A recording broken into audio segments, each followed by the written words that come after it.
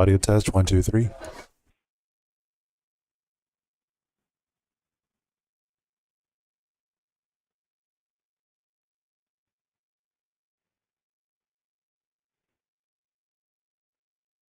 Audio test, 4, 5, 6. Really quiet.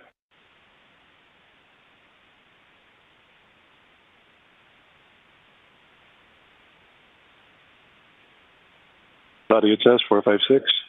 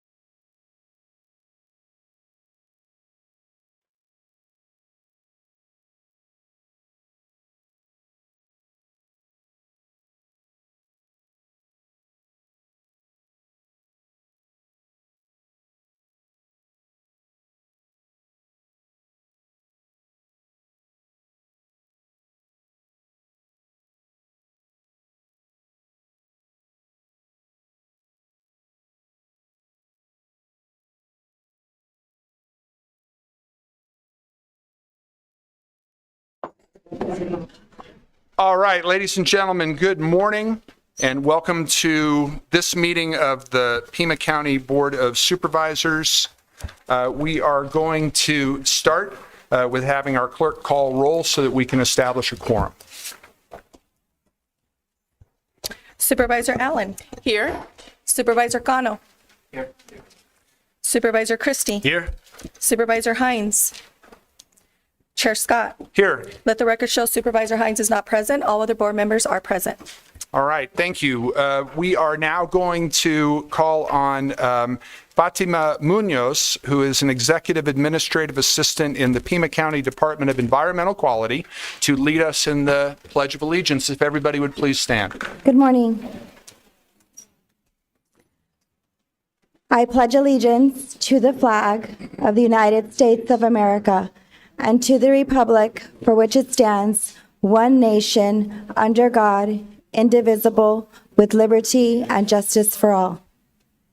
Thank you.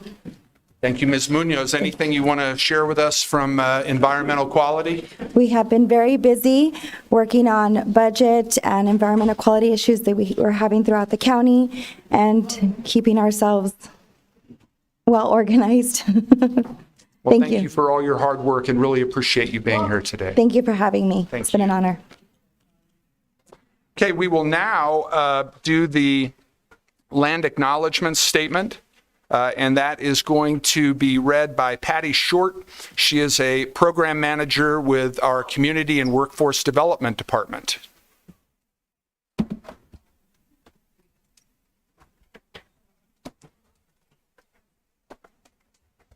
Give us just a moment, Ms. Short.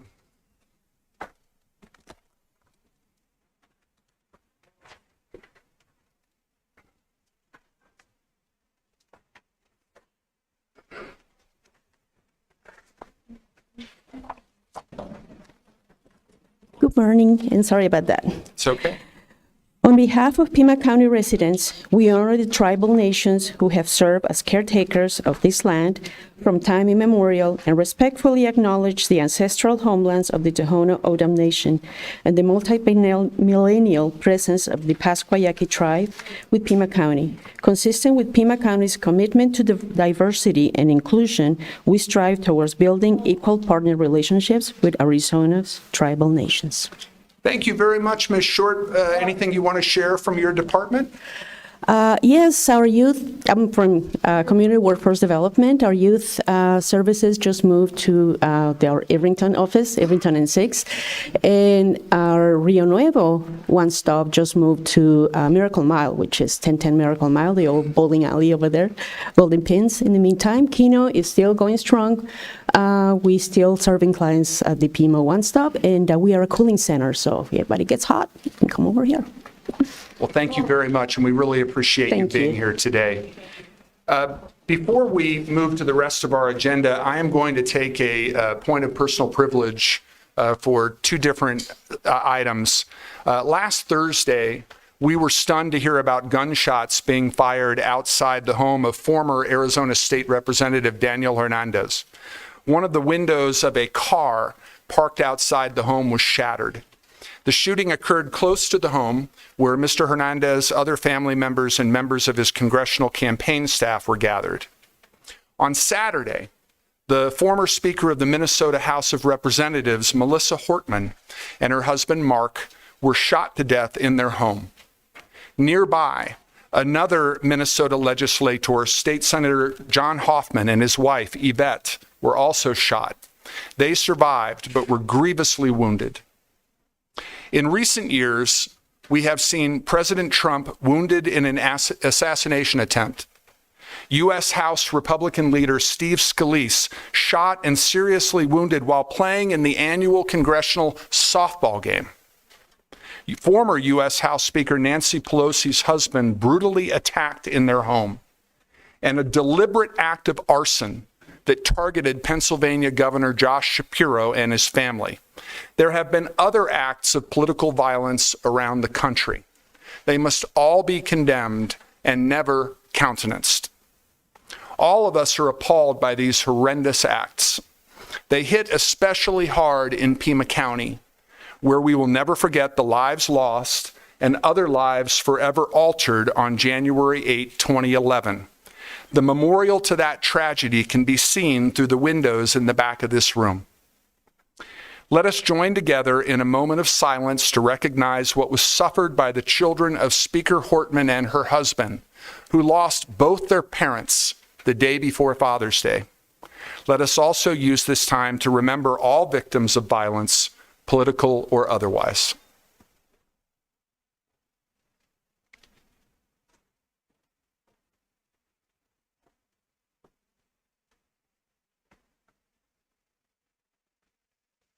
Thank you.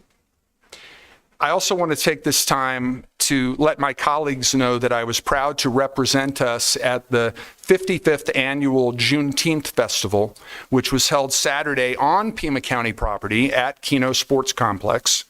Everyone in attendance was proud to have Arizona Governor Katie Hobbs kick off the event. County Attorney Laura Conover, County Recorder Gabriela Caceres-Kelly, and other local leaders were also present. The board voted 3 years ago to make Juneteenth a paid holiday for county employees. I would like to recognize the head of our local Juneteenth committee, Mr. Larry Starks, and invite him to address the board. Mr. Starks.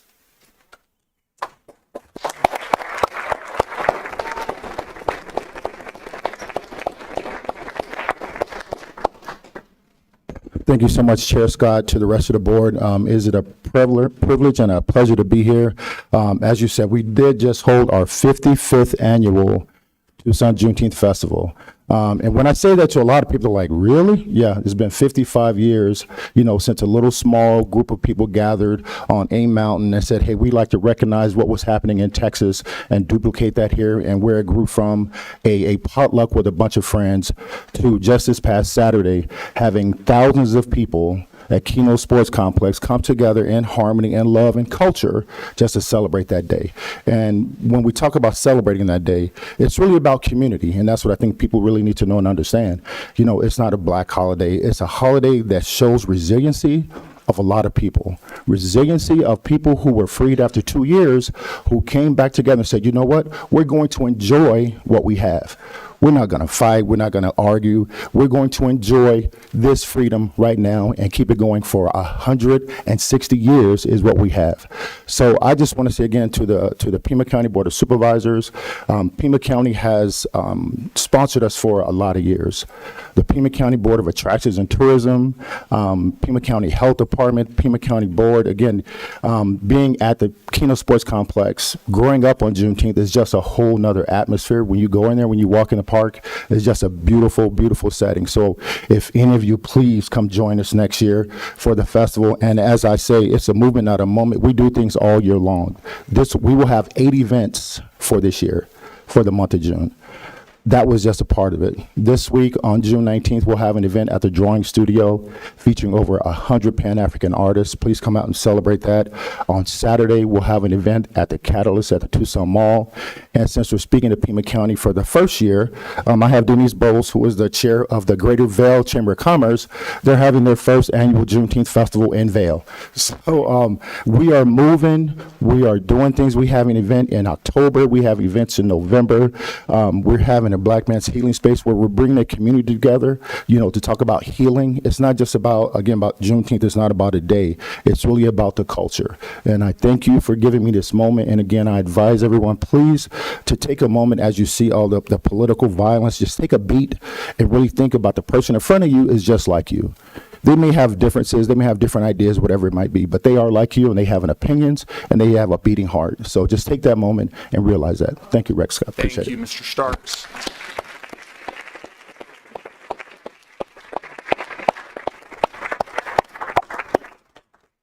And thank you for bringing us shirts.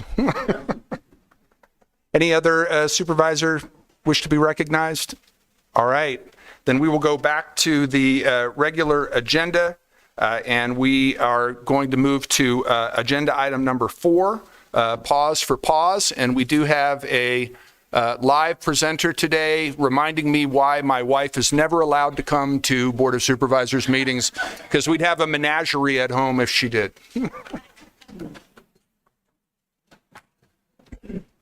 Good morning, everyone. My name is Kaylee Murdoch. I am the Public Information Officer at Pima Animal Care Center. I'm here with our director, Steve. I'll throw it over to him in just a second, but first I want to introduce you to my friend Vanilla.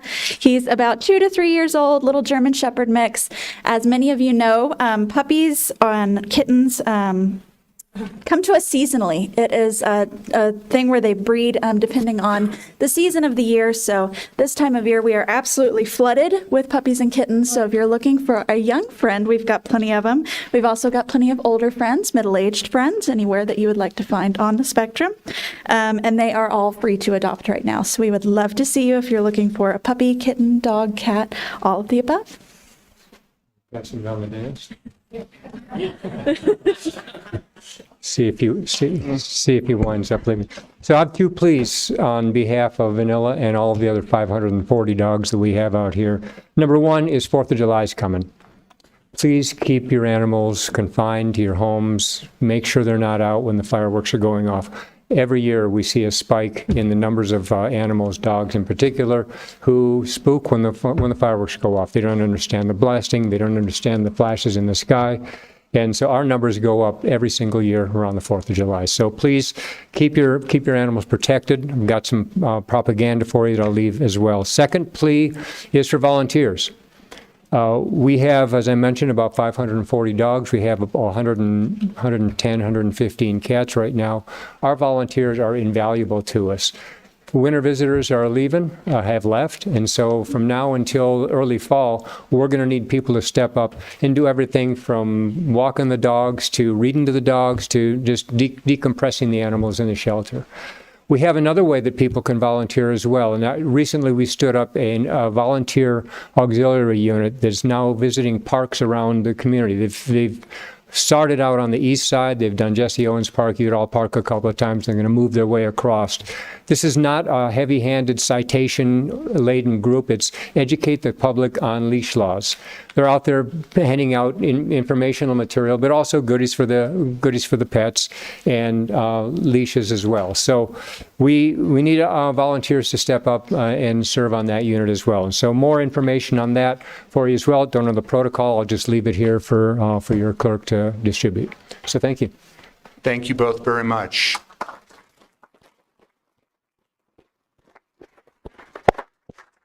So this is the point in the meeting where the chair of the board turns to the clerk of the board and asks for agenda adjustments to be recited. But it reminded me, as I was getting ready to do this, that we are being visited today, and you will find out why shortly, by the former chair of our board and our colleague, former Supervisor Grijalva. You want to wave at us, Adelita?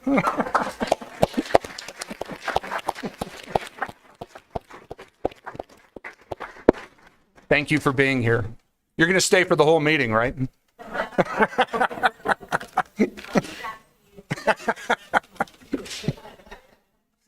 All right. So now we will go to Ms. Manriquez for agenda adjustments. Okay, on the regular agenda, page 2, item 6, this is the recognition of the retirement of Keith Bagwell. Also on page 2, item 8, this is the proclamation honoring Keith Bagwell. Supervisor Cano requests these items be heard together and at a time certain of 9:30. On page 8, item 28, under County Administrator, Public Safety in Remote Areas of Pima County, Supervisor Christie requests this item be heard at a time certain of 10:30 a.m. On page 10, items 35, 36, and 37 under real property. These are unfinished business from 6/3/25 surplus property. The county administrator requests these items be continued until staff can meet with county departments and outside nonprofit agencies to discuss options. On page 15, item 65, under Development Services, this is a hearing, Comprehensive Plan Amendment and Specific Plan for P25 SP 00002. This item will be heard at a time certain of 11 a.m. On the addendum agenda, page 1, item 2, Executive Session, this item will be heard at a time certain of 12:30. On page 2, item 5, it is a contract with real property, Humphreys Peak Properties. This item will be heard at a time certain of 11 a.m. with agenda item number 65, since both items are for the same project. Thank you. All right, Ms. Manriquez, thank you very much. Supervisor Cano, Do you want me to go right to item number 7, or should I? Okay. So stick with 9:30 for the other ones? You got it. Absolutely. All right. So we're going to go to agenda item number 7, which is presentation of a proclamation to Mateo Otero and Angela Palma Otero, owners, Roly's Mexican Patio, proclaiming the day of Tuesday, June 17, 2025, to be Roly's Mexican Patio Day in Pima County. I'll move the item. Second. Moved and seconded by Supervisor Allen. All those in favor indicate by saying aye. Aye. Any opposed? Item passes unanimously, and Supervisor Cano will be presenting the proclamation.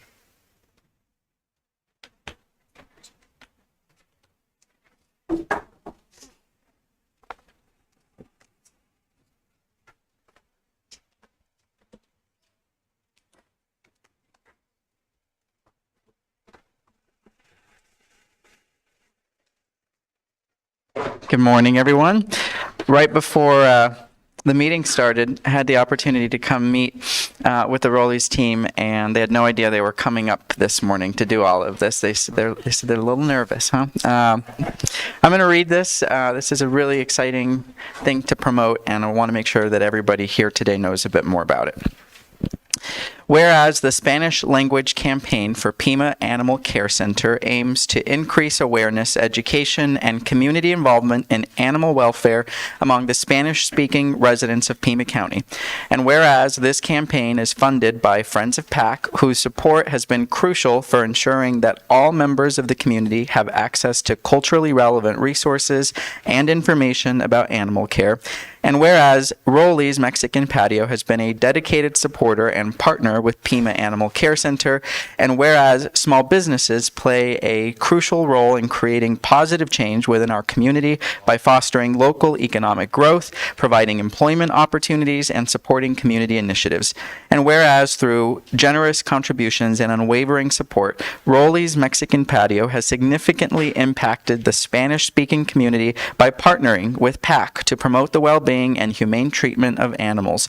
And whereas Roly's Mexican Patio has actively participated in outreach events, donated resources, and used its influence to encourage community engagement and support for the campaign, improving PAC's ability to serve and protect animals in our community.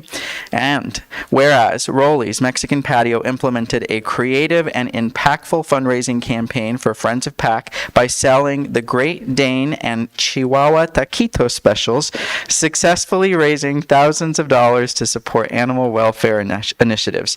Now, therefore, be it resolved that the Pima County Board of Supervisors hereby proclaims Tuesday, June 17th to be Roly's Mexican Patio Day in Pima County, passed and adopted the 17th day of June 2025. Let's give it up for the Roly's team. Yeah.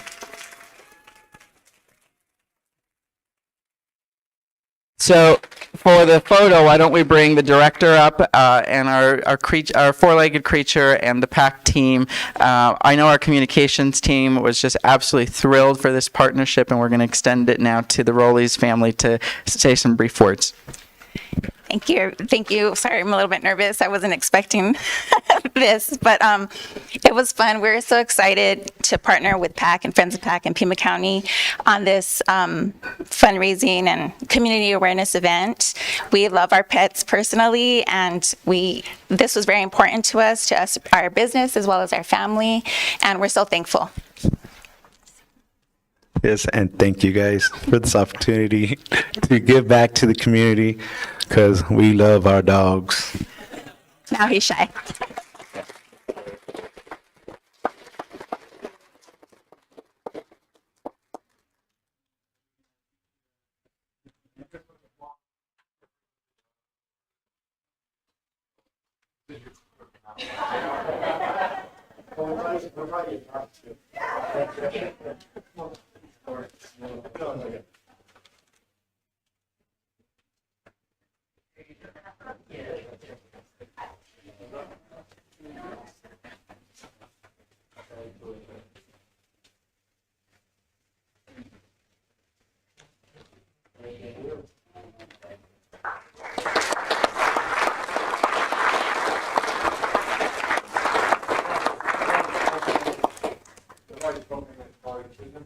Director of Friends of PAC speak.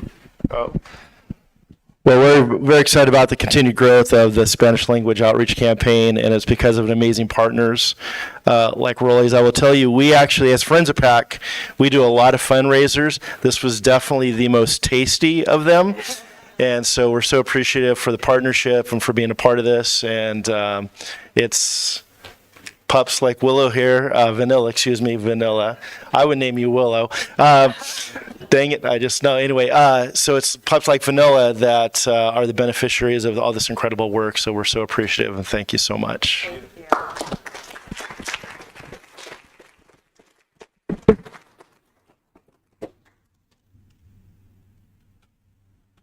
Wonderful. Thank you, Supervisor Cano. Whoops, sorry. Wonderful. Thank you, Supervisor Cano. We're now going to go to addendum item number 1. This is presentation of a proclamation to Lourdes Carino and Sharon Hendrickson, program coordinators. Mariana Martinez, Crystal Varelis, Rhonda Murray, Virginia McCormick, and Victoria Martinez, United Cerebral Palsy of Southern Arizona, proclaiming the day of Tuesday, June 17, 2025, to be Yo Si Puedo UCPSA Alternative Communication Day. I'll move the item. Second. Moved and seconded by Supervisor Allen. All those in favor indicate by saying aye. Aye. Any opposed? Item passes unanimously, and Supervisor Cano will also be making this presentation.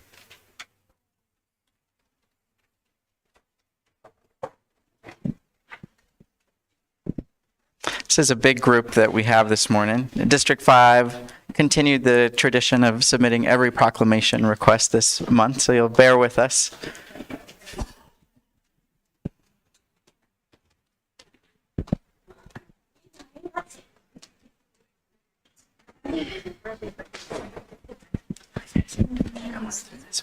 Oh, wait.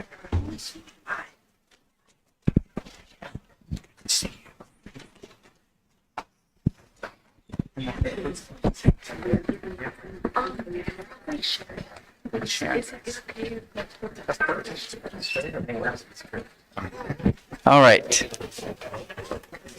This is a big group. I'm going to get started. Whereas communication is a human right and augmentative alternative communication includes gestures, icons, pictures, sign language, and voice output speech generating devices to enhance the communication abilities of those with limitations. And whereas children, teens, and adults with cerebral palsy, Down syndrome, severe autism spectrum disorders, and other developmental disorders often experience profound difficulties in communicating with others. And whereas Yo Si Puedo Augmentative Alternative Communication Program is in its 28th year of serving youngsters with severe communication disorders and their bilingual and/or bicultural families. And whereas participants use different modes of communication to make choices for arts and crafts, cooking activities, interacting with therapy dogs, dialogue practice, and community outings.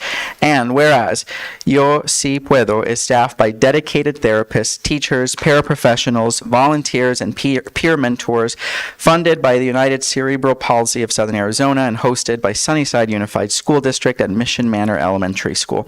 And whereas parents and siblings are encouraged to participate in the program, which has grown from 10 participants in its first year to nearly 50 each year since. Now, therefore, be it resolved that the Pima County Board of Supervisors hereby proclaims Tuesday, June 17th to be Yo Si Puedo UCPSA Augmentative Alternative Communication Day, passed and adopted this 17th day of June. Sharon, it's all you. Congratulations.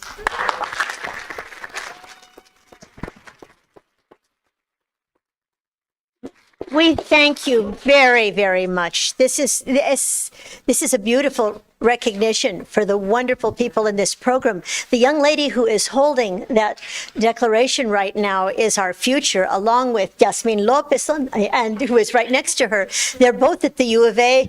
They are both veteran peer mentors, teen counselors who have been admitted to the university in speech, language, and hearing.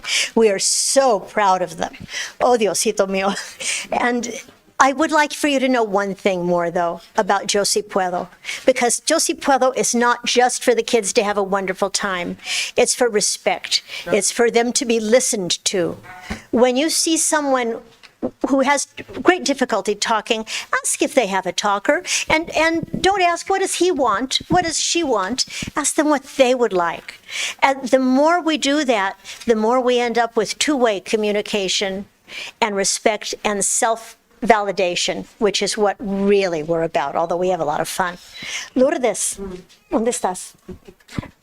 I just want to say thank you for everybody that made this happen, and it's a great honor. And thanks for my daughter and Andres and everybody that made it happen. Thank you so much.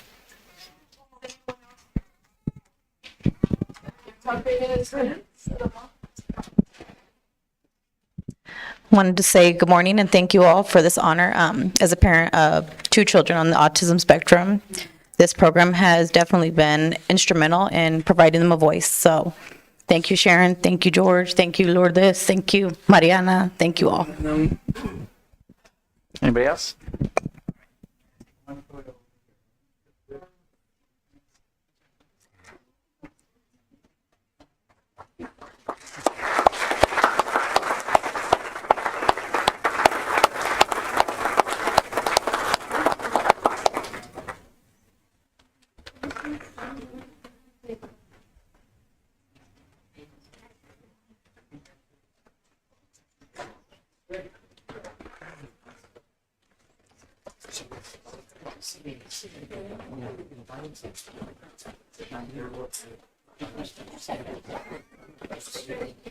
I'm happy being here, staying in Pima.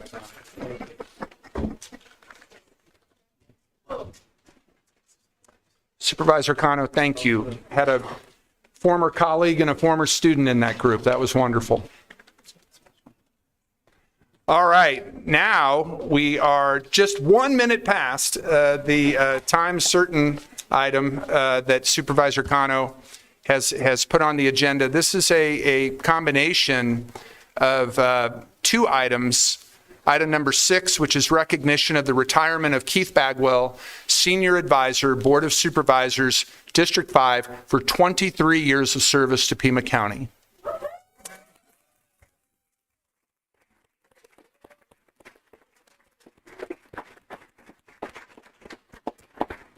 And we also are going to be making a presentation of a proclamation to Mr. Bagwell, recognizing and commending him for his unwavering dedication, exemplary leadership, and enduring contribution to the residents of Pima County and District 5. Supervisor, would you like to move the item? I don't want to. But I am going to. I'd like to move the item, please. I'll second. Moved and seconded. All those in favor indicate by saying aye. Aye. Any opposed?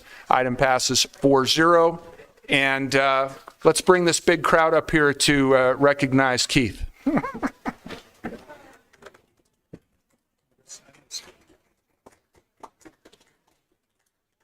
It's this one as well.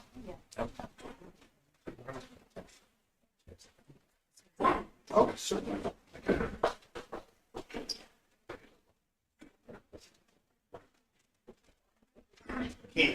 I'll stay up here so I don't take up so much.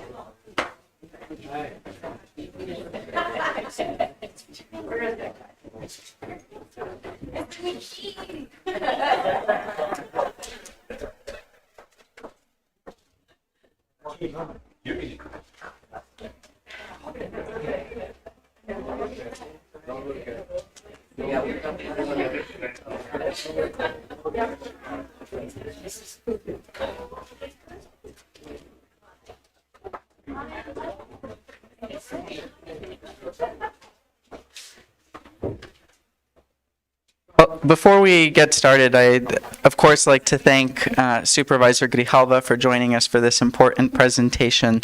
I also want to thank the family of the late Supervisor Richard Elias, Emily and Luce, for being here as well.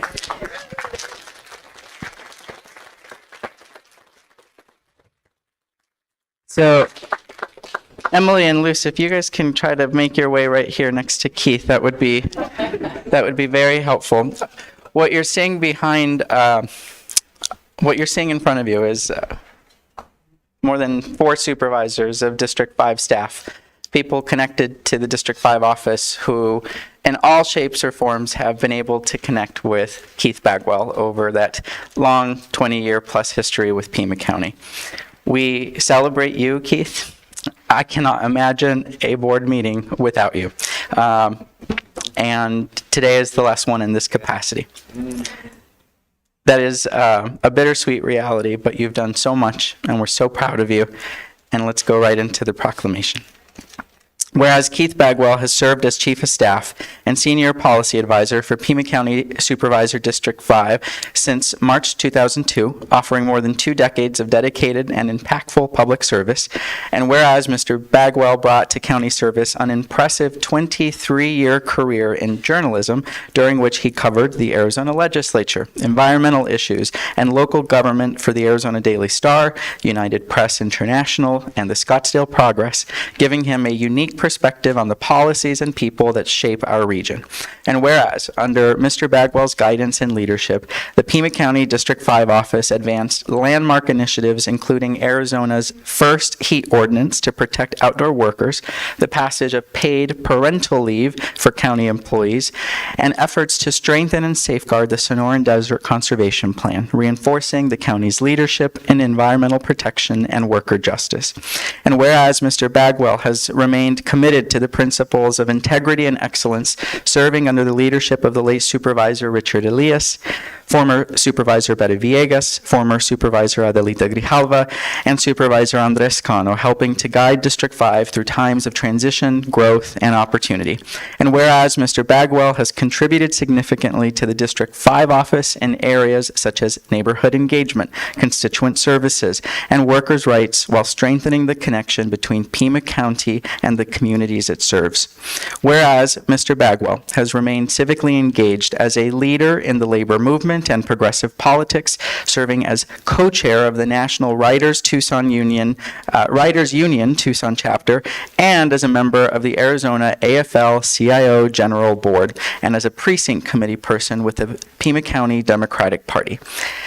And whereas Mr. Bagwell will retire from his county service on June 30th, concluding a career marked by purpose, compassion, and a deep commitment to public service. Now, therefore, be it resolved that the Pima County Board of Supervisors hereby recognizes and commends Mr. Keith Bagwell for his unwavering dedication, exemplary leadership, and enduring contributions to the residents of Pima County, and certainly in District 5, passed and adopted the 17th day of June, 2025. There you go, Keith.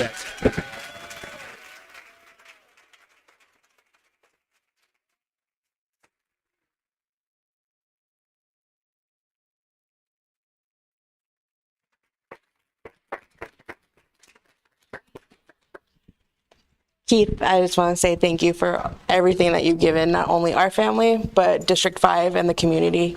You will be greatly missed in our community, but we know that you're not going anywhere. Your work will still be going on. So thank you. Hi, Keith. I just want to say, when we first got into office, Keith was the glue that held all of us together because he had to train all of us. So, I think that it's great that Andres specifically said in this capacity, because I do think that this frees you up, Keith, to come and call to the audience is like right here for you. I think that what you see here is really a huge coalition of people that value your input. Like, your work ethic is unparalleled and really made us all step it up. So thank you so much. Does anyone want to say anything on that side? I know. Yummy. Go Cam. Keith, in our capacity with community engagement, you were a guiding light and a way to connect with all of the neighborhoods in D5, and all of the work that we did with both 1997 bonds and the 2004 bonds. Your guidance was exceptional, and on behalf of all of the neighborhoods that we represented, thank you very much. Gracias.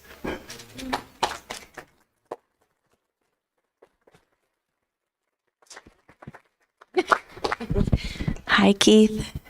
I couldn't add more except to say one of my favorite things about getting to work with you in the D5 office is that there were very few people that could argue with Richard and make it through there steadfast in their position. And I've always admired you for that. I love you and respect you and appreciate you so much. No. Let's take a photo. No, I just can't. I couldn't wait for Keith to retire because once you retire, you have a lot more time. And somebody was telling him, learn how to say no. And I says, no, say yes, because we need a lot of capacity that he has for all the other activities that we do. So I'm really glad that he's going to retire real quick. Somebody say it now? Sure. And we'll close it up with Eva Dong, who was going to say something at Call to the Audience, but I think now would be appropriate for Eva to close us out. Thank you. Keith Bagwell. People recognize Keith for his world of politics. This is mainly because of his tenure as executive assistant for Pima County District 5 since 2002. In this role, he worked with both our beloved Richard Elias and more recently with the Honorable Adelita Grijalva, along as I was reminded with Supervisor Cano and Supervisor Villegas. That he served supervisors that believed in strengthening the lives of our families, developing strong communities, and creating opportunities for the future. Keith believed in all these ideas and was dedicated to making sure that all that he worked on followed these principles.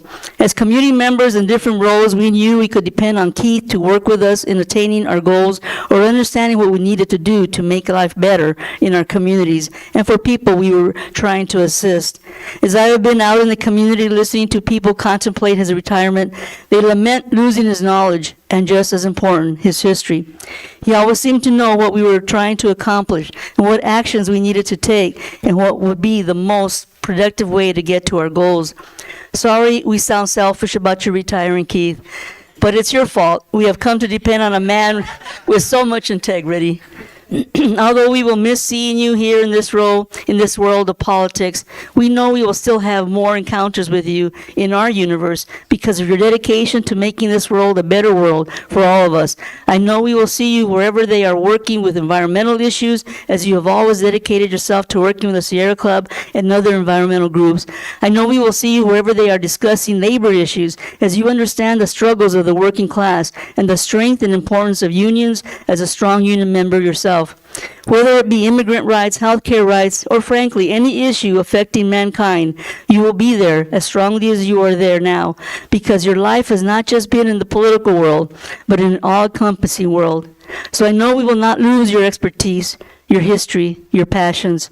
We'll just have to learn a different way of tracking you down.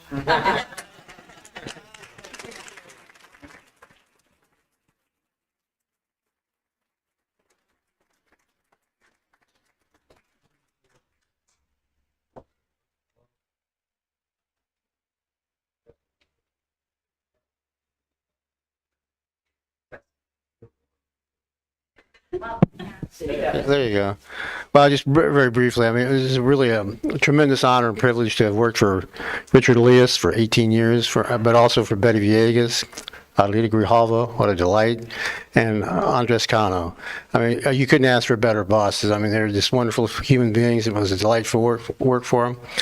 And then the staff, you know, the rest of the people around me here, you know, it was an honor and a privilege to work for these people.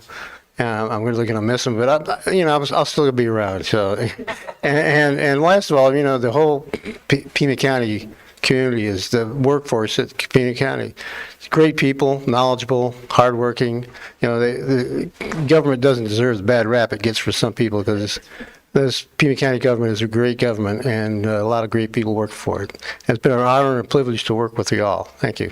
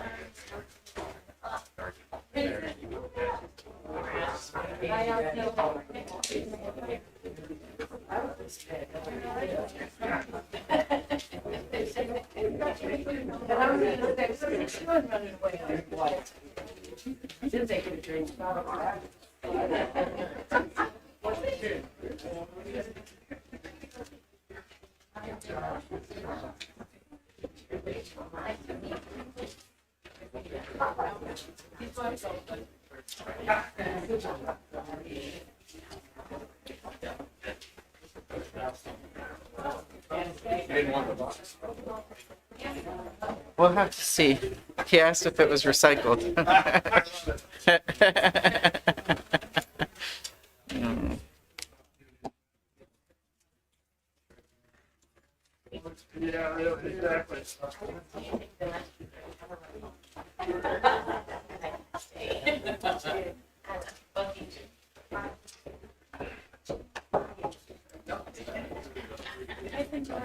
See you. All right, ladies and gentlemen.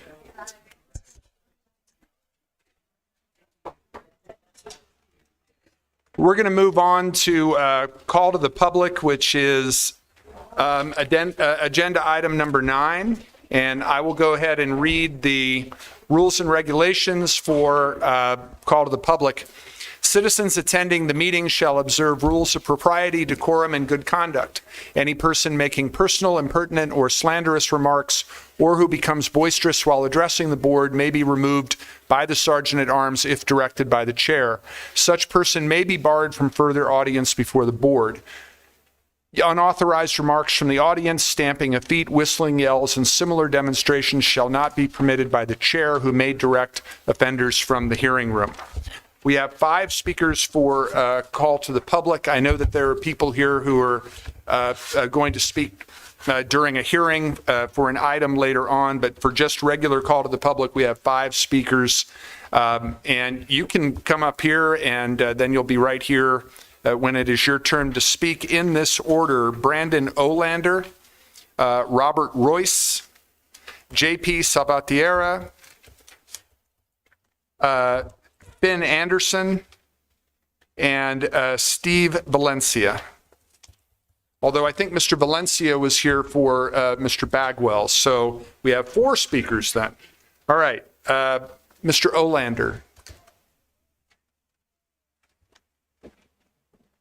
Excuse me, Mr. Chair. Yes. Do we have enough? Where's 2 minutes or 3 minutes? Oh, it's 3 minutes. 3 minutes. 3 minutes. Yes. Thank you, Supervisor Christie. Mine was on agenda item 65. So should I speak later? Yes. Actually, what you wanted to do, Mr. Olander, was fill out one of the yellow forms, because if you're speaking during 65, that's later. But we can put this with 65. Okay, great. Appreciate it. Thank you. You don't have to do a second card. All right. Thank you. All right, Mr. Royce. Good morning, I'm Robert Royce. I'm here to speak against the data center scheme for a number of reasons. Number one, we don't have the water. We're running out of water. We can't afford to be indulging out-of-state companies by giving them a big bunch of water. They're saying they're going to use reclaimed water. The city's been telling us for a couple of years that they're spending money planning to use the reclaimed water for potable water, which I oppose that particular idea myself, but we do need the water to irrigate our urban forest. It's getting too hot and we need trees.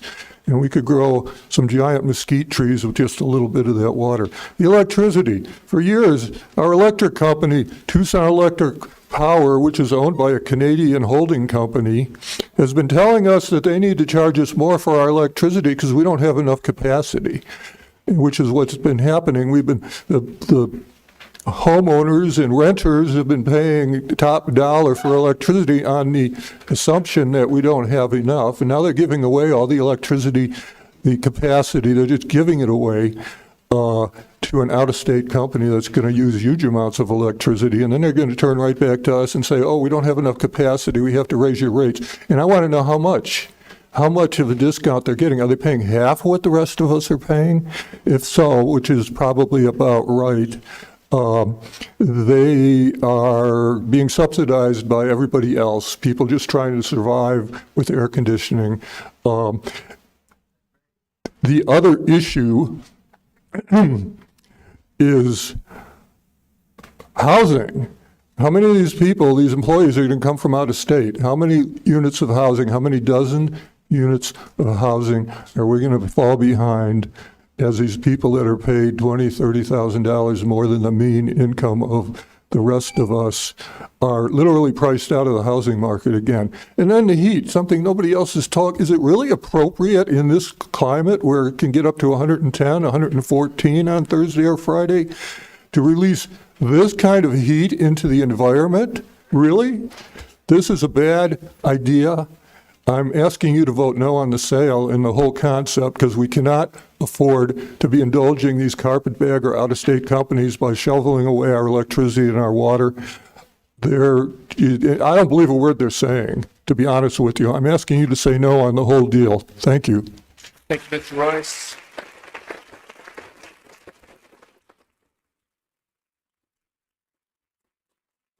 Mr. Salvatierra.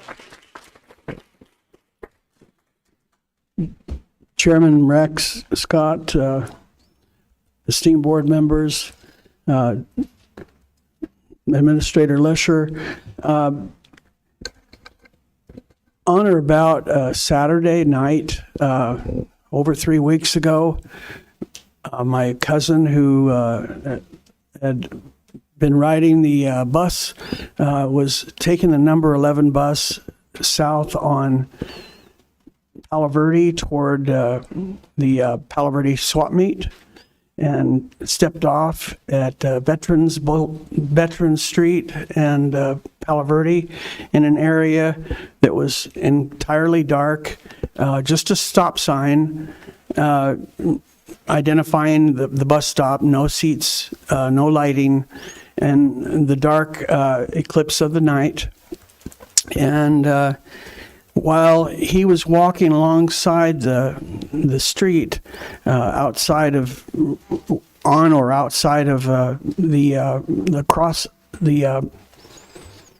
pedestrian walkway, he was impacted by a vehicle that took his life. And what I came here today to really say is that I'm very, very grateful to the Sheriff's Department, to the aggressive effort they made to continually look for the vehicle in question over a period of time and not just put it aside, to keep the news and information going that people might convey tips and direction. And at this point in time, someone has been arrested in that incident. And I mourn his death, but I also have to acknowledge the fact that he was disabled. He had a two-wheel walker, and he stepped off in an area that was very dark and moved southward toward this event. And it's awkward that we don't have better facilities for our American Disabilities Act people that need protection. The other item that I wanted to mention is that it's time for TEP to go. It's time for the city and the county to join forces to take over the energy needs of this community and not to let the Arizona Department of Environmental Quality issue permits for pollution. It's not just for our specific area, it's for the entire region that this electric energy is sold. So we need to limit that if it's injuring and harming our constituency. Sir, your time has expired. Thank you. Thank you very much. Mr. Anderson.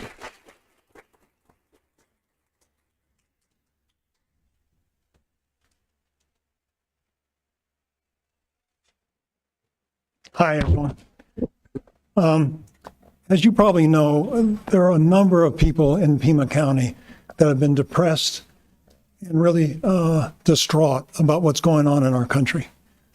So my wife, Mitchell, over here, and I try to provide an outlet by organizing protests. We organized all 8 Tesla protests, which at the time were the biggest in the nation. This past Saturday, we organized the No Kings mobile protest. We had over 5,000 vehicles, and if you were to line them up on a single pathway, they would have extended 18 miles. We had between 12 and 15,000 people participating, and there were over 3,000 standing in 108-degree heat because of their concern, with signs. Imagine their commitment. And a number of them had asked, okay, we're committed, we're doing something. What are our city council and what are our board of supervisors doing about this? So I found it interesting, I just came across this, that during the revolutionary period, local communities passed proclamations expressing their disapproval with King George III. So to try to save you time, 10 weeks ago, I stood before you and I stated a proclamation that I had created that related to this very topic about what some of us feel is a king coming forth. And so Matt Hines, who wasn't here at the time and is not here now, had stated that he was in support of this and he would try to do something about it. It evidently passed legal review. April 15th, it was supposed to come forward. For some reason, it didn't. And now I'm coming before you to ask if one of you might be able to bring it forward and submit it to the council to try to get it passed. So I have copies for each of you here. I'll put on the table with your name at the top so you can review what it actually says. And my information is at the bottom as to how to contact me. So thank you so much. Thank you, Mr. Anderson. All right, at this point, I will end call to the public and call on my colleagues to see if they want to ask county administration to follow up on any matter that was shared with us, put something on a future agenda, or respond to a criticism. Seeing no one, that ends that portion of the agenda. And we have a time certain item in 30 minutes, but in between now and then, I'm going to try, hopefully with your cooperation, to move through some of the more routine, less controversial items on our agenda. So if you would go, please, to page 8 on the agenda, sitting as both the Flood Control District Board and the Library District Board, I would move items 22, 23, and 24. Second. Moved and seconded by Supervisor Cano. Any discussion? Mr. Chair. Supervisor Christie. This is another acquisition regarding homes in the floodplain area in the north part of our county. If you look at the aerial, and I'm not going to try and make this visible, but I have this aerial here. The county has already purchased a number of homes in that area. There are a number of homes still still existing. And my question is twofold. One is, what are the end result plans of the surrounding homes in the area from where the one in question that's on the agenda is being purchased? What are the plans for that? And there didn't seem to be a problem with the flood control issue until post Bighorn. And what was the difference between what those homes had before the Bighorn fire versus now is obviously the flooding issue from Bighorn. And my question is, at what happens to the area, and when will it occur when the vegetation is remediated and it's put back to its natural state and there's vegetation there? In the meantime, we've purchased all these homes. Is there a plan to mitigate the flooding? And at least 6 homes have been purchased already. And how many more surrounding homes are we buying? Administrator Lesher. Thank you, Mr. DeBonis. Chair Scott and Supervisor Christie, you're correct. Numerous homes have been purchased. The Bighorn fire denuded vegetation on the mountain. That leads to erosion, leads to more rapid runoff of stormwater following those severe rain events. So the rain hasn't gotten more significant. It's the landscape that's been altered that has caused risks there. The homes that have been purchased are repetitive flood risk homes. So it's not the first time that those homes have been in risk of severe flooding. But with the conditions post Bighorn fire, they had in 2021, 2022, significant damage. So the plan by the Regional Flood Control District was to purchase those homes and demolish them. So this additional request today is being funded in large part, 75% of the purchase is being funded by a grant. The intent is to demolish that home. As we've indicated before, those houses were built at a time that predates any modern flood control requirements for setbacks from water courses. And so that is a circumstance that can't be mitigated for other than to remove those structures from the flood hazard or flood risk that is present there. Regarding of the revegetation and the revitalization of where there is no vegetation now causing the flooding? So Chair Scott, Supervisor Christie, the mountain will revegetate over time, right? The burnt area will revegetate over time, but those are not lands that are controlled by Pima County. So they are public lands primarily that will see growth of vegetation over time, but the Regional Flood Control District is not undertaking any efforts to accelerate that natural process for revegetation. And Mr. Chair, Mr. DeBonis, is there a plan to purchase up more of the surrounding homes around this one that's being dealt with today? So Chair Scott and Supervisor Christie, I believe that we are at the tail end of making acquisitions out there. We'll verify with our Regional Flood Control District and can send a written update to the Board of Supervisors. Thank you, Mr. Chair. Thank you, Supervisor Christie. And then just a follow-up question, Mr. DeBonis. I know that we have a flood-prone land acquisition program and that sometimes there is not sufficient revenues within that program, that we have to rely both on federal funds and perhaps some other funds within the flood control district. Have we had to do that with this particular item?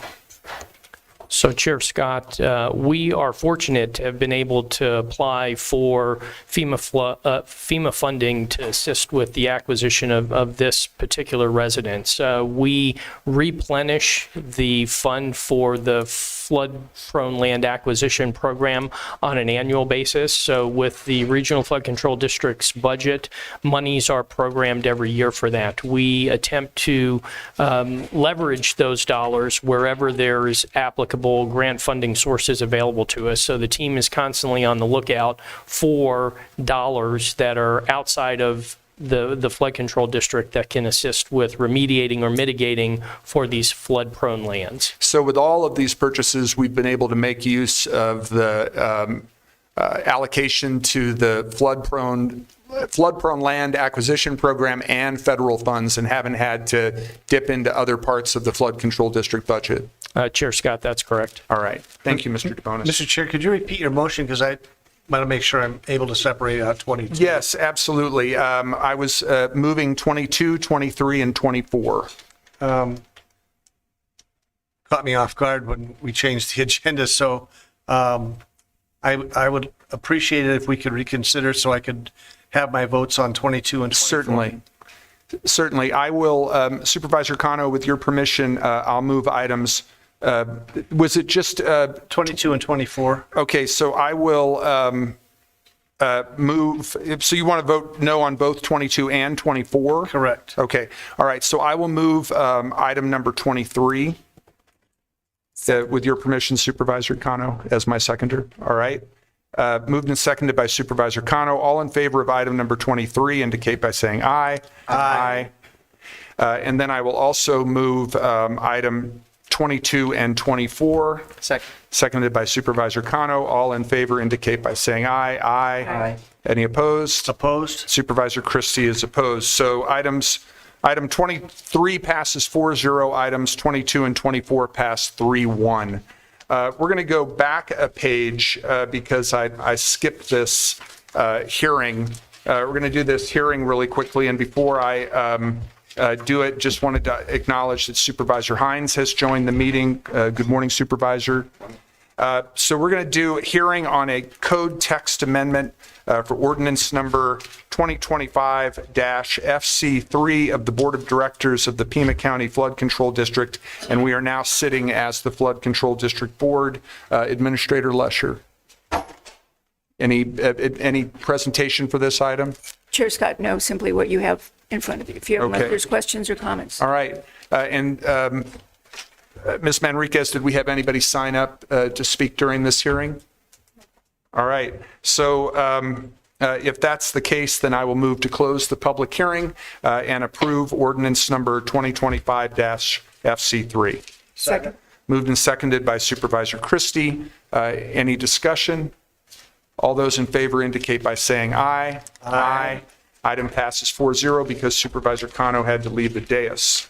Right, now we're back on page 8, and we're going to go with approval of the consent calendar. I will move the consent calendar as submitted. Second. Moved and seconded by Supervisor Allen. Any discussion? All those in favor indicate by saying aye. Aye. Item passes 4-0. We'll now go to,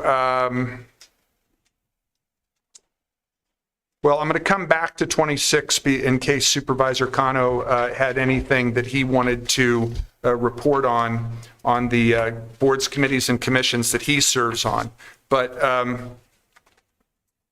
again, looking through our agenda and was trying to come up with some items that I thought we could handle in a bundle. This is a pretty big bundle, but listen and see if you're okay with approving these en masse, because it's a big number.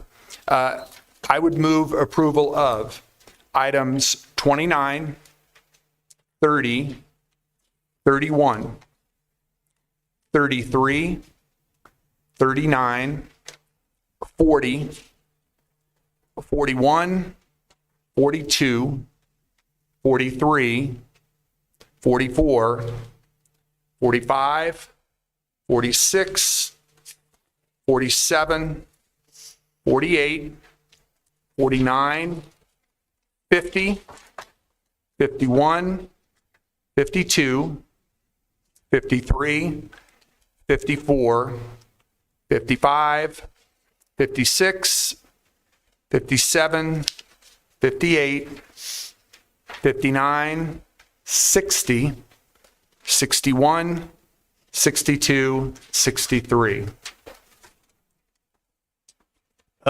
With the exception of number 62? Yes, sir. I would second. All right, thank you. I will amend the motion to remove 62, and Supervisor Christie seconds the motion to approve the other items. Any discussion? All those in favor indicate by saying aye. Aye. Any opposed? All right, all those items pass 4-0. Now, if you will go to the addendum,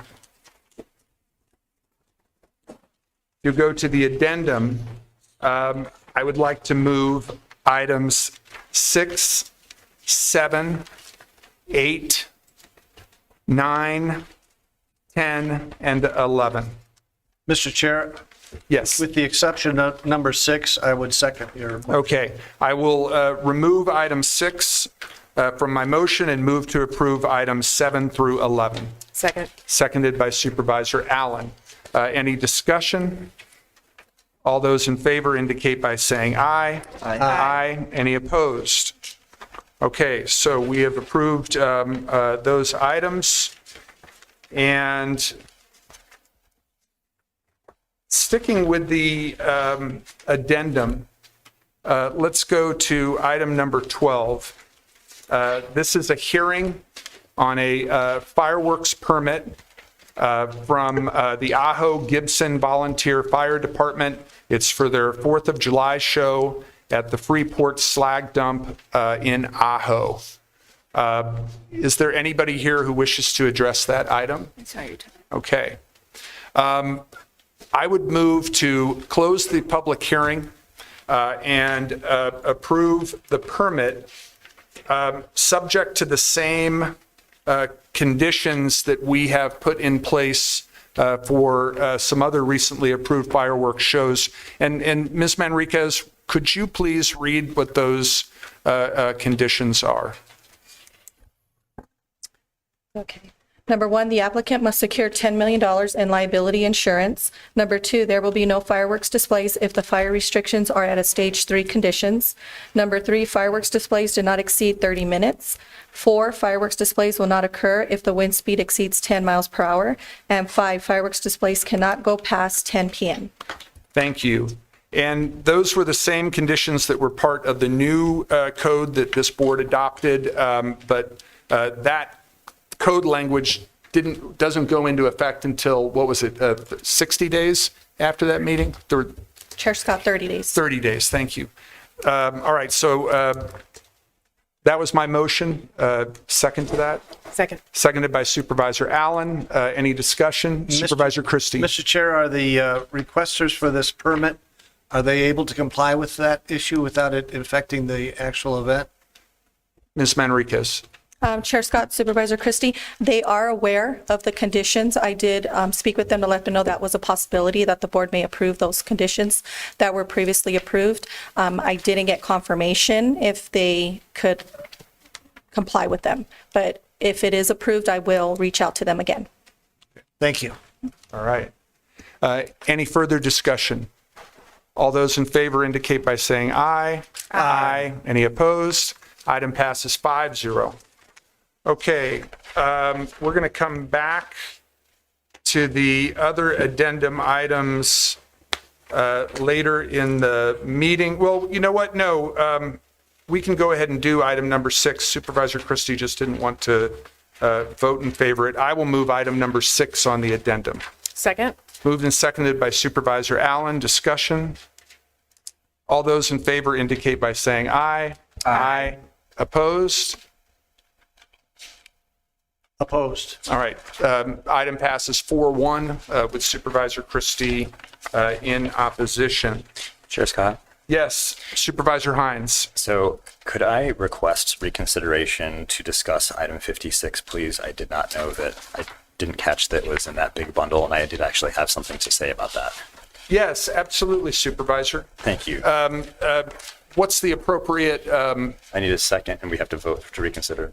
Okay. All right. I will second your motion. Thank you. And now we're voting on the motion to reconsider item number 56. All those in favor of reconsideration indicate by saying aye. Aye. Any opposed? All right. So then I will move item number 56. Which I will second. Which Supervisor Hines will second. And you had some comments, sir. Yes. In light of one of the jurisdictions I represent, their struggles with, basic services like fire, which we'll talk about later, I am hoping that as one of the ways we can assist this jurisdiction of South Tucson would be to find some ways that we can maybe not charge them things if that's possible. And I'm hopeful that we could simply decide that $126,049.86 is either $0 or $1 or something to that effect, which would, of course, go a long way to help the city of South Tucson contract with the city of Tucson to have stable fire services. And I'm happy to hear staff's thoughts on that as well. Administrator Lesher. Chair Scott, Supervisor Hines, and members of the board, I understand the need to help South Tucson, appreciate that. I would just encourage the board to recognize that as we have moved through the budget and have reallocated contingency funds and interest in things, that any time that we are looking to eliminate revenue or increase expenditures, we will be looking to present to the board a modification to the budget that would be needed to accommodate this expenditure.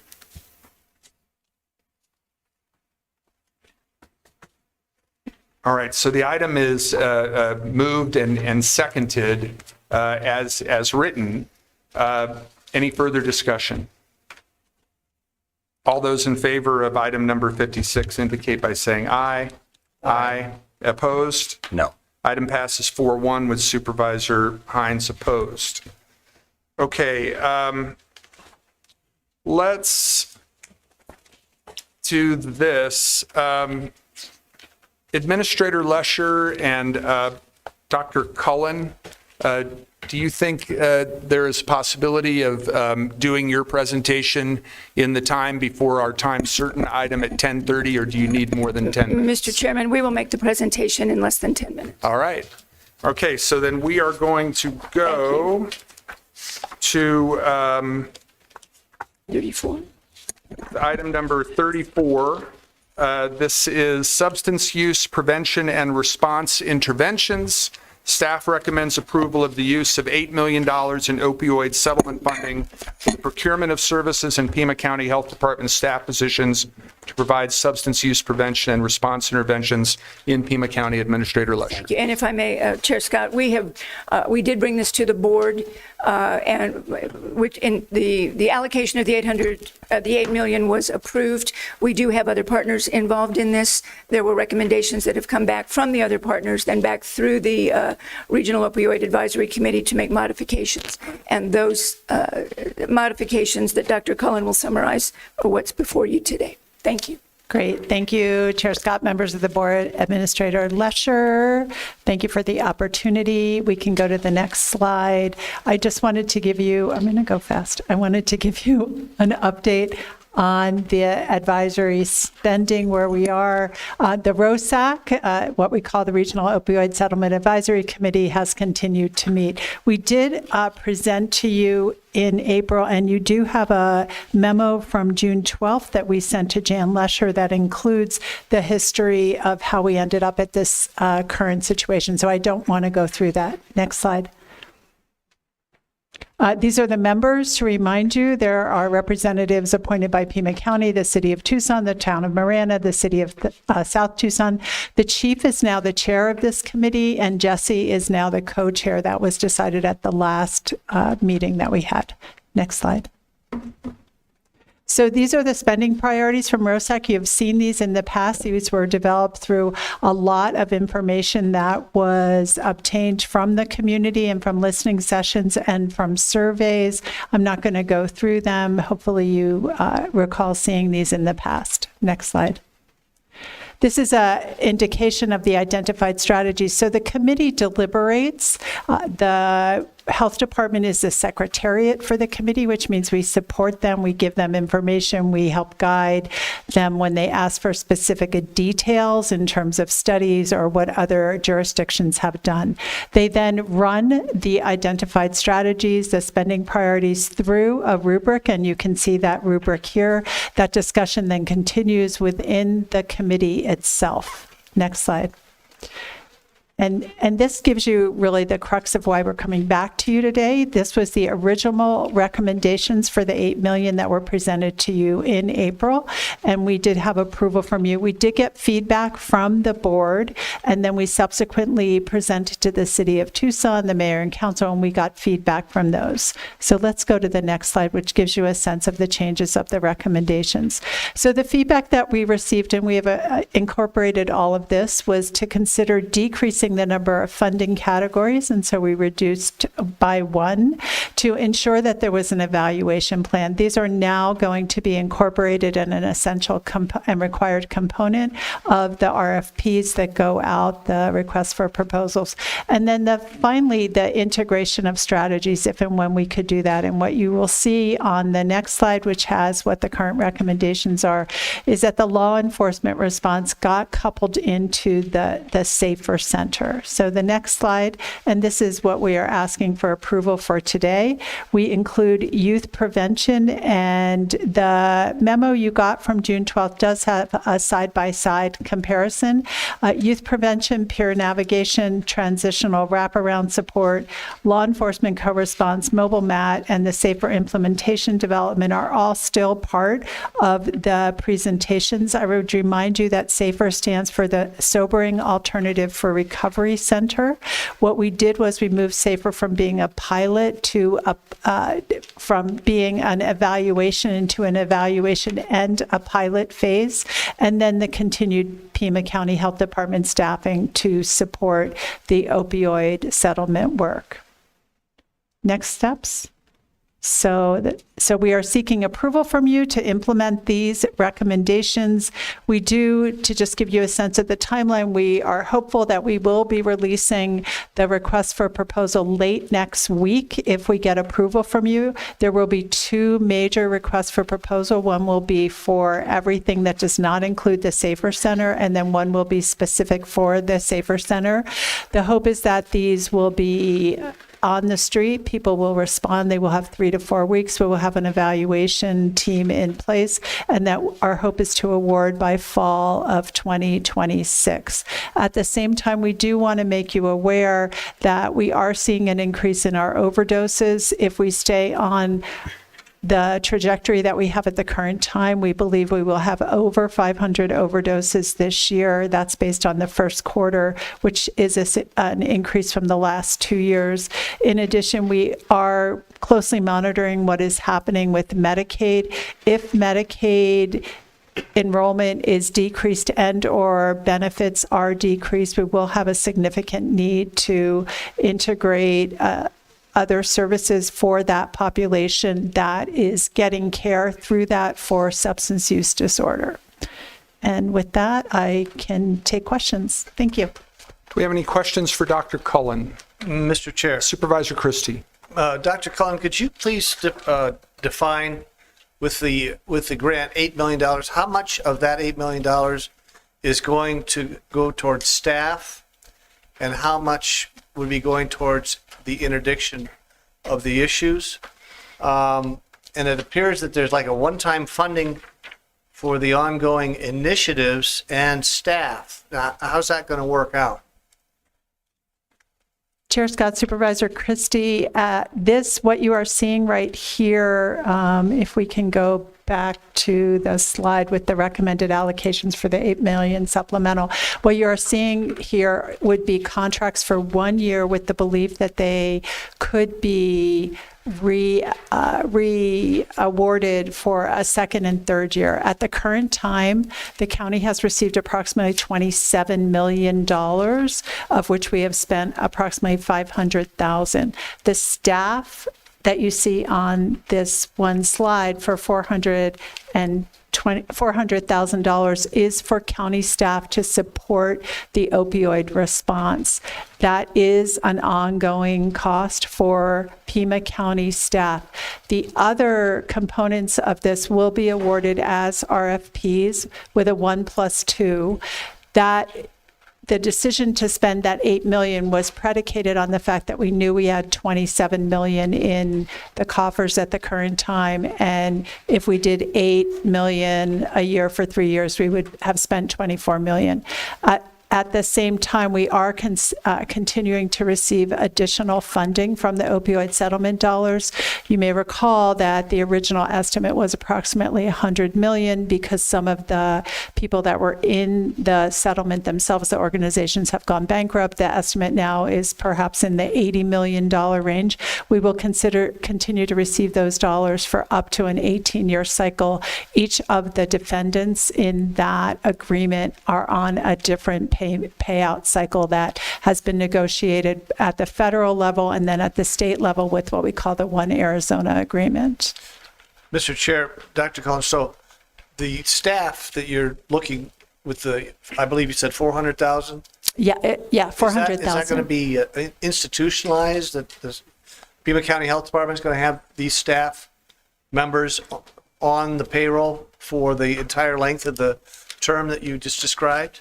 Chair Scott, Supervisor Christie, members of the board, I can't answer that right now. I do believe that they will, the assumption is that they will be on the staff for at least the 3-year period that these awards are made. And the reason for that is because of the oversight and the contract requirements for these awards.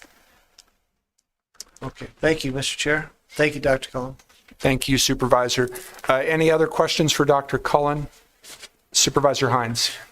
Thank you, Chair Scott. And Dr. Cullen, what was the response of the mayor and council for Tucson? Chair Administrator Lesher. Chair Scott and Supervisor Hines, there's some granularity. The modifications before you today incorporate the request that came forward from the city of Tucson. But go ahead. Specifics to the SAFER program, maybe? Chair Scott, Supervisor Hines, members of the board, Ms. Lesher has appropriately conveyed what happened when we went to the city council for a study session with them. There was a concern about the more immediate need to start the SAFER Center. The SAFER Center had always been on the agenda and had been approved by the committee. It was approved for a study phase. The city had recommended that we extend that to be a pilot phase. The ROSAC committee then heard that feedback along with the feedback we got from the board members here and made the decision to allocate that. And you could see that there is a decrease in one of the other categories with the belief that the SAFER Center will be able to accommodate part of that need in the pilot phase of the SAFER Center. The SAFER Center is designed for approximately 15 to 30 people to have the choice of going there for deflection and the immediate initiation of medication opioid use disorder treatment. Thank you. Supervisor Cano. Thank you, Chair Scott. I just want to commend Administrator Lesher and Director Cullen for this effort. I believe that this conversation has taken a lot of different stages over the last several weeks. This was one of the first contracts I voted on, recommendations in my first meeting, Dr. Cullen, you'll recall that. And I believe that the proposal, the revisions that have come out are representative of the county and the city working together on a critical issue. It's going to take a lot of resources to provide that kind of intervention that we're talking about in this pilot project. But to me, it signals doing something different to tackle substance misuse head on, and I really appreciate the flexibility to figure out what the commission was also going to be recommending in this process, and I believe that today's recommendations are representative of that work. So just wanted to thank our incredible county staff. Thanks. Thank you. Supervisor Allen?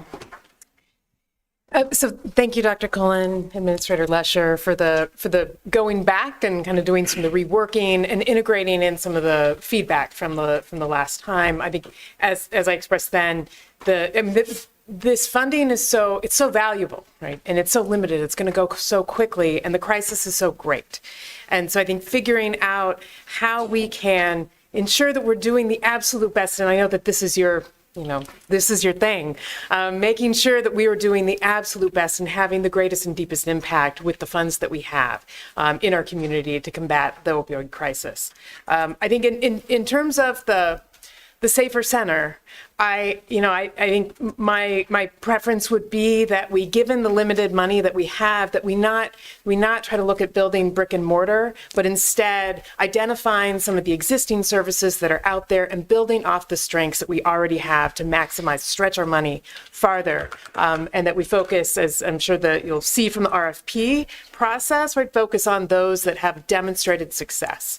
And then also understanding that for folks to get treatment, it requires not 36, 72 hours, but meaningful long-term treatment is a significant investment in offering time for people to get healthy and well, and understanding that folks need stability underneath that they need housing, that they need wraparound other services, and that those are kind of the key pieces to build, to make our folks whole again in our community and healthy and strong. So again, just thank you for your work, and I'm excited to see how this continues to roll out.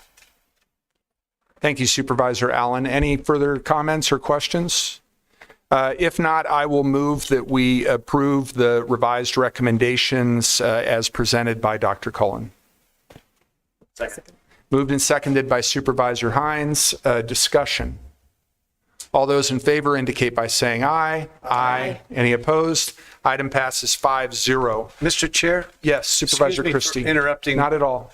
Do you think it'd be possible, real quickly, that either you or the clerk could go through the agenda items, the consent, or the consent's been approved in the addendum, and just tell us what is left for us to adjudicate? Absolutely, Supervisor. If you go to, Let's start at the beginning. okay, that's what I'm doing. Everything on pages 1 through 3 is done. The green pages, which are page 4, 5, and 6, we will come back to. Use numbers. Pardon me? Can you use numbers, agenda item, Oh, rather than pages? certainly. Yes, absolutely. Items 10 through 20, we still need to consider. Those are on the green pages. We still need to consider items number 26, 27, and 28. We also still need to consider item number 32.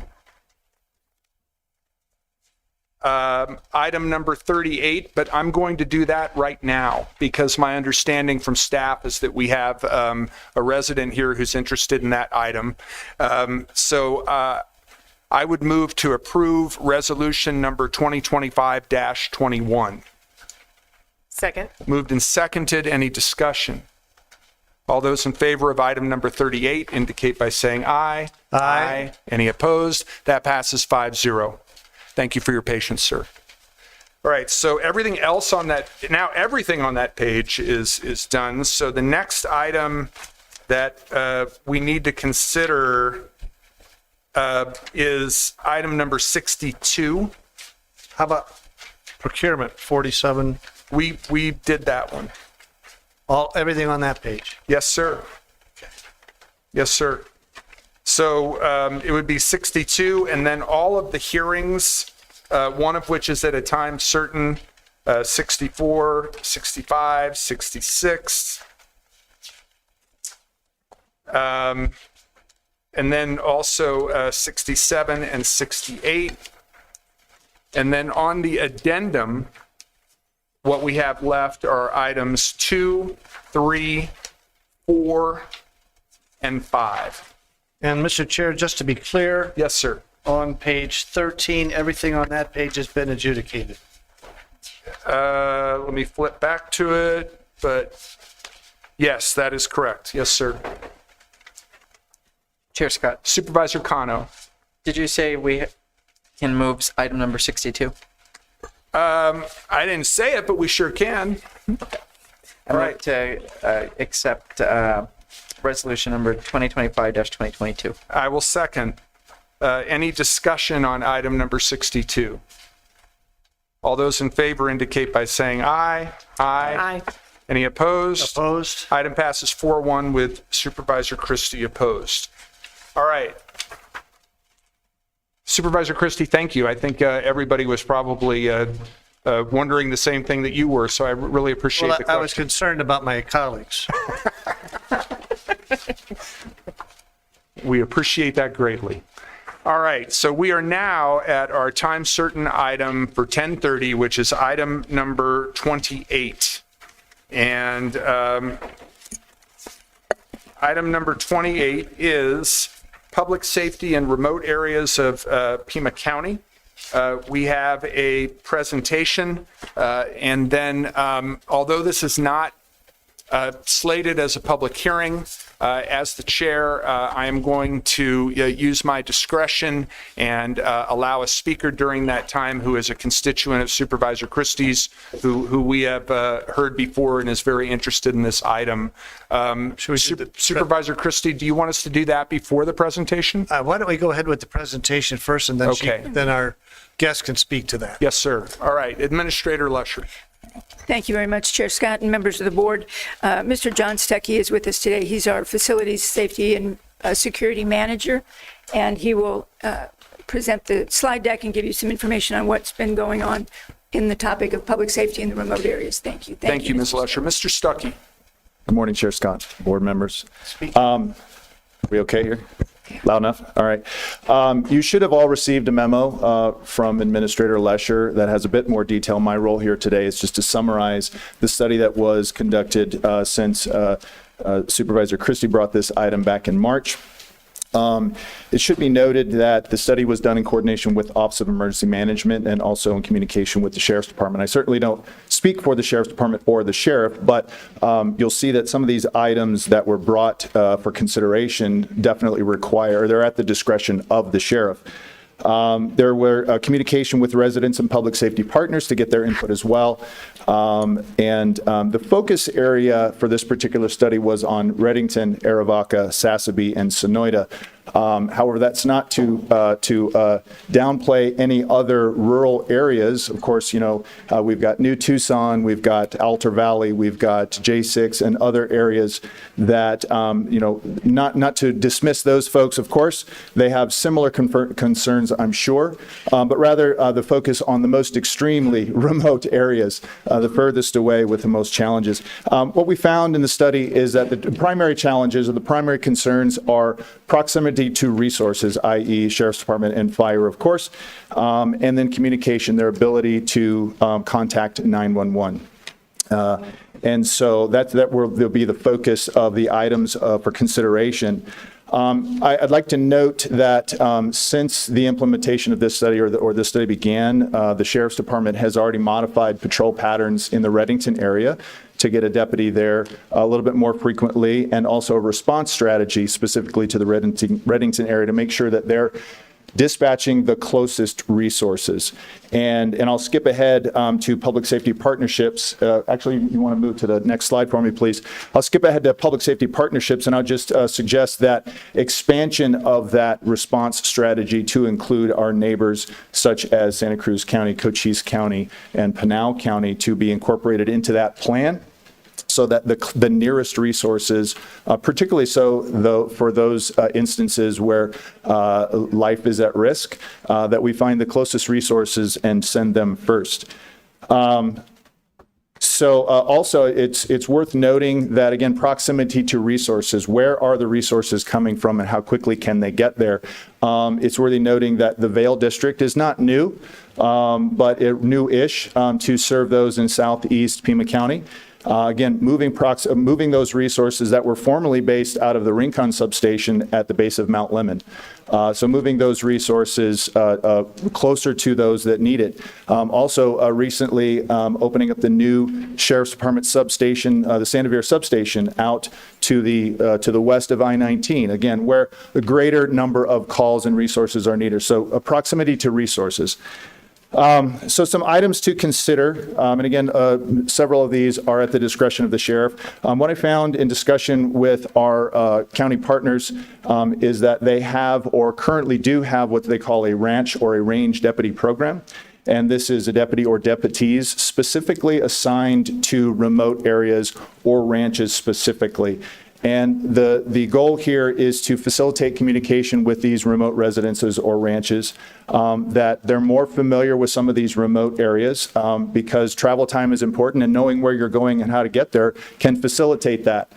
And so Pinal County in particular has found great success with their range deputy program. In fact, they're looking to expand it. So again, for consideration, this would require allocation of Sheriff's Department resources specifically to this function. Connectivity is an issue, of course, and in these remote areas, cell phone signals can be spotty at best. And so consideration of, worked with Director Simon at the Office of Digital Inclusion in regards to our efforts to identify where connectivity can be better served. And what we found is that there are federal grant funds allocated to move resources or move connectivity into these more rural areas, but no movement has been made at this point. And so there are service providers in some of these areas, specifically Arivaca and MTE in the Reddington area. But more work can be done perhaps in the form of lobbying to get these companies that have accepted federal grant funds to move forward on these projects. The challenge, of course, is that they're not obligated to do any infrastructure and can release those federal funds in the future. So that is a challenge that perhaps lobbying could assist with to get these companies to move forward. Connectivity in regards to, of course, there is Starlink or satellite services. There's a cost associated with that. And so creating connectivity for these residents so that not only do they have the flow of information that we all enjoy in the more urban areas, but voice over internet protocol is a technology that would allow them to make phone calls via their internet. Again, there's additional costs involved. It can be approximately $50 to $100 per month. That can be cost prohibitive to some. So consideration could be given, or additional study could be given to subsidies in those areas where we have folks in need of that. I think probably the one of the easiest, or maybe not easy, but cost-effective ways, I guess is a best way to describe it, is community organization. And this can be done by any neighborhood, any community that wishes to organize, to communicate amongst themselves so that they can identify problem areas, or what looks out of place, what should we be concerned about, what's suspicious behavior, what should be reported to the Sheriff's Department. But also they collectively have a voice to the Sheriff's Department. So this is the Neighborhood Watch program. It is generally administered by the Sheriff's Auxiliary Volunteers. There is a website on the Sheriff's Department website that any citizen can go to and learn how to create a neighborhood watch. Again, it's virtually no cost. It gives them a voice to speak to the Sheriff's Department about what their needs are and what they'd like to see from the Sheriff's Department. And more importantly, it allows them to talk to each other. Perhaps you're familiar with now the name escapes me, the app that they'll use for within neighborhoods, that Nextdoor, yes, thank you, Supervisor Allen. The Nextdoor app, which again, it requires connectivity, so it comes back to that ability to communicate via that methodology, but it allows neighbors to talk to neighbors about what they see, what their concerns on, and what should be addressed. I mentioned briefly about public safety partnerships, perhaps formalizing that in an SOP or an IGA. The Sheriff's Department is confident in their relationships, which is great, but let's consider, of course, our Bureau of Land Management folks, our United States Forest Service folks. They have law enforcement representatives in the area as well. Again, just to solidify, let's send the closest, most available resources to those emergencies that are where lives are at risk. Technology, the sheriff mentioned his desire to create a real-time crime center, which is essentially a physical location where there's connection to public and private surveillance camera systems. Again, connectivity is a challenge because if you don't have connectivity to camera systems back to a real-time crime center, there's difficulty there. There are ways around that. Cochise County uses what's called the Buckeye system, Buckeye camera system. It's similar to a game camera, but they use it for border enforcement type activities. These are options. Again, they cost money, but the challenge, of course, in a real-time crime center is it requires people to actively monitor. And that still doesn't put a deputy sheriff or a firefighter into the area immediately. It just gives us some better awareness so that perhaps that chain of moving people into the right place at the right time can happen sooner. We discussed with the sheriff about UAVs or drones. They do have a drone program, but again, the technology isn't quite there for these remote areas. Battery life, range, et cetera, for most drones is limited such that it would be very difficult to have an ongoing patrol program with a drone. The technology exists, but it's largely at the military level, the DoD. And so again, as technology develops, this could be used to, again, get eyes on into these remote spaces that allow our public safety folks to know when and where they need to be. But again, response time is still a challenge. Resources in the places. Lastly, a real quick discussion on roadway improvement, specifically so Reddington Road, it is a challenge. It is not just the length, but it's the condition of the road that makes response times greater. In a discussion with Director Skinner at Department of Transportation, this particular road and others are not part of the current roadway management program and is cost prohibitive at this time. So it just needs to be a long-term planning. If that is a plan to assist our public safety partners to get into these spaces a bit better, that it would require money and time to plan that out. And with that, I'll leave it to your questions. Questions for Mr. Stuckey, Supervisor Hines. Thank you. I appreciate that presentation, and I know this is going to sound a little. Is there a way that we can do the connectivity without engaging a company that is run by Elon Musk?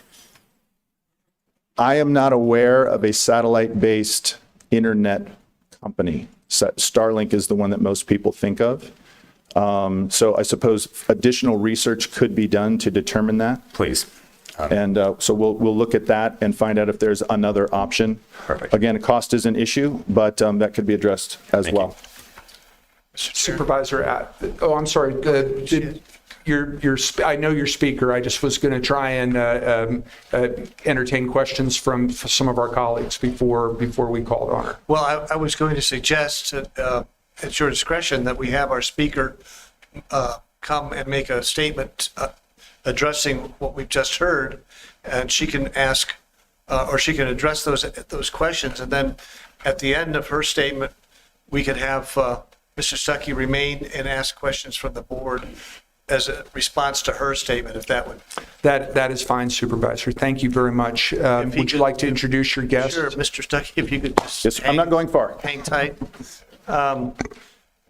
We're very lucky to have Christina Clifford here, who tragically lost her husband, as you all recall, on Christmas Eve out in the Reddington area. Her home was approached by strangers, basically presenting themselves as stranded motorists, and they were anything but. And her husband, out of the goodness of his heart, on Christmas Eve, left his family, left his home, and went to help these alleged folks who were stranded. He did not return that night, and 2 days later, they found him deceased some miles from his house. Ms. Clifford has been a catalyst and a leader in the Reddington area as a result of this tragedy. She's been a kind of a igniter of the community and a leader in this area, and I don't know of anybody who can speak to this issue more eloquently or effectively than Ms. Clifford, and we've been keeping her posted with all of the memorandum and all of the findings that county administration has put together, and particularly Mr. Stuckey's presentation. At this time, I'd like Ms. Clifford to address what she just heard, have any comments you'd like to make, and then at the termination of your comments, we could ask Mr. Stuckey to come back and address some of the issues and take questions from the board if that meets your approval. It does, Supervisor. Thank you very much. Thank you. Ms. Clifford? Thank you. Good morning, Board of Supervisors. Might want to move the microphone down, Ms. Clifford. Thank you so much. Good morning, Board of Supervisors. Thank you so much. It was 3 months ago that I came to you and asked for you to put your thinking caps on, and I want to commend Administrator Lesher and Mr. Stuckey for the amount of hard work and effort that went into creating this memorandum, the amount of research in discussing what a remote area truly is. I truly appreciate that. I want to hit on, yes, range patrol. We would love a range patrol officer. I know Pinal County has a couple of them, and it's a very successful program with so many rural lands. I believe it's up in the 90% range that Pima County is rural. This isn't just for Redington. This is for all rural areas that I will really hope that you would consider thinking about a range deputy. Connectivity, that is are key. If we're looking at finances and budgeting and what's going to be the most cost-effective, connectivity, connectivity, connectivity. That's what led my husband to do what he did, was lack of connectivity, knowing that these people have no way of contacting anybody for help, has pushed the residents of Redington to step up, to not only be there for one another the best we can, but to be there for any visitors in our area, and that leaves us as unsafe. So we want people coming into our area to feel safe. We want them to have the connectivity to be able to call a tow truck or call if they need help themselves without relying on our residents, which I might add, is becoming quite elderly, which leads me into the work of a neighborhood watch program. It is functioning as best as it can in our rural remote area. Our neighbors are miles from one another. This isn't, let's peek out the door and see what's going on. This is everyone's house is far back away, secluded. People move to these rural areas for that privacy. Our neighborhood watch functions in the, hey, I'm going away. Can you come over and take care of my plants or my animals and keep an eye on the place? And that functions and has for decades, along with the if you need help. But honestly, I'm not going to call my neighbors in the middle of the night if somebody comes and knocks on my door. I would not want to put any of them in jeopardy. So again, this comes back to connectivity. I need to know that when I call 911, that my call is going to be routed to the closest facility to be able to help me, whether that's Pinal County or Cochise County. So again, connectivity. We need to connect our communities. We need to connect our counties. We need to work together to function in these rural areas. And I am really eager to see an implementable program for this, and I'm excited to see what the board is going to come up with, and I will offer my help, my voice in any way. I do not know how to lobby, but I will lobby if that's what it takes, and that is that's what I have with the information that I have. Mr. Chair, Supervisor Christie. could I ask Ms. Clifford just a couple of quick comments on some questions? Or could you address briefly two items that I think are imperative in this whole discussion? One is the formation of a zip code in your area, and the second one is what they call phone booth areas. I found that intriguing. Can you describe them and address and speak to them? For phone booths, since that's the littlest I know, there was one phone booth in Redington at the CarLink Ranch. I believe it is still functioning, but you do have to travel down some dirt roads and across a wash to get to it. There are some small pockets of cellular activity known to residents, like if you go through this certain wash in Peck Canyon and you hold your phone just so, you're going to get enough bars to maybe send out a text message. And there are a few spots like that on the road. Again, only known to residents or people who frequent the area. The next question on the zip code, this is something that Supervisor Christie's office has been helping me with. Right now, Reddington's zip code is 85602. 85602, which is Cochise County, Benson, Arizona, 50 miles down a primitive road from us. So we get mail 3 days out of the week if the washes aren't running. If the washes are running, mail may be delayed even further. We cannot get things sent to us UPS. They get routed to Sierra Vista or other places. They're delayed sometimes a week at a time, or sent back to the company. FedEx has stepped it up a little bit more, and they're a little bit more reliable, but key is that zip code in mail delivery. Well, zip codes also are what tells what county you're in, what property taxes you pay.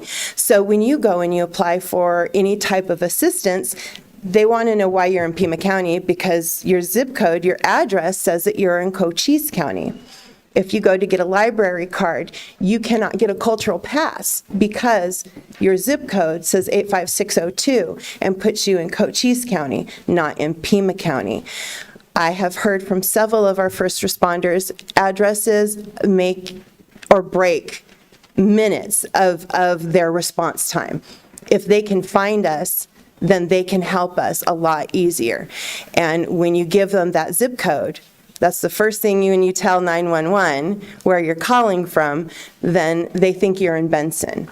So we have contacted Juan Ciscomani's office. They did some congressional research for us, and we are going to write a letter, and we are going to ask the United States Postal Service to please review our boundaries and our zones, and we are really hoping, fingers crossed, that they will see that Reddington needs its own zip code to tell us where we are, to tell everyone where we are. Thank you, Ms. Clifford. Supervisor Christie. I think that her presentation speaks for itself. I think if there's anybody who's qualified to have an input and an opinion of the situation, it's Ms. Clifford. We thank you for making the trek up here. Just to confirm, in the area you live, if you go any in a circle in the radius of less than a mile, you actually cover 3 different counties. I'm not sure if it's in a circumference of less than a mile. Within, I would say about 10 miles, we have Pinal, we have Graham, and we have Cochise. And we're that little corner of Pima, right there. We're that corner. Well, we certainly thank you for coming up for this hearing and for your comments. If Mr. Stuckey might come back and speak to some of the issues that Ms. Clifford rose, I think that would be helpful too, with your permission. Yes, sir. Thank you, Supervisor. Mr. Stuckey. Chair Scott, Supervisor Christie, board members, I'll agree with you. I think the range deputy is a good option, and for a couple of reasons. Again, it puts resources into place more frequently, but also when it comes to the routing part, that is often a challenge. And many times deputies in these assignments, they rotate around, they move assignments, they promote, et cetera. And so to develop deputies where their focus is remote areas, rural areas, where they're familiar with the best ways to get there. There's no guarantees, of course, that a deputy sheriff is going to be close when an emergency happens, but we're increasing the odds. And the knowledge of these areas is something that it just has to be learned over time and experience. So I think there's great value there. One of the things that we didn't really attack in this study is cellular providers, because that, of course, requires the input of those companies that wish to build a tower and increase their service in the area. We certainly could expand that, but understand that we're now dealing with vendors and their desire to make money in the area, and what is it worth it to them to provide a cell tower that would provide better connectivity for these residents in this area. So that's challenging, of course. But I think with the ability to get internet to these areas, as the Office of Digital Inclusion that is their focus, with those vendors that have been selected for grant funding to push for that. so that, again, voice over internet protocol is a viable option. There's some challenge with that as well, because when you call 911 on a voice over internet protocol, it doesn't guaranteed give you your location. So folks need to understand that they might need to be a little bit more descriptive of where they are and where they need services, but it is a way to create that connectivity that's important to those residents. Mr. Chair, Supervisor Christie. just a couple of quick, Please. Actually, I'm sorry. Thank you. Roughly how many people would you say there are populating the remote areas in Pima County? Oh, I do not know. I do not know. That would be helpful if we could get some kind of feeling for that. Yes, sir. And this issue of the cell phone service, we hear it would take lobbying or pressure to get the attention of the cell phone companies to look into implementing some sort of service. Who could be doing that lobbying, and who could be applying that pressure, particularly from Pima County's level? Mr. Chair, if I may. Administrator Lesher. Supervisor Christie, two topics I think that will require some lobbying, the zip code issue. And That as well was my as, next question. Thank you. And what I'd like to do is suggest that we will engage with our federal lobbying team to first of all begin to work with Siscomani's office, with Congressman Siscomani's office, to look at that zip code and report back. And then we can put, I think we just need to put a little meat on the bones. Who are the possible providers? How can we best contact them? And then follow up with the board of a resolution provided by the board that will allow us to work with them more closely. And I too want to share my thanks for your efforts and for the county's work on this. And one final comment or question, Mr. Chair, to our county administrator. What's the next step? What goes on from here, from today?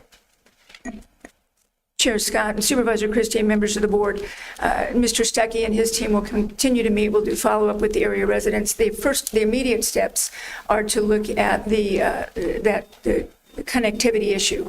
What can be provided? How can we work with providers? How can we use our grants management team to begin to look at federal dollars and other sources that might be available? And then also we will start a parallel path to engage with the board and our team to get the zip code moving. So I think what I'm hearing, those are the next two things that we'll do. Another element of this is after the report was released, we began to hear from others, particularly the J6 area, folks who are in rural parts of Pima County and did not see themselves reflected in this report. So I think we will next be reaching out to them as well, and we can just continue to update the board. And then just to follow up on Supervisor Christie's question, Administrator Lesher, Mr. Stuckey said that there were some items that were at the discretion of the sheriff. If you could get a report to us from the sheriff as to the items that are at his discretion and how he might be proceeding with those. Supervisor Christie, was that it for you? I just want to make sure, Ms. Clifford, do you have any more comments or statements that you want to make? I don't. Well, actually, I'm sorry, I can speak a little bit to what the Sheriff's Department has been doing for us already, and I feel I would be remiss in not thanking them. They have upped the amount of random patrols out in our area, which has definitely made the residents all feel so much safer. They're stepping up communication. They've attended community meetings with us, and I'm very excited about their efforts and them, the different ways that they're trying to think of to help provide safety in rural areas. So I do want to say that. Thank you, Ms. Clifford. Thank you all. Thank you, Supervisor. Supervisor Allen, thank you for your patience. I know you have a significant number of rural areas in District 3 as well. I do, and so I guess my question is, for the areas that were prioritized from Arivaca, Sasabe, SR 83, Reddington, all of them are really close to the boundaries of other counties. Yes, ma'am. From Santa Cruz or Cochise. And what is the degree of cooperation, and how do we facilitate that cooperation quickly and expeditiously, right? When needs arise. I'm wondering what's already in place and what could be done better. Again, I think this would be at the discretion of the sheriff. Now, in our conversation with the sheriff, he's confident that the relationships exist with state, federal, and our county partners to the neighbors. And so I would suggest consideration is just formalize that in a way, and because the philosophy behind a deployment strategy is important, but if that is not relayed in a consistent fashion to those that execute the job, i.e. your dispatchers and your responding deputies, then I find it's been my experience that if we memorialize that in an SOP or a practice that has longevity so that it doesn't get forgotten, so that, as a matter of practice, when we have a call that is nearing a neighboring border, Reddington or State Route 83, et cetera, knowing that maybe deputies are 45 minutes to an hour away, to make an additional phone call as a matter of practice, as a matter of SOP, to say, hey, do you have anybody in the area? San Manuel is a great example in Reddington. They often have deputies that are rather close, but the call has to be made. So again, this would be an operations issue for the sheriff to explore and to implement any kind of SOPs that he sees fit. Anything else, Supervisor Allen? Supervisor Christie? Just my sincerest thanks to Ms. Clifford for attending today, and for you, Mr. Stuckey, for your presentation. Yes, sir. And to the county administrator for preparing the memorandum and for continuing on with the next steps. Thank you, Mr. Chair. Thank you, Supervisor. All right. We're going to start our public hearing, but before we do, unless you are a member of the media standing next to a camera, or unless you are rocking a baby, I need you to grab a seat.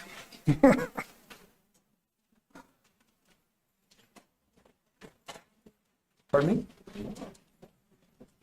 Okay, we're going to take just a quick recess because we have a significant number of speaker cards, and the clerk needs some time to go through them. And then we'll begin the hearing on this item.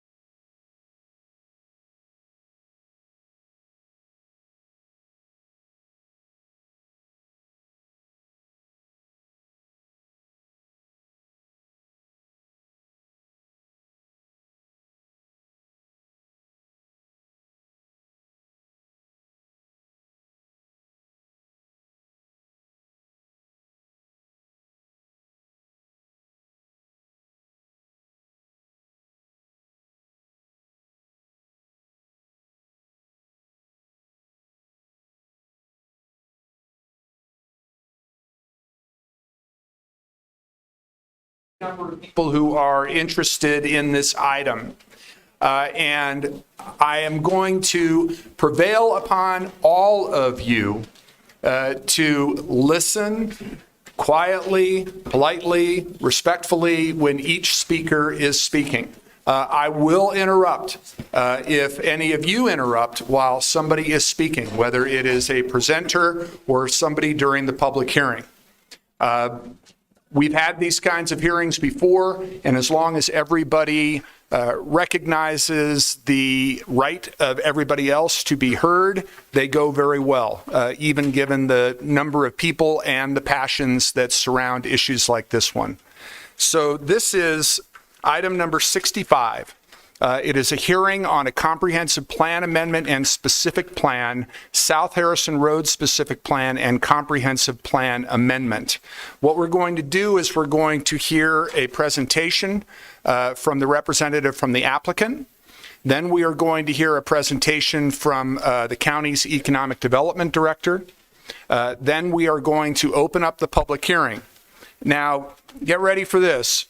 We have 43 speakers for the public hearing. And consistent with the policies that we follow with call to the public, when we have 20 or more speakers, each speaker has 2 minutes. Each speaker has 2 minutes, but we will get through all of these. We have a time certain item at 12:30, but we can push that back to 1 o'clock. Let's say we get to 1 o'clock and we're still not done, then we will probably have to reconvene after our time certain item at 1 o'clock. But everybody who wants to speak will have an opportunity to speak. And again, I just ask you not to talk when anybody else is talking. And you're also going to take up more time if you applaud after people talk. I understand the desire to do that, but this is a public hearing, not a rally. So let's go with our presentation from the representative for the applicant, Ms. Sylvan.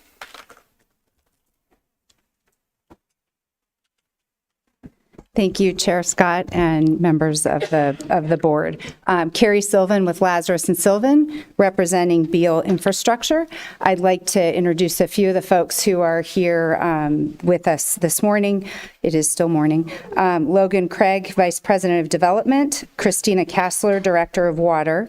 And then we also have a couple of folks from Tucson Water and Tucson Electric Power, because we know there may be some questions for the utilities who we've been working with. And just for the record, who's here from Tucson Water and Tucson Electric Power? I am about to tell you. Okay. Perfect question. Scott Schlodweiler is here, Deputy Director of Tucson Water, and Eric Bakken is here, Vice President of Energy Resources for Tucson Electric Power. Next slide. Just a quick, I like everybody to know what we're going to be talking about and when. So I'm going to do a little bit of an introduction of Beal, talk a little bit about data centers, the project details, the economic impact study. I'm going to highlight some high-level numbers, and then I know the two big issues are energy and water. My goal is going to be to try and answer all of the questions that have both been in the press, and that I know you all have forwarded some questions, and I know you've been getting questions from constituents. So goal is to answer as many of them as I can. There may be some questions that I can't answer for various reasons, in which case you will also get an explanation as to why I can't answer that question, so that we can hopefully get through today. So really quickly, next slide, an introduction of Beal Infrastructure. Beal Infrastructure partners with some of the world's leading technology companies to develop data centers and infrastructure that support economic growth. Beal is an incredibly well-capitalized organization with a project team of industry veterans with deep experience in delivering infrastructure projects. The Beal team has collective experience in data center development, energy, water, sustainability, and delivery, and has worked together in the industry for many years. One of the things that really sets Beal, I think, apart from others, really a lot of other industrial users, period, but also in the data center world, is the top priority and focus on sustainability, community investment, and health and safety. And you're going to hear a lot about how and why that's the case in just a minute. Beal partners closely, works closely with communities to understand local resource constraints and develop responsible, sustainable roadmap for growth. Beal has been working very closely, as some of you may know, with both Tucson Electric Power and Tucson Water for the past number of months to really understand, has been studying our sustainability programs for both the county and the city, and really working to try and help resolve some of our community issues as well as develop the project. So next slide. What is a data center? Data centers are critical infrastructure. They typically consist of a building, as you know, with that house servers. It is the physical backbone of the internet. They drive our modern economy and have become essential to our daily lives. Every time you swipe a credit card, check social media, check your medical records, maybe check in for a doctor's appointment ahead of time, so in theory you're not waiting as long. Check online status of anything, buy tickets, that's all happening through a data center. So they're critically important. They also support all of Tucson's major industries, many of whom are here today, enabling both day-to-day operations and long-term innovation in aerospace and defense, bioscience and healthcare, advanced manufacturing, financial services, education and research, tourism, and all levels of government. Not all data centers are created equal. You've seen some press on different types of data centers. The one proposed today is especially focused on sustainability and efficiency. Next slide. Let me talk a little bit about the actual zoning issue that's in front of you as the zoning attorney, and then we'll go to energy and water, and then people smarter than me will answer questions if you have any after I try to present on those two topics. The site we are discussing today is 290 acres at Houghton and I-10, immediately north of the Pima County Fairgrounds. This is an area that has been targeted by or planned by Pima County, City of Tucson, and there's a lot of state land in the area for future growth, and particularly industrial, light industrial and employment uses. There is not a lot of residential in the area, which is part of the reason that that's been the plan for the area. Houghton and I-10 improvements are completed. This is one of those where ADOT and all of the local jurisdictions are ahead of the growth when it comes to transportation planning, at least for that interchange. Power infrastructure is also available in the area. The specific plan zoning that's before you today, along with the comprehensive plan amendment, permit industrial, mix of industrial zoning. Data centers is one of those. What you see on the screen is a site plan for the data center. The first phase of the project is what's outlined in yellow in kind of the upper right of that plan. Phase 1 can support 4 data center buildings, with the full property potentially supporting up to 10 buildings. The first building could be operational as soon as 2027. The use as a data center does not generate much traffic, and for the employees who are on the site, the shifts can be modified so that it's not during our peak times of traffic. The specific plan requires compliance with the Pima County Scenic Corridor for Houghton Road. It provides landscape buffers along the edges, conformance to the native plant preservation ordinance, on-site water harvesting for landscape areas, to name a few. This area is in the Davis-Monthan overlay zone. It's in the ADC 3. In conjunction with Pima County, we have worked with Davis-Monthan, and right around the time that the Planning Commission considered the specific plan, Davis-Monthan sent a letter of concurrence with all of the items that are in the specific plan, so they're comfortable with the specific plan. We will be complying with all county lighting code, noise ordinances, and air quality requirements. And I do want to point out that we did a noise study of this design of the data center with the walls and the other noise mitigation, and we are well below any of the noise ordinance requirements, which we will comply with. I also want to point out what I did before, which is this is an area where there are not a lot of residential directly adjacent. So a lot of the data centers that you see in the news that have issues with noise have located directly adjacent to residential uses, and that's not the case. That's not the case here. The property is not in the conservation land system, and there are no protected species on site. Next slide. Now we're going to get into some of the economic numbers. This project is in alignment with the Pima County Economic Strategic Plan as well as City of Tucson's Economic Strategic Plan. An independent economic study was done it was a third-party study. It's in your materials. I think it was attached to your June 10th memorandum. I'm going to highlight just a few of the numbers. I will say, having done this type of work for the last almost 30 years, this investment in infrastructure and commitment to sustainability is something that I have never seen before in a company coming into a community and really trying to understand the community.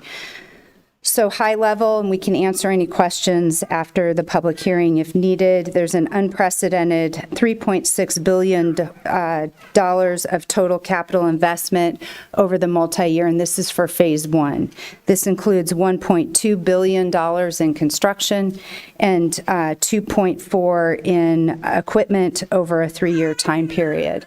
This project is going to generate, for the first 10 years, $250 million in total tax revenue to our local governments and state government. It's $97 million to the City of Tucson, $60 million to Pima County, and $93 million to the state of Arizona.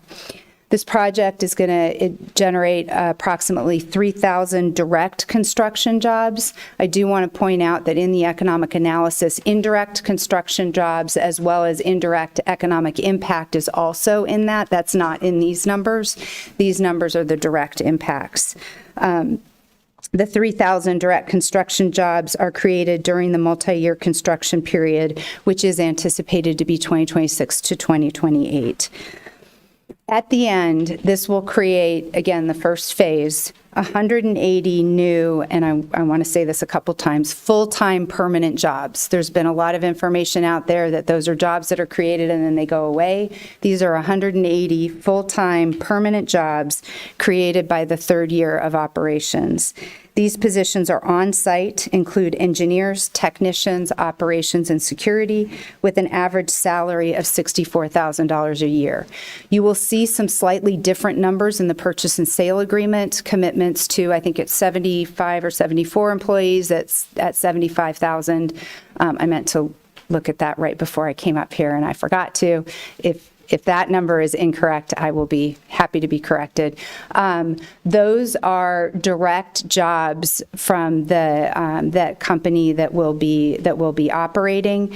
The numbers that are in the economic impact statement are larger. There will be some specialized things going on in those buildings that the company has to hire contractors, but those are still full-time jobs. So the 180 is all full-time jobs, $64,000 per year, covering both direct employees from the end user as well as the contractors. And the commitment in the PSA is related to the end user.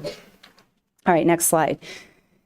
Now let's talk about energy and grid reliability. Project Blue has been working very closely with Tucson Electric Power to develop long-term power supply partnership. This arrangement has been structured to do 3 primary things that we're going to talk about. The first is to protect or benefit existing ratepayers or residents. The second is promote system-wide reliability. And the third is to contribute to the growth of TEP's renewable generation portfolio. Some of the questions that have been asked are in our talking points. They've been reiterated in memorandum, and it's been a question of, well, how are you going to do that? So I'm going to try and explain it, and then if I mess it up, I should say when I mess it up, TEP will get up and fix whatever it is I mess up. So let's start with benefiting existing residents. Project Blue is an industrial, large load customer of TEP that will be integrated into the utility system in a way that benefits existing customers.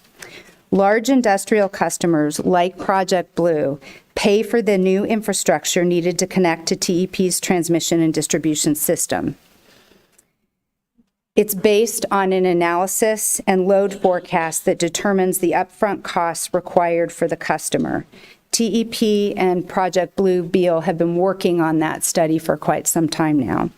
Project Blue will be paying those upfront costs, and I'm going to say this twice, it is not getting economic discounts in its rates. So it is going to be a industrial large load customer, which is a different rate structure, a higher rate structure. They're paying for the infrastructure that they need, and they are not requesting nor getting any economic incentives in their rates.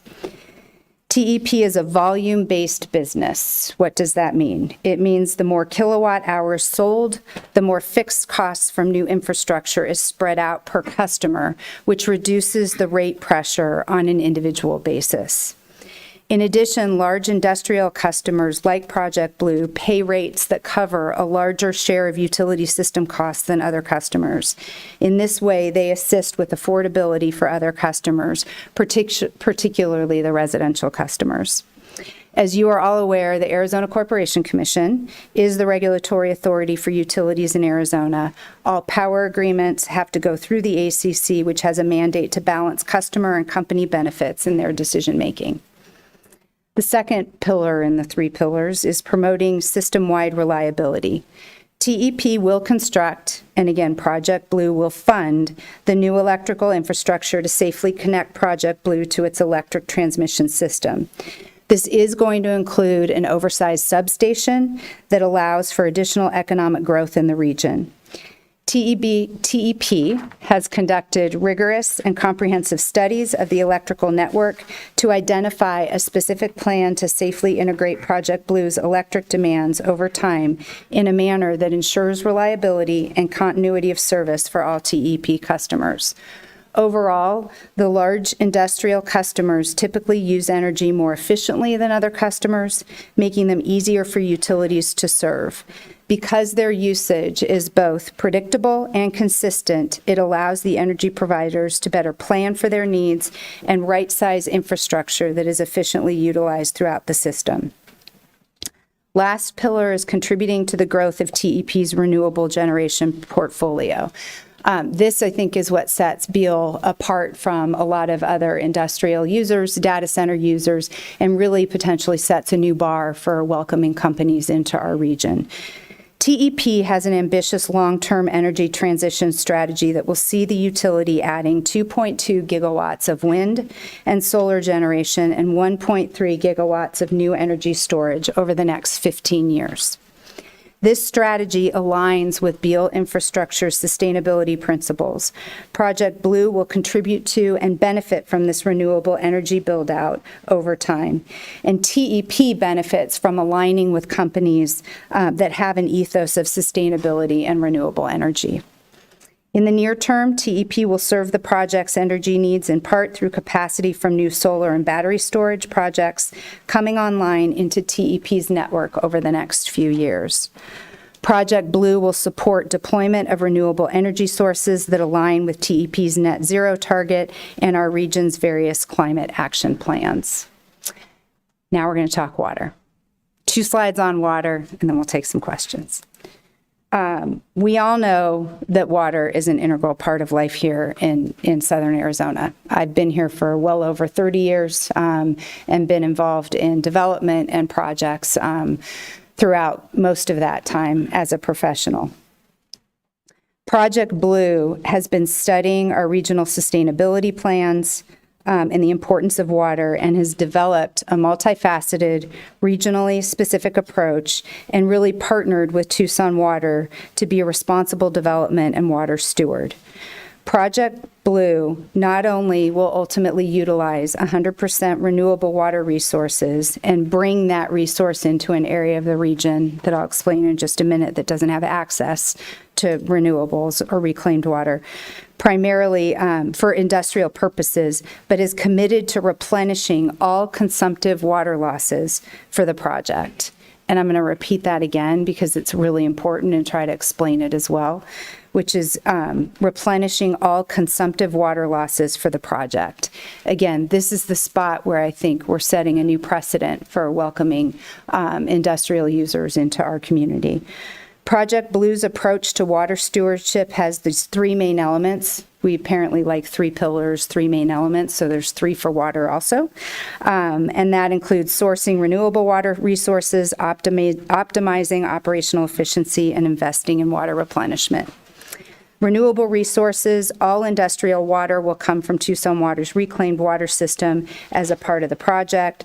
Beal is fully funding and executing the design and construction of a significant infrastructure extension, and I'm going to go through that more in the next slide because I have a map. The second pillar is operational efficiency. The intended cooling system for the project is among the most energy and water efficient in the industry. It's designed to use water only during the hottest parts of the days and the hottest months, and using a lower amount of energy than entirely air-based cooling systems. Water replenishment, this is the one that I keep repeating, but finally Project Blue has committed to replenishing all consumptive water losses generated by the project. Ongoing annual water use will be replenished through projects that provide measurable savings in water use elsewhere in the water system by restoring lost capacity, improving water quality for public or environmental benefit in the region, or possibly increasing opportunities for increased conservation. The total volume of water provided by projects funded by Project Blue will meet or exceed the consumptive water usage. There are a number of things that Tucson Water and Beal have been talking about, and they're working to identify the project or the suite of projects that will appropriately supplement Tucson's water supply. The goal and the commitment is going to be solidified in a development agreement, which is our next stage after this stage in working with Tucson Water. So a lot of questions have been, where are the teeth to that commitment? Those teeth are coming in a development agreement with Tucson Water, which is the entity that will be enforcing and benefiting from these commitments. Next slide. Last slide. You'll be happy to know. So as mentioned, Beal is funding significant new reclaimed water infrastructure that will be gifted back to the city and to Tucson Water. Remember at the start of this presentation, I reminded you that the city, county, and state land have worked together to acknowledge the southeast area as important for industrial and employment. What it doesn't have right now is access to renewable or reclaimed water. It's all potable water in the area. So what this does and what Beal is committing to is an 18-mile purple pipe. That would be the purple line on the map. And a 30-acre aquifer recharge facility. The 18 miles of purple pipe have been intentionally aligned in conjunction with Tucson Water to provide reclaimed water to the maximum number of customers. This line is oversized beyond the project needs, and it's going to provide an opportunity for existing customers currently along the line to come off of potable water if they choose and use the reclaimed water, as well as allow others to connect. One example of an existing user along this route that could transition to non-potable is the Los Reales landfill, which is estimated to use up to 100 million gallons per year of potable water right now, and this opens up the ability to use the reclaimed water system. Tucson Water's current system ends at Mission Manor Pump Station, which is that red dot in the corner of the map. So this project would extend access to reclaimed water to this area that currently only has potable water, and eventually provide the opportunity in the future to loop up, which is if you follow, take the red dot, follow the purple pipe down to Project Blue, which is the purpley blue square, and then you'll see the connection up to the turquoise dot. The turquoise dot is Tucson's SHARP facility. So there's an opportunity in the future to loop that all the way through, which really helps Tucson manage this portion of the reclaimed water system effectively. I want to talk for a minute about the triangle in the middle of the purple pipe, which is the Aquifer Recharge and Recovery Facility. It's modeled after that SHARP facility that's up in the turquoise up in the corner. Like SHARP, the recharge facility will also provide a community recreation area, and Beal has committed to again, constructing that. The water piece will come back to Tucson Water, and it will also be constructed and act as a community recreation area. The way this works is that during the winter months, when reclaimed water demand is low, water will be sent to the recharge facility to supplement the groundwater. Recovery wells will allow water to be recovered to meet demand during summer months. The Project Blue team has been working in concert with Tucson Water to make sure the project continues to align with the Tucson One Water 2100 long-term water supply plan by expanding the renewable water service for the area. It's also important to note that the reclaimed water supply for this project is allocated for projects like Project Blue. So one of the questions has been adverse effects to other reclaimed water customers, such as SHARP and the Santa Cruz River Heritage Project. And we have worked with Tucson Water to make sure that those projects will not be affected by this extension of the reclaimed water line. The team has also been working closely with Pima County Regional Wastewater Reclamation Department to ensure compliance with all permit requirements and quality standards related to discharge into the system, which was another question that's come up in the last week or so. This project team has taken water stewardship very seriously, is working closely to both be good stewards and build capacity for the region. And as I can attest to, I've really never seen this level of commitment to public infrastructure and really aligning with our goals in this region that Project Blue and the Beal team brings to the table. So we are happy to answer any questions. It can wait till after staff presentation and or the public hearing, and if we haven't already answered the questions. Again, TEP and Tucson Water are here if you have questions for those utility partners.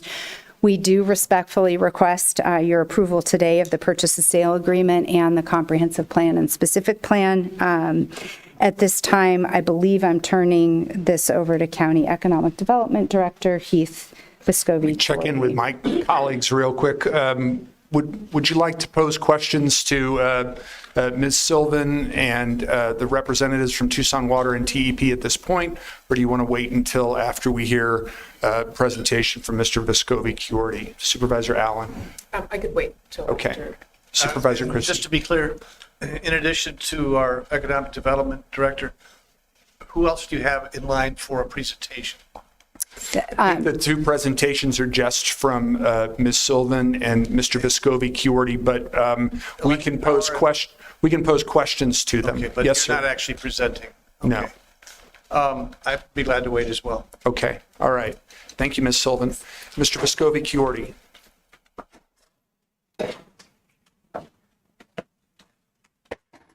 Drop that second presentation, please.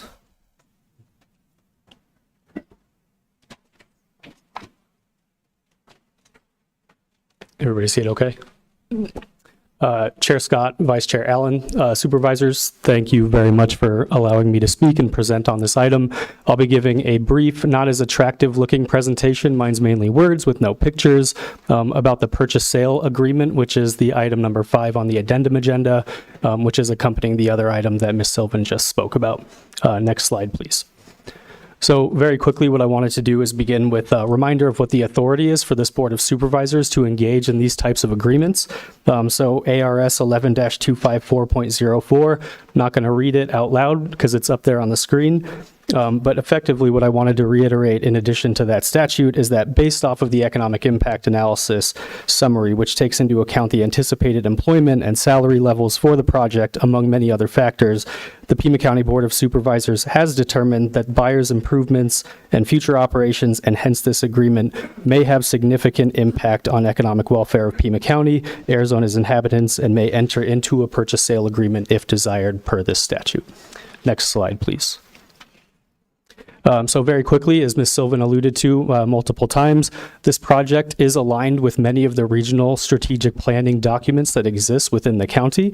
I'm not going to read every single one of them, but of importance to me, the Pima County Economic Development Strategic Plan, as well as the City of Tucson's Economic Initiative Strategic Plan, the City of Tucson One Water 2100 Plan, and many, many others in the region. So this gave us a really great opportunity and put us in a very beneficial position for negotiations of this purchase sale agreement, as we all approached this discussion from a position of alignment to begin with when we entered into negotiations. Next slide, please.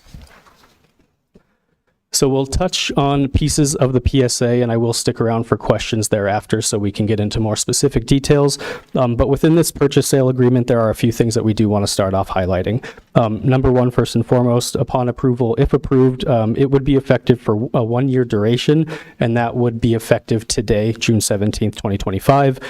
It would be for the sale of 290.31 acres located at the county's owned Southeast Employment Logistics Center, or the SELC, and there is a third-party appraisal associated with that sale of $20.875 million. There's also an inclusion of $500,000 in earnest money, which would be paid to the county. There are also provisions within that agreement that would address the trap and skeet facility relocation that would need to take effect for the third phase of development in that area. There also are included reversionary options for land-based for land on construction timing, and also employment requirements and reporting with enforcements related to economic performance as well. Next slide, please. Some of the milestones that are included in the PSA, number one is mentioned, the effective date being today. The construction start date would be no more than 24 months after the closing date. Construction completion date would be no more than 60 months after the closing date. And then new position satisfaction date, which I'll touch on just a little bit later, is within 84 months of the closing date of the actual transaction. Next slide, please. So just as a bit of a reiteration for everybody too, and I think is of importance, the construction phases contained within the purchase agreement itself. So there are effectively 3 phases of construction across 2 different parcels of land on one entire site of 290.31 acres. That first one is 1 to 2 industrial buildings of approximately 225,000 square feet, potentially up to 450,000 square feet. Phase 2 would be 2 to 4 additional industrial buildings at the same square footage each, up to 900,000 square feet additional. And phase 3 would be 2 to 4 additional of 225,000 square feet, yielding up to another 900,000 square feet additional. Phases 1 through 3, if coming to fruition, could be up to 2.25 million square feet at total build out on the 290.31 acres. Next slide, please. So of importance and ability for us to enter in these types of agreements, we do want to talk about performance, reversion, and enforcement. So 2 key things here to take away. Number one, economic performance is effectively one of the underpinnings that also allows us to enter into these agreements because it demonstrates economic development and economic impact. So what we'd be looking for here under economic performance is that they create 75 jobs at an average of $75,000 a year as the average salary. All of those positions, as Ms. Sylvan mentioned, would be on site on the premises, and there would be a 2-year reporting period biannually via employment certificates, which is a similar mechanism that we've used across similar types of agreements for economic development. There are also 2 different types of reversion for the land specifically. There's a County Parcel 1 construction reversion opportunity and County Parcel 2 construction. So I'm going to go into the economic performance component and the land reversion component. So for economic performance enforcement, what has to happen is there has to be the creation of 75 jobs within that 84 months. That is then reported to us, and that is the new position satisfaction date. Then thereafter, that kicks off the reporting period of 2 years, and they would have to report twice a year each one of those times. Failure to meet the requirements, we give notice to cure for 60 days, which allows them 60 days to remedy whether or not they reported or if there was an issue with the count. Without the cure, the buyer will actually pay the county damages in the amount of new positions that are below the required threshold at a cost of $12,500 per position. It shall not exceed $250,000 per report or $1 million over the course of the overall 2-year reporting period. On the land reversion component, if the buyer fails to meet the construction start date, i.e. 24 months after the closing date, the county will have the right and option to purchase the property back from the buyer. If the buyer fails to commence construction on parcel 2 and the new position satisfaction date hasn't been met, the county may then reserve the right to purchase back the remaining parcel 2 undeveloped area. Next slide, please. Of great importance as well, the closing requirements for the transaction. So closing must occur within 1 year of the effective date, i.e. today if approved. Closing would take place within 45 days of meeting the closing conditions, i.e. the closing date. And the closing conditions include that the property receives non-appealable entitlements, including adoption of future zoning, annexation, and zoning translation upon annexation into the city of Tucson, that it has the property has successfully been annexed into the city of Tucson, and that the buyer shall have received adequate or contracted future delivery of necessary utilities for the project, including power, water, and wastewater discharge services. Next slide, please. And I think with that, much more quick than Ms. Sylvan's, but not a lot to look at. If you have any questions, I am here to take them, as well as other representatives from staff. I should also mention that Tom Drazgowski from Development Services is here as well, and he can provide information on the staff report from Planning and Zoning meeting if so desired by the Board of Supervisors. Thank you. Thank you, Mr. Vescovi-Chiordi. I asked my colleagues after we heard from Ms. Sylvan if they wanted to defer questions. Do you want to ask questions of either Ms. Sylvan or Mr. Vescovi-Chiordi and representatives from Tucson Water and TEP before we start the public hearing portion, or do you want to wait and ask all questions after we hear from other speakers? Because we're going to keep the public hearing open and you can ask questions of anybody, including people who have filled out yellow cards. Supervisor Allen.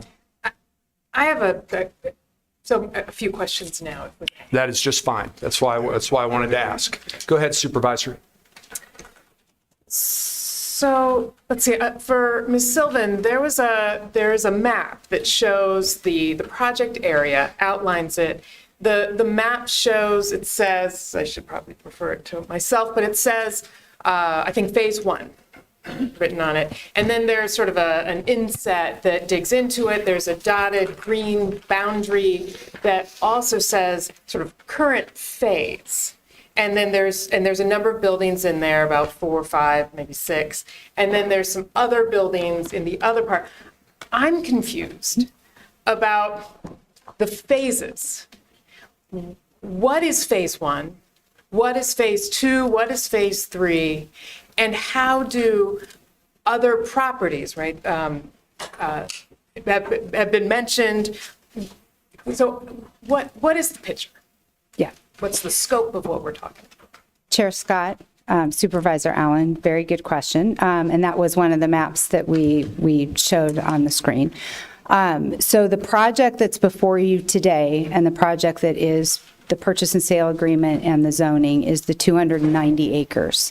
That 290 acres, as you're noting, has the potential for 10 buildings total.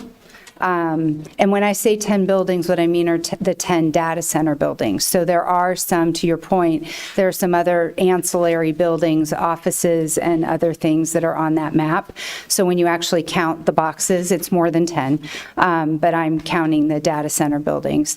The dotted line that's up in the kind of upper right-hand corner is what we're calling phase 1 of this project, which could be up to 4 of the data center buildings, along with some of the ancillary buildings.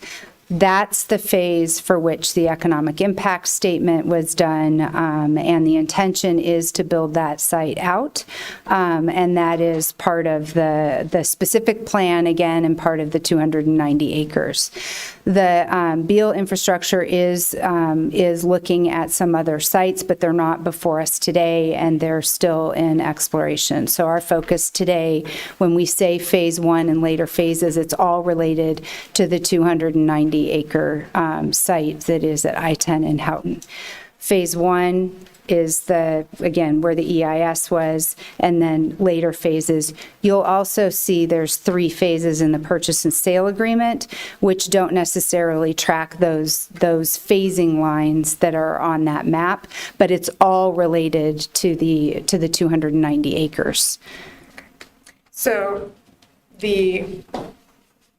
I sort of drew my pen, not that that makes it any more clear, but is this area then, the phase 1 that's got the 1, 2, 3, 4 potential data centers, when we hear about and talk about energy consumption, water consumption, that is in relation to these 4 data centers? So I'm going to try to answer this, and then if I either get it wrong or need more clarification, either Logan or others can step up. So in discussions with the utilities, we're not just consolidating into that area, because the question, and it would be, I would suggest, irresponsible to just be only dealing with those 4 buildings. So there's a lot of discussion about all of it. The phase 1, which is the 4, is the immediate, and that is definitely what everybody's focused on for purposes of getting the project going. But the discussions and the studies all the way across for both utilities have been about the full project.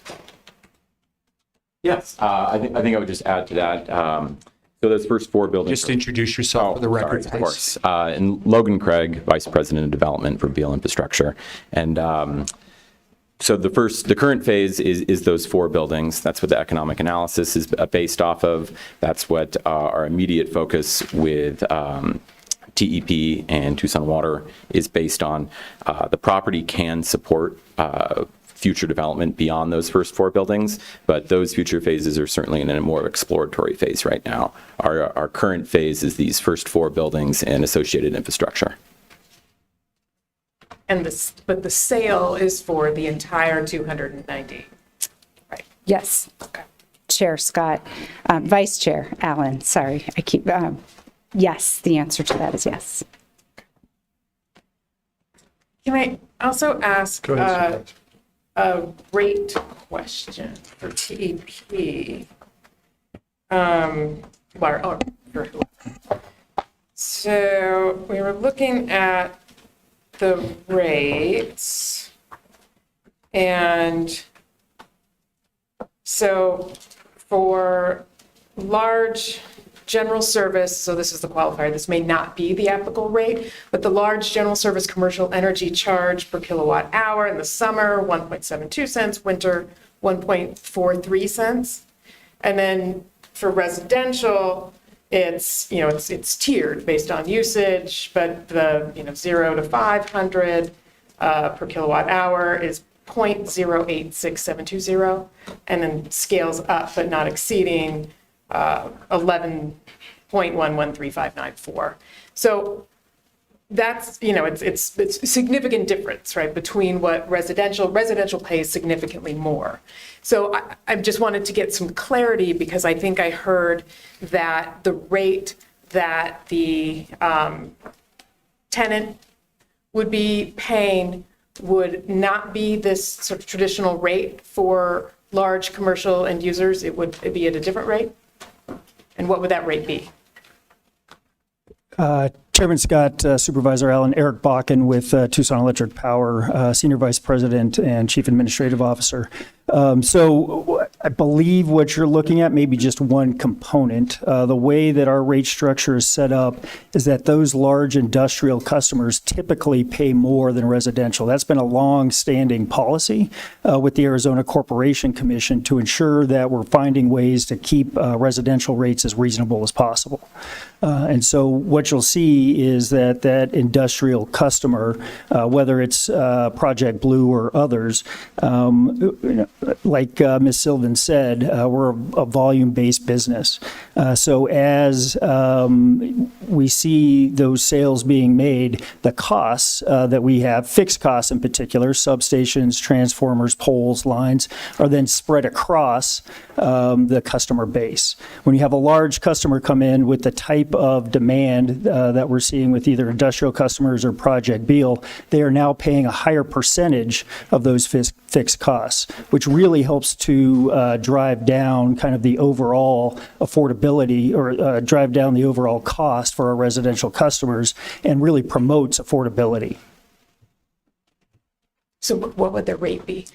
I don't have a number. We're still in conversations with Project Beal. We're in the process of finalizing that contract, but I can tell you, again, as Ms. Sullivan said, that there is no economic development discount for this project or for this customer. I don't have an exact number for you today. There are a number of different components that go into that bill, especially for a large industrial customer, energy capacity, other components that make up that total bill. So I don't have a number for you today, but certainly that structure that we just talked about will be in place for Project Blue. And then, if I may continue, so I also heard, and I may have heard wrong, that there will be support for the construction of a new substation. Did I mishear that? And then related to that, I'm also interested in knowing what will happen then if there's a new substation, then there's also a need for more transmission lines. And I'm curious whether or not Project Beal is contributing to that and whether or not we're also requiring that those lines be undergrounded. Chair Scott, Supervisor Allen. So as we've gone through this conversation with Project Blue over the last few months, we've really been focused on two things. One, affordability, which we just discussed. Two, reliability. And so Project Beal has agreed to pay for any new transmission substation infrastructure up front that they need for this project. That promotes reliability in the area. In fact, they have agreed to oversize the substation that's needed, and that really allows for additional reliability in the area, but also potentially additional growth. It will require additional transmission lines, but again, we're going through that process, and we're in a relatively less urban area than you might see otherwise, and so we don't suspect there'll be any concerns or issues with transmission at this point. Again, based on kind of how our rates are set up, we are not planning to underground any of the infrastructure needed to serve Project Beal. And then maybe, this might be my last question for the moment, but so we have been trying to get some information about how much energy will phase one require.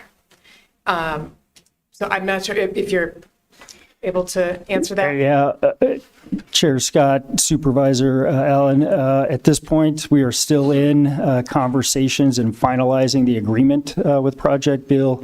So at this point, not really able to talk exactly about the energy consumption. I've read and looking at other data centers that it is often, my understanding is that data centers from about a decade ago were about 20 megawatt hours per month. Newer AI-focused data centers consume up to 100 megawatts hours per month. Are we in the ballpark? Chair Scott, Supervisor Allen, what I can say and what I know is that we are working with kind of the state-of-the-art technology. I don't have the energy consumption numbers for the type of technology that's being utilized, but we have had conversations about energy efficiency, about how we might be able to make sure that we can accommodate the power needs of Project Blue. The other thing I would just mention is that as we finalize that agreement, it will be reviewed and approved by the Arizona Corporation Commission. So there will be full regulatory approval and review of the agreement as it's finalized. And then how, I guess I'm looking for a commitment about whether or not, well, that not, a commitment that with an increased demand that that TEP will continue on the path of shutting down the coal-fired generating stations, will not use this as an opportunity for expanding or for building nuclear generating stations, and not use this as an opportunity to expand natural gas generating stations, but instead, as the demand expands, that we will be using it as an opportunity to be generating carbon neutral, investing in clean energy proliferation in our community. Can we get that kind of commitment? Chair Scott, Supervisor Allen, what I can tell you is that our 2023 Integrated Resource Plan, again, as Ms. Sylvan highlighted, calls for a significant amount of new renewable energy coming from both solar, wind, as well as storage. I will say that today we do not have any nuclear in that integrated resource plan. We are continuing to move through the energy transition. We have a net zero carbon emission goal for 2050, so we have to continue on this path. As we bring on more renewables, though, if you look at that 2023 integrated resource plan, we do need to at least look at additional natural gas to support the number and the amount of renewables that we're bringing onto the system. The intermittent power needs to have a backup, and today those backups are storage as well as natural gas. So we will continue to look at that as a potential option. But as we've heard, Beal is very committed to a sustainable path forward, as is Tucson Electric Power. So we plan to partner with them and look at all of those opportunities, look at those options to continue in that energy transition to reduce our carbon emissions and bring on more renewable power as it's needed. Thank you, Supervisor Allen. Supervisor Cano.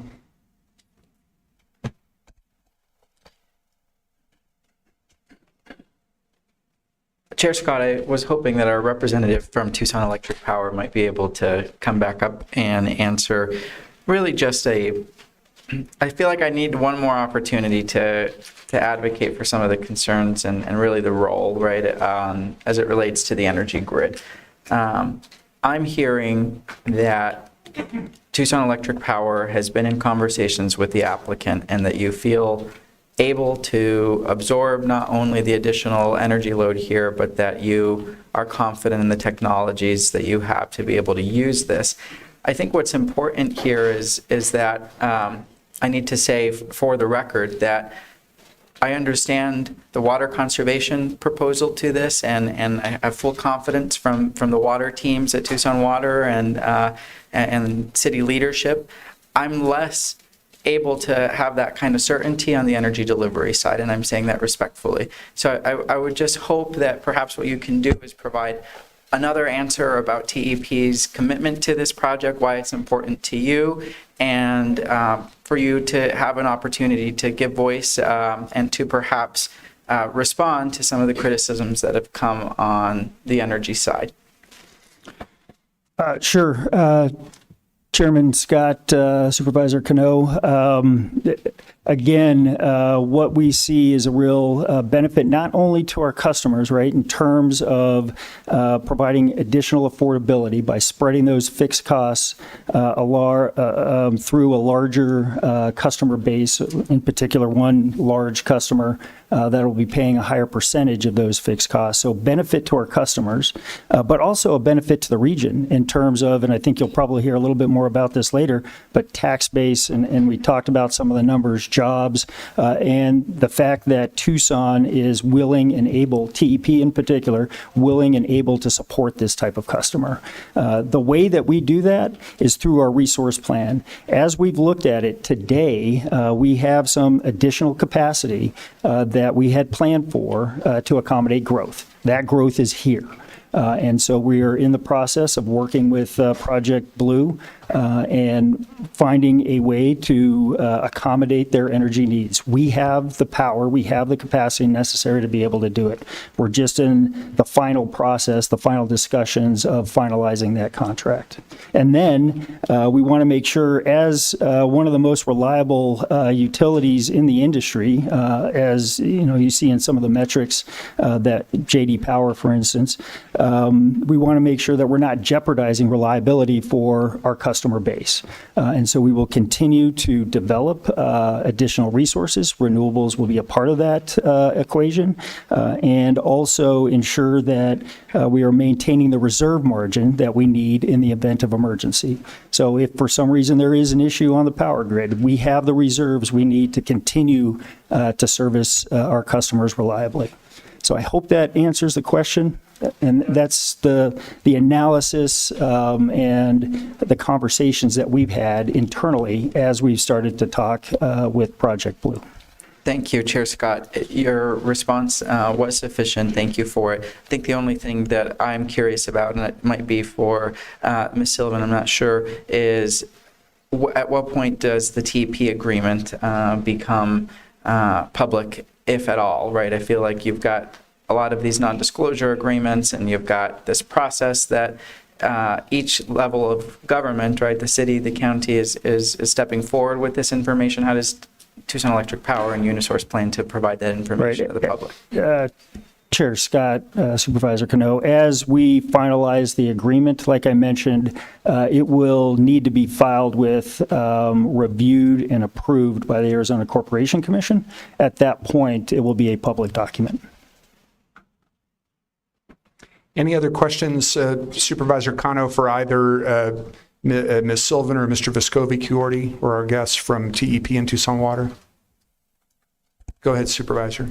Thank you, Chair Scott. There actually was one discrepancy that I wasn't familiar with. So it says that the average annual is 68,000, but the metrics say 75. So I just don't know if we're talking about 68 or 75. Chair Scott, Supervisor Cano, the economic impact study was done with the larger number with a combination of, they're all on-site jobs, but as I said, the actual end user employment, as well as some of the contractors, that's the 64,000. So all of the economic the information that came from the number of employees and the salary in the economic impact study was based on 180 at 64,000. The purchase and sale agreement is the commitment in the PSA to the 75 that are 75 employees that will be at a $75,000 and it's really the distinction between those that are let me try and say it this way. The 75 at 75,000 are embedded in the 180 number at 64. We put more in the economic impact study with a broader range. Does that answer? Yeah. Okay. It's wonky, but yes. Yeah, thanks. Was that it, Supervisor? Yes. All right. Supervisor Christie. Thank you, Mr. Chair. My first question would be to our Deputy Director from the Water Department at the City of Tucson. Ms. Sylvan alluded in her presentation about the oversight of the agreements and the oversight of the contracts and basically the control that exists with these clawbacks, if you will, within the agreement. So my first question is to City of Tucson Water. Ms. Sylvan said that the teeth in the agreement is with Tucson Water. Could you explain to us what that means and what its ramifications are? Should there be whatever violations in the agreement that you foresee, and what would those violations consist of? Absolutely. Chair Scott, Supervisor Christie, Scott Schladweiler, Deputy Director at Tucson Water. So within the development agreement, there will be a couple of stipulations included in there. One will be financial penalties that will be levied upon the tenant should they exceed water use or approach annual exceedances, that annual water amounts that will be allocated in the development agreement. Those are still being worked out, but that is one of the teeth that some of the teeth that we will have in the agreement. There will also be some additional stipulations included in there that will not allow further development throughout the phasing that we saw on the site until the reclaimed and renewable infrastructure is complete and built out to the site. And Mr. Chair, I'm assuming that the oversight would be conducted by Tucson Water. Correct. And that the implementation of the penalties would be done by Tucson Water. Yeah, Chair Scott, Supervisor Christie, that is correct. Great. Thank you. My next question is to Ms. Sylvan. You mentioned in your presentation, and you can confirm it, that Tucson Electric Power is offering no special incentives to the project. Yes, Chair Scott, Supervisor Christie, that is correct. There are no economic incentives requested in the rate structure at all. So my question is, if there's no economic incentives in the rate structure to the project from Tucson Electric Power, is the county or is the city providing any economic incentives in this project? Supervisor Scott and, Chair Scott, Supervisor Christie, no economic incentives are being requested by Project Beal. So we're not going to see, Mr. Chair, we're not going to see, Ms. Sylvan, the economic incentives that we've seen in past Pima County projects that have come to the surface? Chair Scott, Supervisor Christie, that is correct on the city and the county. There are some incentives that are offered at the state and those we will be availing ourselves of those. And those are actually calculated in the economic impact statement. So the numbers you see in the economic impact statement assume that those incentives are in place. So those are real numbers with that state level incentive in place. But no requests are being made of any of the additional economic incentives at the county or the city, both of which do offer some to industrial and employment type users. So we are not requesting those. So Mr. Chair and Ms. Sylvan, just to reiterate, Pima County taxpayers are not paying for any incentives in this project. That is correct. Mr. Chair, Ms. Sylvan, realistically looking at the entire project, I'm looking at it purely from a business transaction between the county and the developers. One of the contingents of the closing includes that the property has to be successfully annexed by the city of Tucson. So realistically, we could be approving and talking and listening and doing all the things that we're doing today with this project, but the final arbiter, the final determination is with the city council and the mayor and their approval of annexation. So realistically, the ball's in their court at the end of the day. Chair Scott, Supervisor Christie, that is correct, because there is no water service unless there is annexation. So, Mr. Chair, Ms. Sylvan, the city of Tucson's really in the driver's seat on this end. Supervisor Scott, Chair Scott, Supervisor Christie, at this moment in time, you're in a driver's seat relative to the purchase and sale agreement and the zoning. And the next driver, it's a driver shift. The next driver is, yes, the city of Tucson. Which leads me to my next question, Mr. Chair. It's been stated that the property will revert to Pima County if the construction date is not met, correct? Yes. What happens if there is no annexation approved by the city of Tucson, what happens to the property? Logan Craig again, Chair Scott, Supervisor Christie.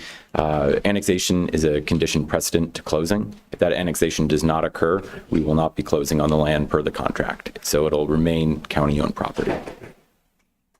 That's all the questions for now, Mr. Chair. Thank you. Thank you, Supervisor Christie. I had a few questions, and the first one is for our guest. Well, it could be for either Ms. Sylvan or our guest from TEP. How will, if we look at the fact sheet that was prepared by county staff, item 5.2 says that Project Blue will fund grid upgrades that will benefit other customers and support economic growth. How will the project itself fund grid upgrades? And what portion of the overall infrastructure cost to serve Project Blue does that funding plan cover?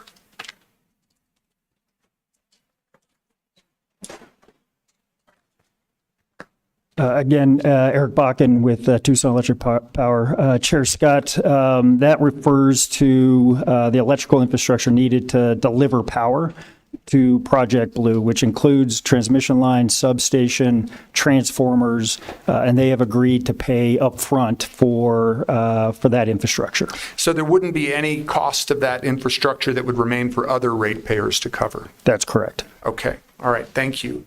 Then this next question is either for Ms. Sylvan or our guest from Tucson Water. Again, going back to the fact sheet, it says Project Blue will ultimately utilize 100% renewable water resources, primarily reclaimed water. And there's also been a lot of discussion about how the project is going to be water positive. Can you give us some sense of what ultimately means and some sense of the timeline for ultimately utilizing 100% renewable water resources?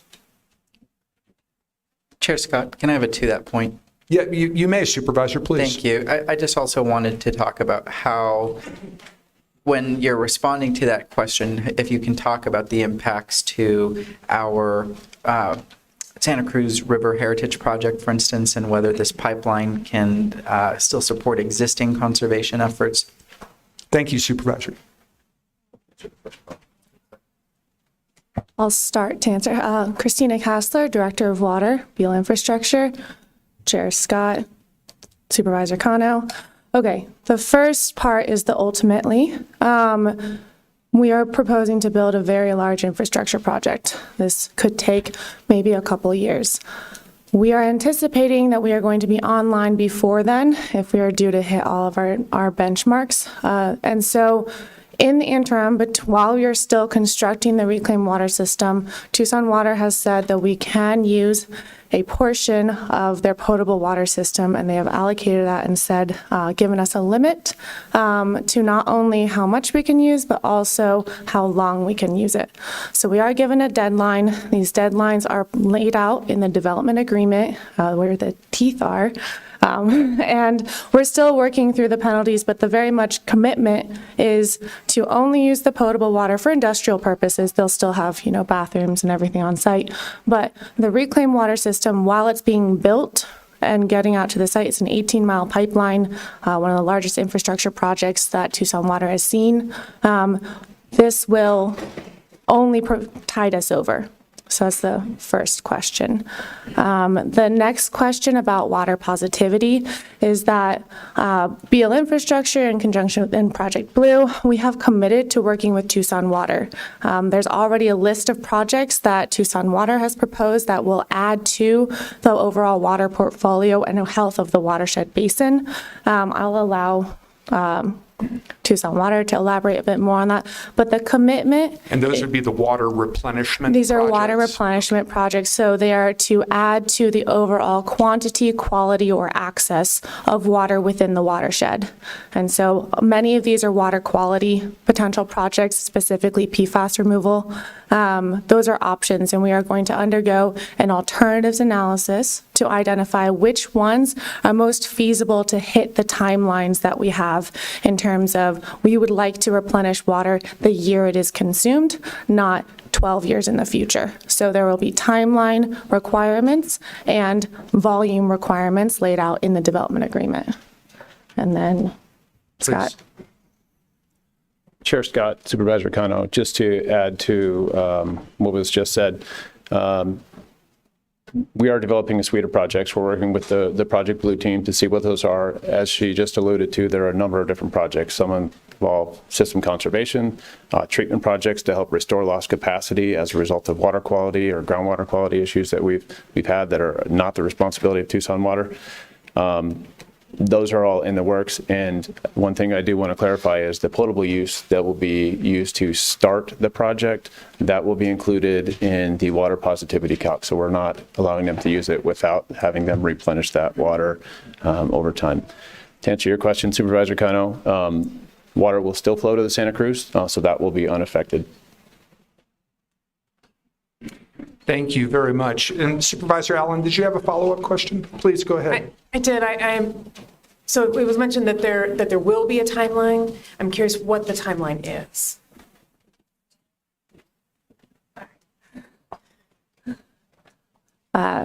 Sorry, Chair Scott, Supervisor Allen, Christina Kassler again. We are anticipating it's about 2 years. We're hoping, but construction projects take time. There will be enforcement of that transition in the development agreement, but right now it is anticipated to be a 2-year timeline. And that's 2 years for building the pipeline and then the timeline for getting the first few data center buildings up and running. How do those pieces fit together? I'll let Logan answer that one. Again, Logan Craig, Beal Infrastructure, Chair Scott, Supervisor Allen. We anticipate that 2-year timeline to be at the end of which all operating buildings will be then switch over to the renewable resource off of potable. So we are tracking towards that 2-year construction timeline, and then that cliff date matching up with that. Thank you. Supervisor Christie. One more scenario on the clawbacks and the oversight. Let's assume that the rezoning request is approved today. Let's assume that the city of Tucson annexes it, but then the construction date is not met, and there is a requirement that it be met at a certain date. Let's assume it is not met. What happens to that property? Is it de-annexed back to Pima County, or does it remain annexed by the city of Tucson? Chair Scott, Supervisor Christie. I hadn't thought about that scenario, but I think the answer is that there is really no provision. There are very limited times where you can de-annex a piece of property back into, Mr. Brown can correct me if I'm wrong, but there's very limited times where you can de-annex, and this would not be one of them. So I think it would remain zoned and would remain annexed in the city of Tucson. Well, Mr. Chair, I do recall Valencia Road. They had a similar situation where the city allowed the county to annex it, and they de-annexed it. But is there a possibility that in the contract or the agreement that should the construction date not be met and it's been annexed by the city of Tucson, that the property reverts to Pima County? I feel like I'm playing Stump the Chump, and I'm the chump. Go ahead. I think Administrator Lesher, did you want to weigh in on that? Okay, Mr. Vescovi-Chiordi. Chair Scott, Vice Chair Allen, Supervisor Christie, yes, there is that opportunity. So although it would remain within the city of Tucson, if they don't meet the construction start date, we do have the right to exercise that reversionary component to purchase that land back effectively for them. That would be at the appraised market value, or you would have to do a new study at that time. It would be whichever price was less that we would purchase it back for. Mr. Chair, there is a process that can be put into the contract and the agreement that should the worst case scenario happen, it can revert back to Pima County's property. Chair Scott, Supervisor Christie, yes, sir. Thank you, sir. Thank you. Thank you. Mr. Vescovi-Chiordi, while you're at the microphone, Ms. Sylvan mentioned that currently the Southeast Employment and Logistics Center is only served by potable water. Obviously, the infrastructure improvements that are part of this project will mean that there will be reclaimed water available at SELC. But there's other infrastructure improvements that are part of the project that will benefit SELC. So I'm wondering if you could comment on how the entire scope of infrastructure improvements at SELC would help the county in terms of marketing that area for other development projects. Chair Scott, yes, sir. So the infrastructure development that would happen in that region would actually light up, if you will, a significant area of land for additional development opportunities. So number one, the Southeast Employment Logistics Center would be much more infrastructure rich, new transportation infrastructure at Houghton, reclaimed water system very nearby, higher capacity electrical transmission systems in the area, wastewater service. So all of those things inure to the benefit of Southeast Employment Logistics Center from an economic development perspective. Along the line of the reclaimed water that's being built, you would be lighting up all of that area for economic development opportunities as well. So not just the Southeast Employment Logistics Center, but also the Rita 10 Arizona State Land Planning area as well. So we're talking potentially thousands of acres of land that can be utilized for economic development or other development. Specifically, and I think of note, in addition to the electricity, is the idea that reclaimed water can be utilized by new industrial users instead of having to tap into potable resources that normally would have had to occur without the construction of that line. Thank you. Ms. Lesher, okay. All right, thank you. Thank you. And then if you could just go back, because there was a question during Ms. Sylvan's presentation, but also Supervisor Cano had a question with regard to the economic performance requirements. How was it determined? How were they determined, especially the required number of full-time employees, which is 75, and then how does that align with the number of full-time jobs that are expected to be in place by year 3 of the project, which is, to go to Ms. Sylvan's presentation, 180? Chair Scott, excellent question. So we came to the 75 at 75 through extensive negotiations directly with the client themselves. As I briefly mentioned, right, the ability to enforce employment in this agreement is one of the underpinnings of being able to enter into the agreement itself. So we came upon that number. Per statute? Yes, per statute. Thank you, sir. And so we came to that number as agreeable between us and them. It allows us that enforcement. It also inoculates us or insulates us a little bit more from potential gift clause issues. Although the appraisal right value is market rate and we're selling the land at that, we have this additional stick, if you will, included in there to make sure that we have additional insulation. And again, not done in a vacuum, but definitely in confluence with us, and as well as timing, as well as the client themselves. So the 75 full-time employees are those that are employed by the client, but the additional could be contracted employees. They contract with the client, but they're not necessarily the client's employees.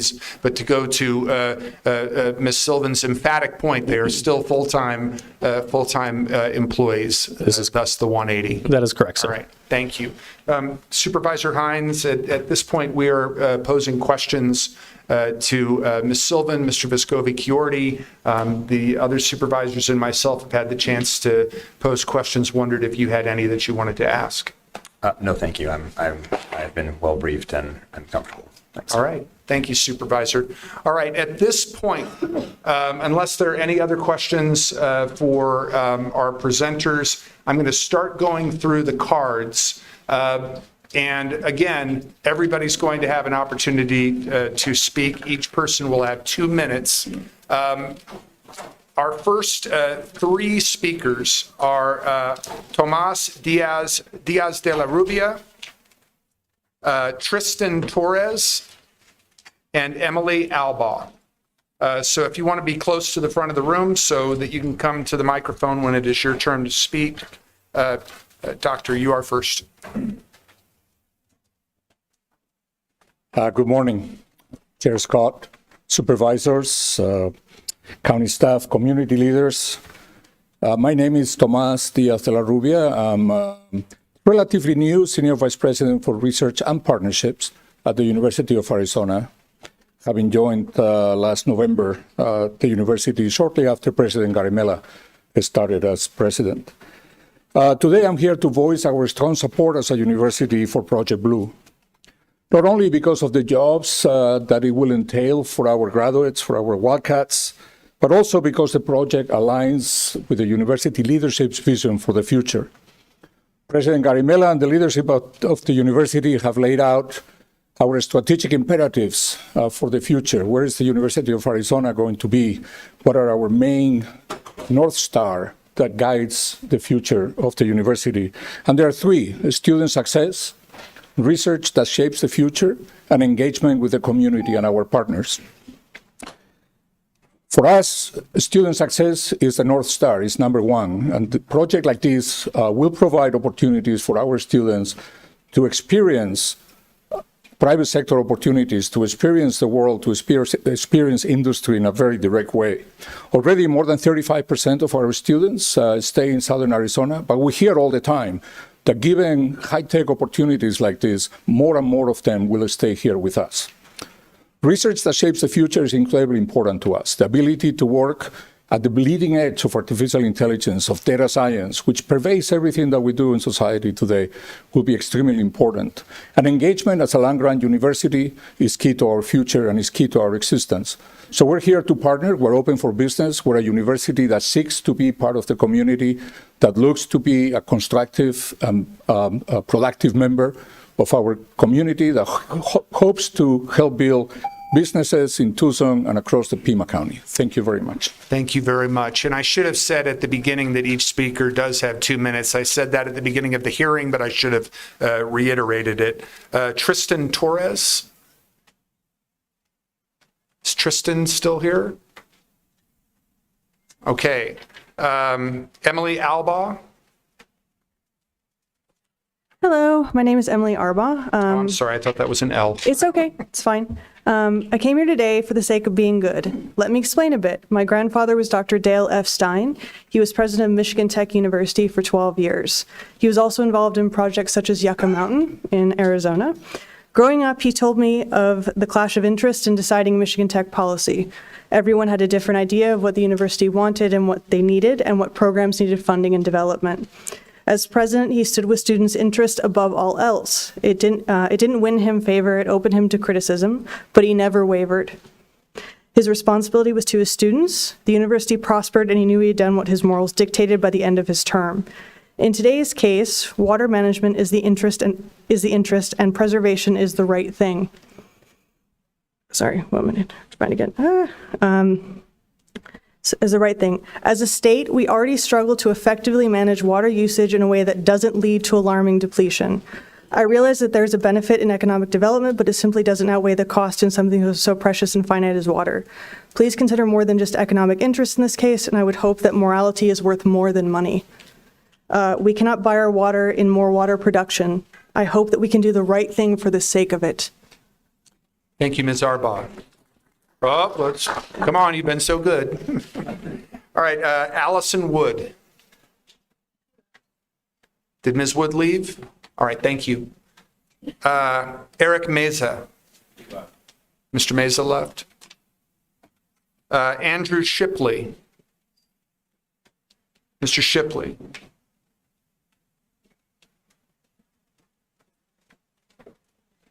And I'll read the next two speakers while Mr. Shipley is coming down so you can come closer to the front. Jessica Colazzo and Dr. Denise Bowles. Mr. Shipley. Good morning. As you said, my name is Andrew Shipley, and I'm here to oppose the land sale. I am a recent graduate. I just completed my bachelor's in environmental engineering, and I have now moved back home here to Pima County to become a water and wastewater engineer. Because I understand that water resources are deeply important to this community. And as someone who's planning his future here in Pima County, I think that this land sale is deeply short-sighted. As we are all aware, Arizona and the entire Southwest are facing critical water shortages. Particularly the Central Arizona project is no longer as secure as we once thought it was. And Project Blue threatens to use millions of gallons of water a day, or the equivalent of thousands of individual homes. This reclaimed water could be put to other uses. It might be required in the future, particularly for potable systems, either through recharge in our groundwater or through direct potable reuse, such as the city of Scottsdale is currently implementing. And I think we could put our water to better use. The other thing is that we don't really know the full scale of their agreements with Tucson Electric Power or Tucson Water, and I think it would be really short-sighted to approve this land sale before we know all of those details. And I thank you for your time, and that closes my remarks. Thank you. Thank you, Mr. Shipley. Ms. Colazzo.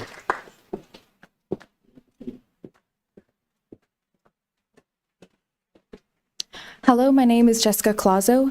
I have a Bachelor of Science in Environmental Science. I'm here to oppose the sale of the land.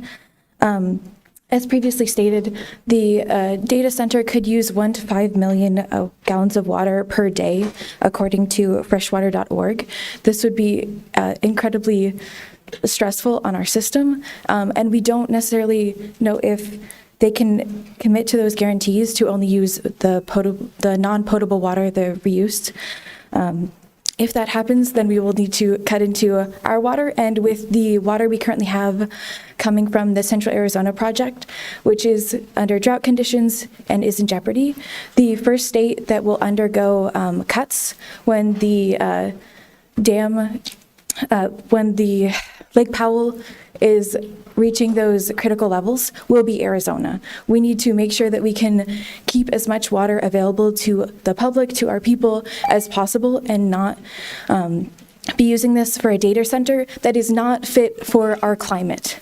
This would be a much better fit for an area with much more water availability. Additionally, with the release of the discharge water, there are good intentions with releasing it, but there is also potential heat pollution that would severely stress either Cienega or the water recharge areas that could endanger the species or the different organisms using that area.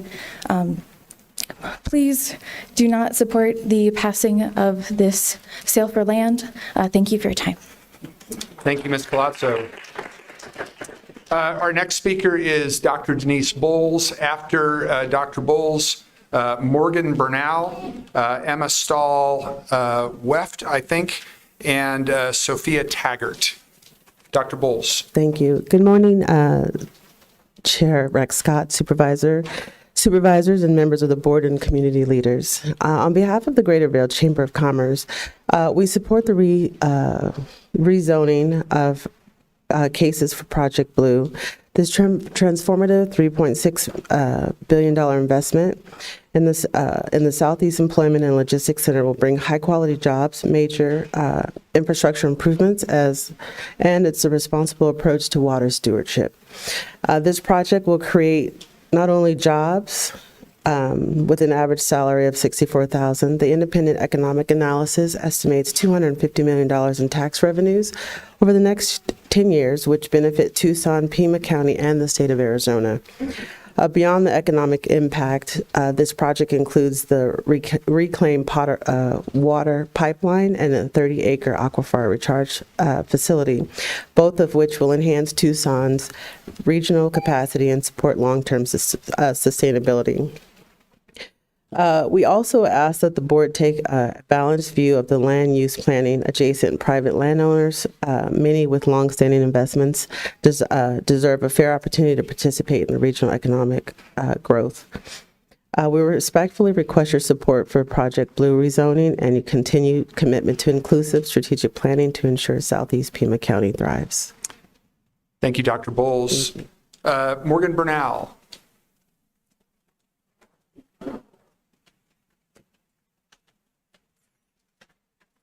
Hi, good morning. My name is Morgan Bernal. I'm here to oppose the acquisition of land for Project Blue.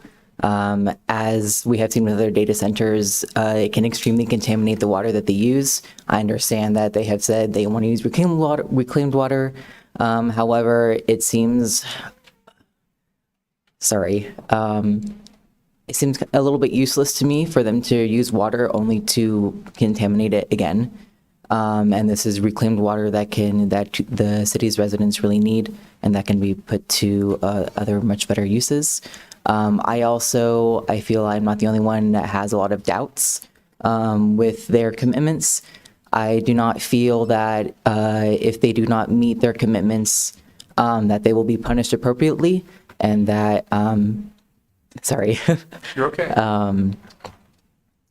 that they will fulfill these promises when they can just pay a fine and go along with their day.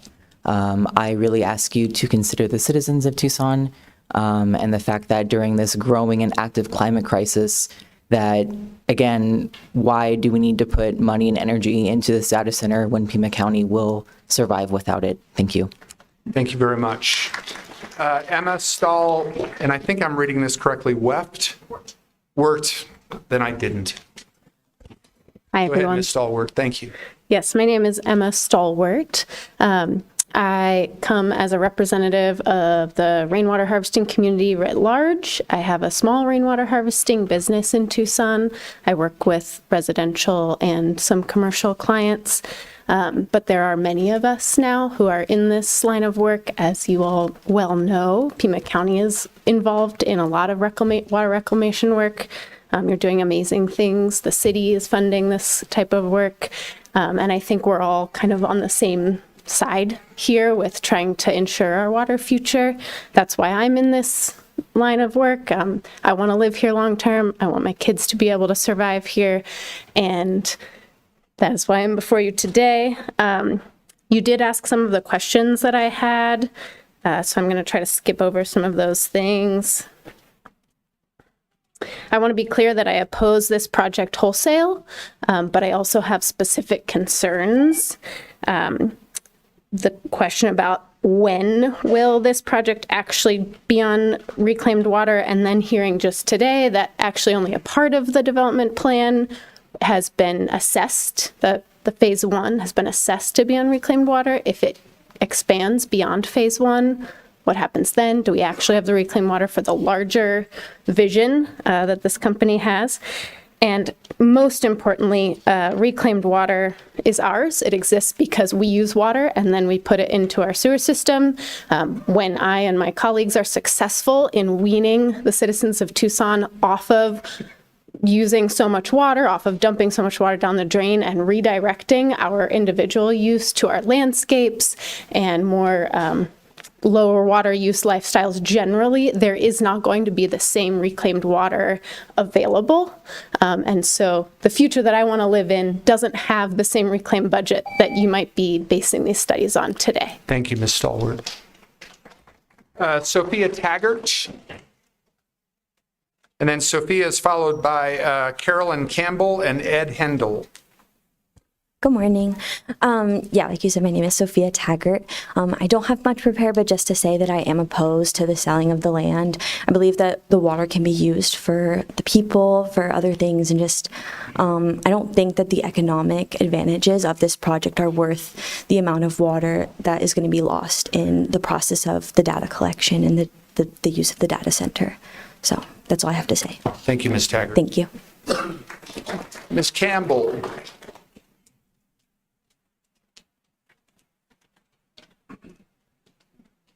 Thank you, Chair Scott, members of the board. My name's Carolyn Campbell. I'm on the board of the Coalition for Sonora and Desert Protection. We sent you a letter earlier, and I just really, hopefully quickly wanted to reiterate the need for transparency here. I read newspaper articles, read the specific plan, read the limited information on the sale item, and I've listened to the presentations today, and I don't really know any more information than I did reading the newspaper articles. It sounds like the Pima County Board of Supervisors is asked to approve the sale of land, approve both the comprehensive plan amendment and the specific plan, and then you don't have anything to do with it anymore. We've heard a lot of trust us here, but we haven't had any commitments for the public to get any more information on the project here. And the city, we have to trust that the city will follow through with development agreements and anything else related to this project. Lastly, I also already lost my train of thought when that beep went off, but please let us have some more time to learn more about this project. We really have one water. There isn't any rechargeable. We have reclaimed water, wastewater, effluent. We have potable water. We have CAP water, but there's not much of any of that. So we don't really have renewable resources of water, and I would urge you to take caution in this scenario. Thank you. Thank you, Ms. Campbell. Mr. Hendel. Thank you, Chair Scott and Supervisors, for allowing me to speak today. My name's Ed Hendel. I'm the president of the Tucson Mountains Association. I'm a member of the Tucson Citizens Water Advisory Committee, and I'm the co-founder of Sky Island AI, a local startup helping local businesses integrate AI into their business. And we rely on data centers very heavily, and we understand the need for building more data centers throughout the United States. But I'm very concerned about the idea of building it in a hot desert where a lot of cooling is going to be required with a dwindling water supply. So Project Blue claims to be water neutral or even water positive, but we should not accept that claim at face value. Google's data centers use over 5 billion gallons of water per year on net, meaning they are not water positive or neutral. And Tucson has a hotter climate than any of their existing data centers, meaning they will need more cooling. It's also, Project Blue is going to be one of the larger data centers by industry standards. Google struck a deal with the city of Mesa for a data center coming online later this year, which is authorized for up to 4 million gallons of water per day, which would equal about 5% of Tucson's entire annual water supply, or the amount that the whole town of Oro Valley uses. So if my math is wrong, let's get that codified and enforceable and public, and not rely on these, promises that aren't verifiable. Project Blue is promising a more water efficiency than smaller campuses in cooler climates, and that is an extraordinary claim that requires extraordinary evidence. So I urge you to oppose this plan, or at least make sure that we have these details as an enforceable contract. Thank you for your time. Thank you, Mr. Hendel. Coulter Pauly.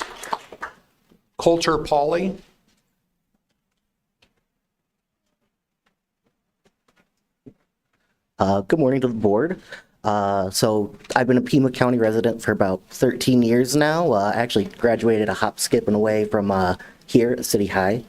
But I have a lot of questions about this stuff. I feel like everybody is kind of missing the forest for the trees here, because what sort of data center is trying to be built on our land for $20 million? How is this data being collected? How is it being used? Why is it being used? A lot of questions that I would like to know before these people buy off our land. And I gotta say, for $20 million, only being able to employ 180 people full-time after all is said and done is horrid. Only 180 people for that much money. It's disgusting. But I gotta say, who are you guys contracting with too? That's something y'all mentioned. Because I know a lot of data centers like to contract, usually out of country, out of state, with a lot of people that, aren't American. So it sounds like you guys are just paying off people. Mr. Paul, you have to address the board. Oh, sorry. Thank you. Anyways, it sounds like they're using money to make themselves rich instead of actually enriching Arizona. This sounds like a land grab for the money and water, because there is absolutely nothing said on how the water would be put back in to the lands. It's disgusting. Like, if they break the water agreements with Tucson Water, are they just going to be able to keep breaking those agreements and keep taking the money from our land, and more importantly, taking the water from our land? Because water is life. Thank you, Mr. Pauling. Jeffrey Nassy.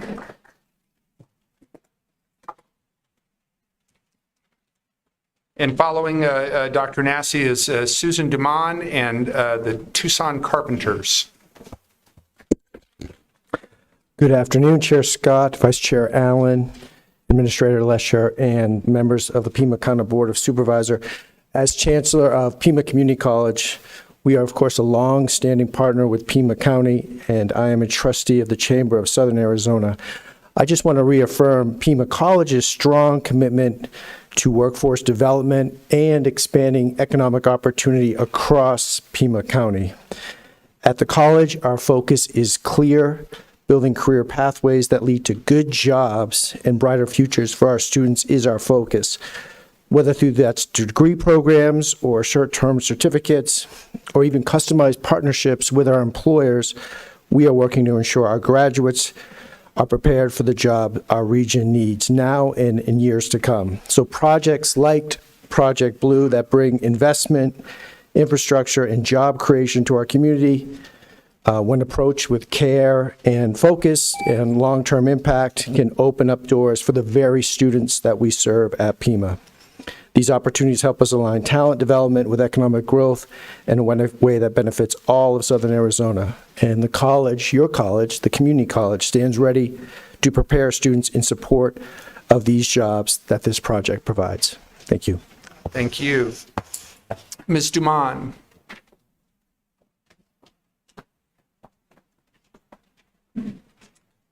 Chair Scott and members of the Board of Supervisors, my name is Susan Hyatt Dumont, and I am the Chief Economic Development Officer for the Chamber of Southern Arizona.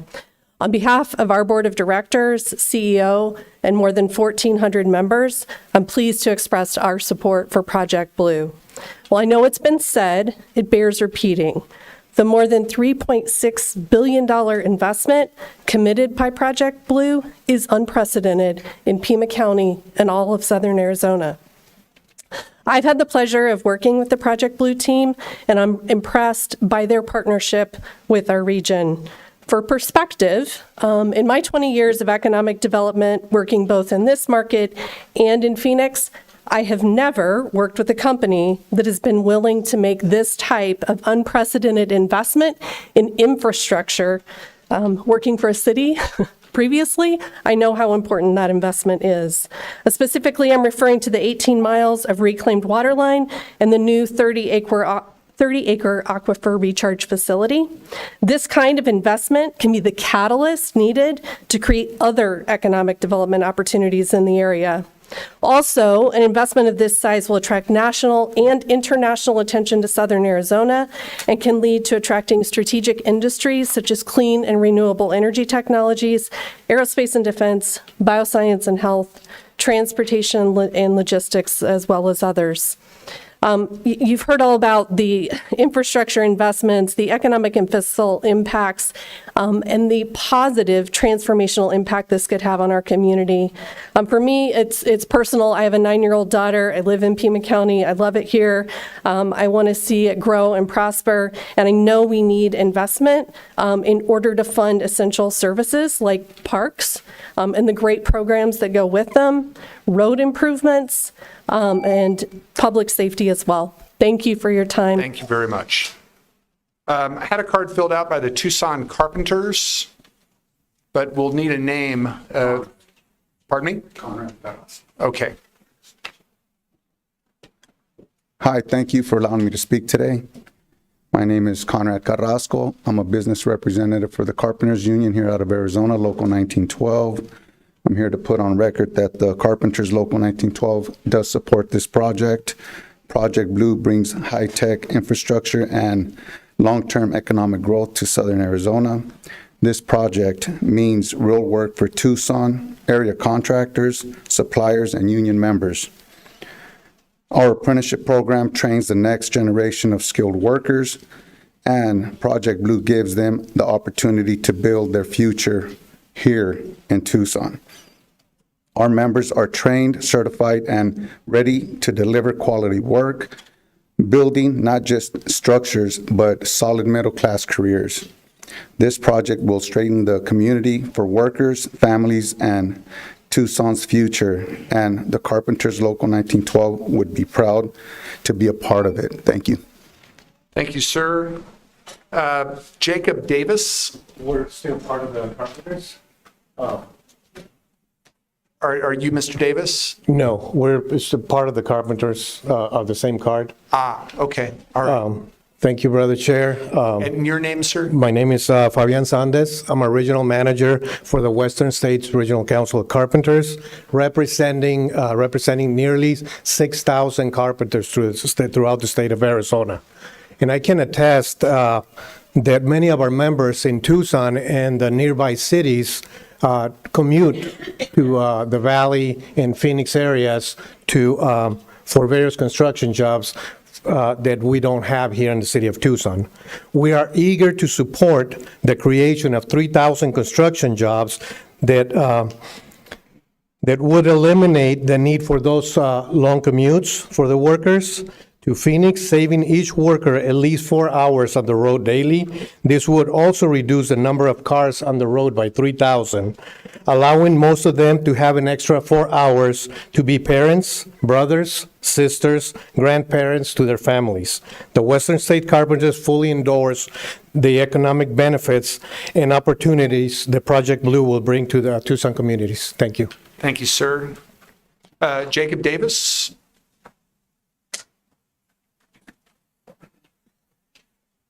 Hello, good morning to the board. This is my first time doing this, so I'm just going to try to be straight to the point about this.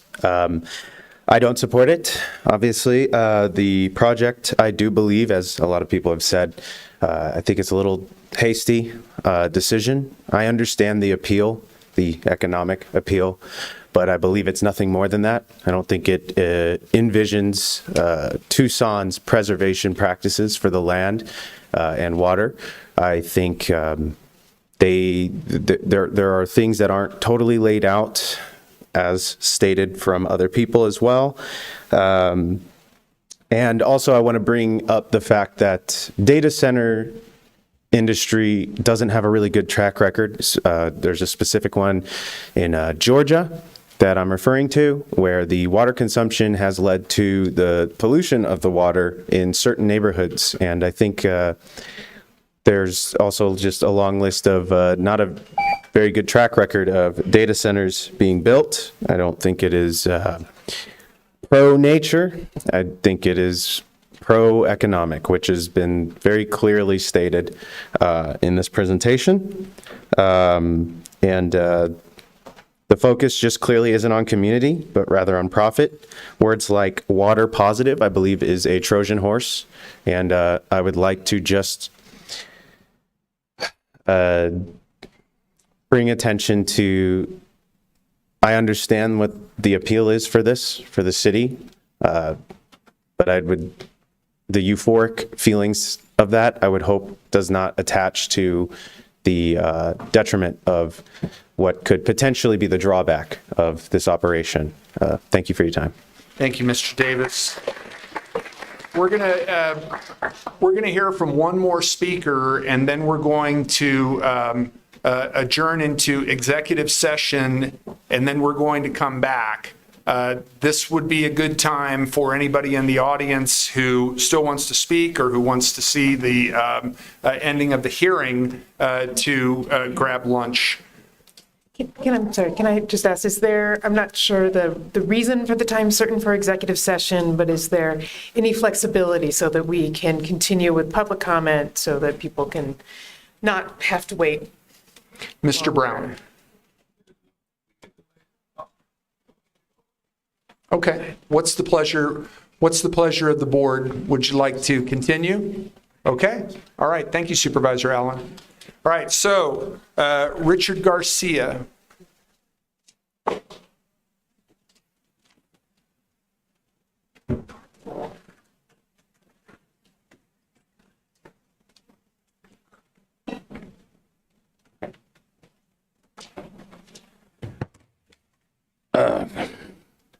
Good afternoon, Chairman and Supervisors. My name is Richard Garcia. I'm here representing Operating Engineers Local 12. We have approximately 21,000 members. This would be one of the best projects that's going to be good for construction. We are definitely agenda item 65, Project Blue, in behalf of the union. We were definitely behind this. This would definitely help our apprenticeship. This would help the community, and this definitely would help future people that will be working in our community as far as raising funds, helping us out. And I think this is probably one of the best projects that's going to help us tremendously. Thank you. Thank you, sir. Alberto Villapando.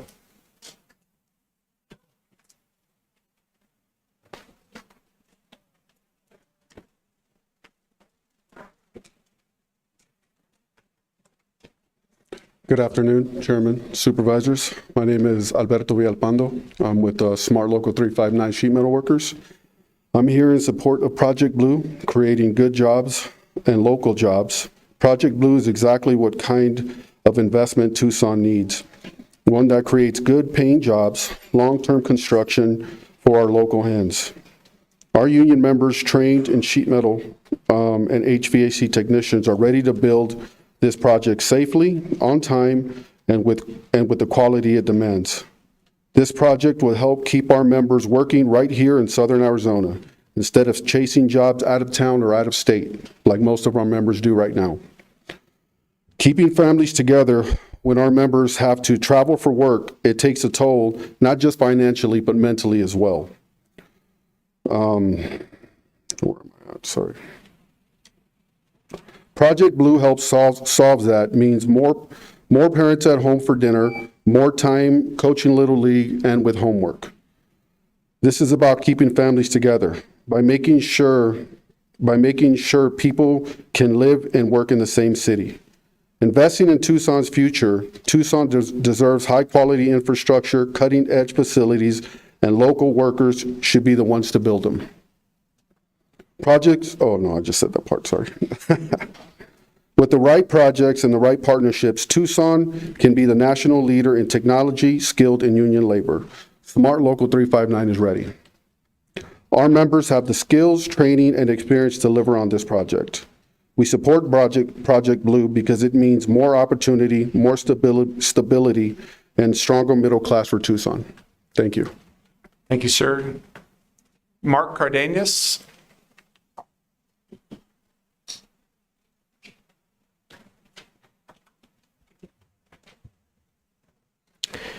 Chair Scott, honorable supervisors. For the record, Mark Cardenas representing the IBEW Local 570, Sheet Metal Workers Local 359, Laborers Local 1184, Operating Engineers Local 12, and Carpenters Local 1912. I'm here representing thousands of union construction workers here in Tucson and Pima County who are in support of the Project Blue Data Center. Every day our folks go to work building the renewable energy projects in western Pima County, expanding the Interstate 10 freeway, and performing needed maintenance work at the University of Arizona. We are immensely proud to be from this community, of this community, and raising our families in this community. I wanted to thank the owners of Beal Infrastructure for their partnership, openness, and willingness to meet with local stakeholders, including us, whenever they're asked. Our skilled union construction workers are painfully aware that every day they step onto a job site, they're essentially working themselves out of a job. We want this project to happen. Some of our folks have to drive all the way to Pinal and Maricopa County every day to go to work, which adds additional hours to their workday and takes them away from their families. Our workers want to be able to work a full shift and still have time to pick up our kids after school and help make dinner. Approving this agenda item will enable us to continue to live and work in our local community. We're proud of our construction trades and also proud to be members of this community. We're in absolute support of this project and look forward to the day when we can put shovels in the ground. We ask for your support of agenda item number 65. Thank you. Thank you, Mr. Cardenas. Erica Ingvey.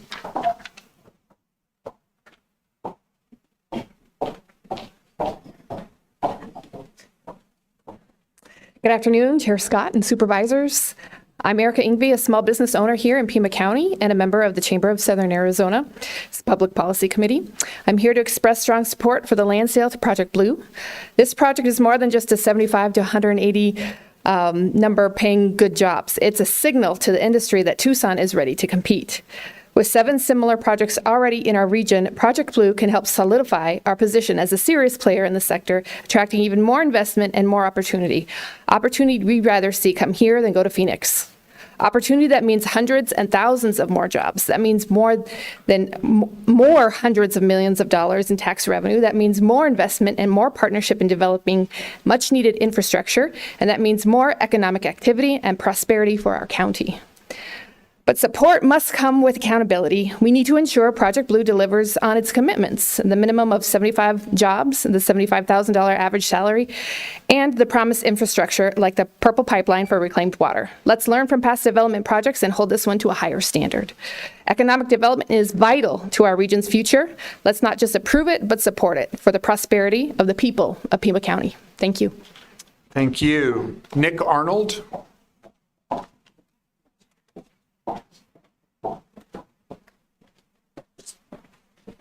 Good afternoon, Chair Scott, Supervisors. Great to see you all. My name is Nick Arnold. I am the Arizona State Director for Climate Cabinet Action. We help state and local leaders like yourselves lead on climate, which I know is very important to you as it is our community. I'm really grateful for the coverage water has gotten today. I did actually sign in undecided because I was hoping to hear some numbers from TEP about the energy demand. I'm really unfortunate that we did not hear those numbers, and it leaves us to speculate. Vice Chair Allen, you mentioned that 100 megawatt number. My understanding is that it's 100 megawatts at every second, which means that is 100 megawatt hours per hour. And that would mean 876 gigawatt hours per year. And comparing that to TEP's 2024 generation, that would be 9.3% of what they generated last year, and actually more than the entirety of privately generated solar. And I think that's something that we need a lot more information and transparency about, and it would be premature to move forward with this proposal without those numbers from TEP. So I would really appreciate the intention that you're all taking with this, all 5 of you, and I would encourage you to delay on this vote today. Thank you, Mr. Arnold. Ian McDowell.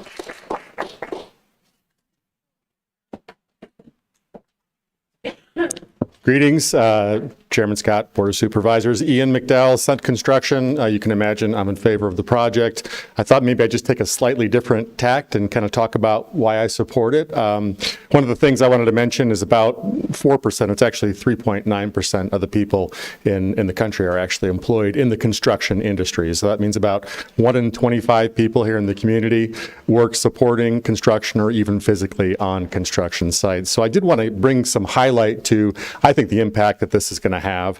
One of the things that is probably not evident to people who aren't in the industry is that we've had some not so great indicators that are kind of looking at us. It's some uncertainty that's involved, whether it's inflation or interest rates or the threat of tariffs. 28 of the last 31 months, architectural billings have declined. That means that there's a threat, that there's not enough work for everybody. So a project like this could have a massive impact. It would really just stabilize the construction economy here. And like I say, that's important for 1 in 25 people, more or less. I also wanted just to highlight the fact that I know 3,000 employees mentioned, on the construction sites. It's not just those employees. It's the people who actually support those employees. It's the delivery drivers. It's the supply houses, it's the people who rent scaffold, it's the people who rent equipment. All those things will contribute. I think it's really understated the amount of impact that it would have. And you're talking about not just impacting, I know I work for a large general contractor, but I think this is hundreds and hundreds of businesses that are going to be impacted. And many of those could be small businesses too. So in favor of the project, thank you for your time. Thank you, Mr. McDowell. JJ Lamb.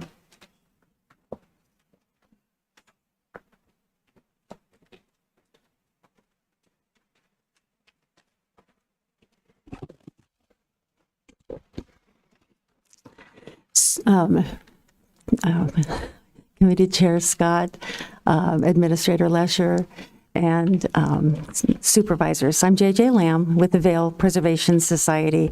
We work to preserve heritage, conservation lands, and quality of life. Project Blue itself aligns with Pima Prosper's other Tucson plans and goals that we ourselves are not opposed to. It will bring jobs, but where are those employees and their families going to live?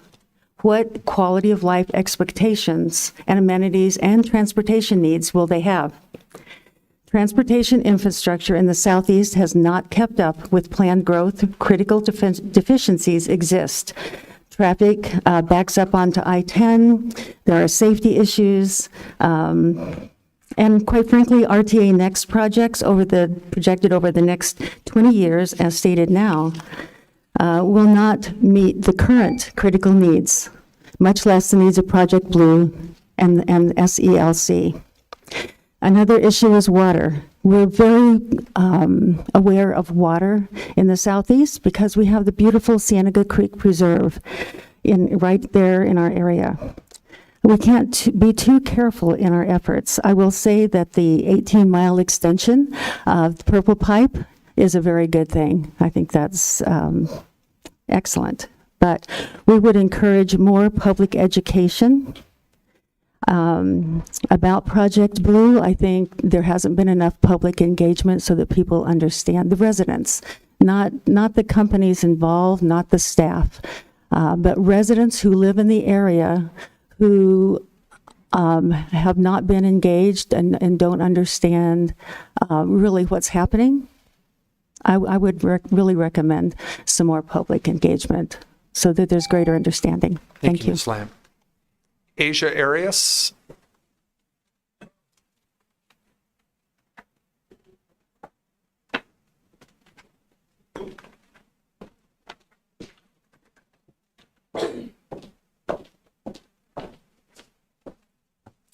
Hello.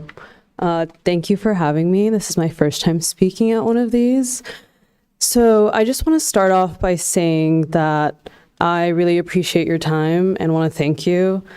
And I want to make it clear that if you truly want to acknowledge this land like you did earlier at the top of this meeting, and on page 2, there should be a resounding opposition to Project Blue. I think a lot of the community agrees with me. And as Ms. Sylvan said, she said there wasn't a lot, or actually not a lot of residential where this is propositioned to be happening, but she didn't say that there weren't any residents in this area. And my question to her and to you guys is, what happens to the residents that are in this area right now?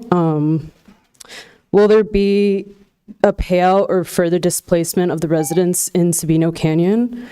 And also, in her presentation, Ms. Sylvan also stated, and we've talked about, that there are going to be 180 permanent jobs for this Project Blue, but how many jobs have been lost due to artificial intelligence, and how many more lives will be at risk for the sake of convenience and artificial intelligence? I'll just leave it at that. I think the community really stands together and does not want this to happen, so if you guys could really consider that, that would be great, and we would appreciate it. Thank you. Taylor Fulkerson.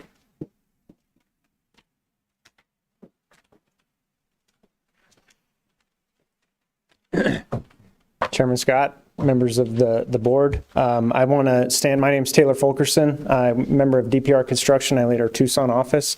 I want to support Project Blue for the following reasons.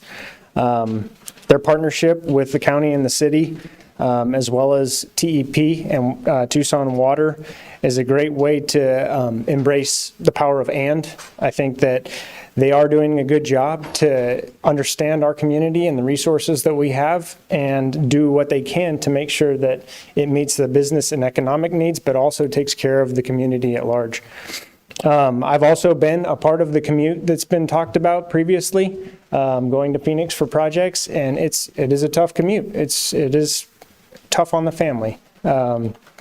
Not there for a lot of events, and this project would bring a lot of certainty for the next couple of years, but it also could act as a catalyst for projects similar to this or other developments of this nature in the future that could be good for the community.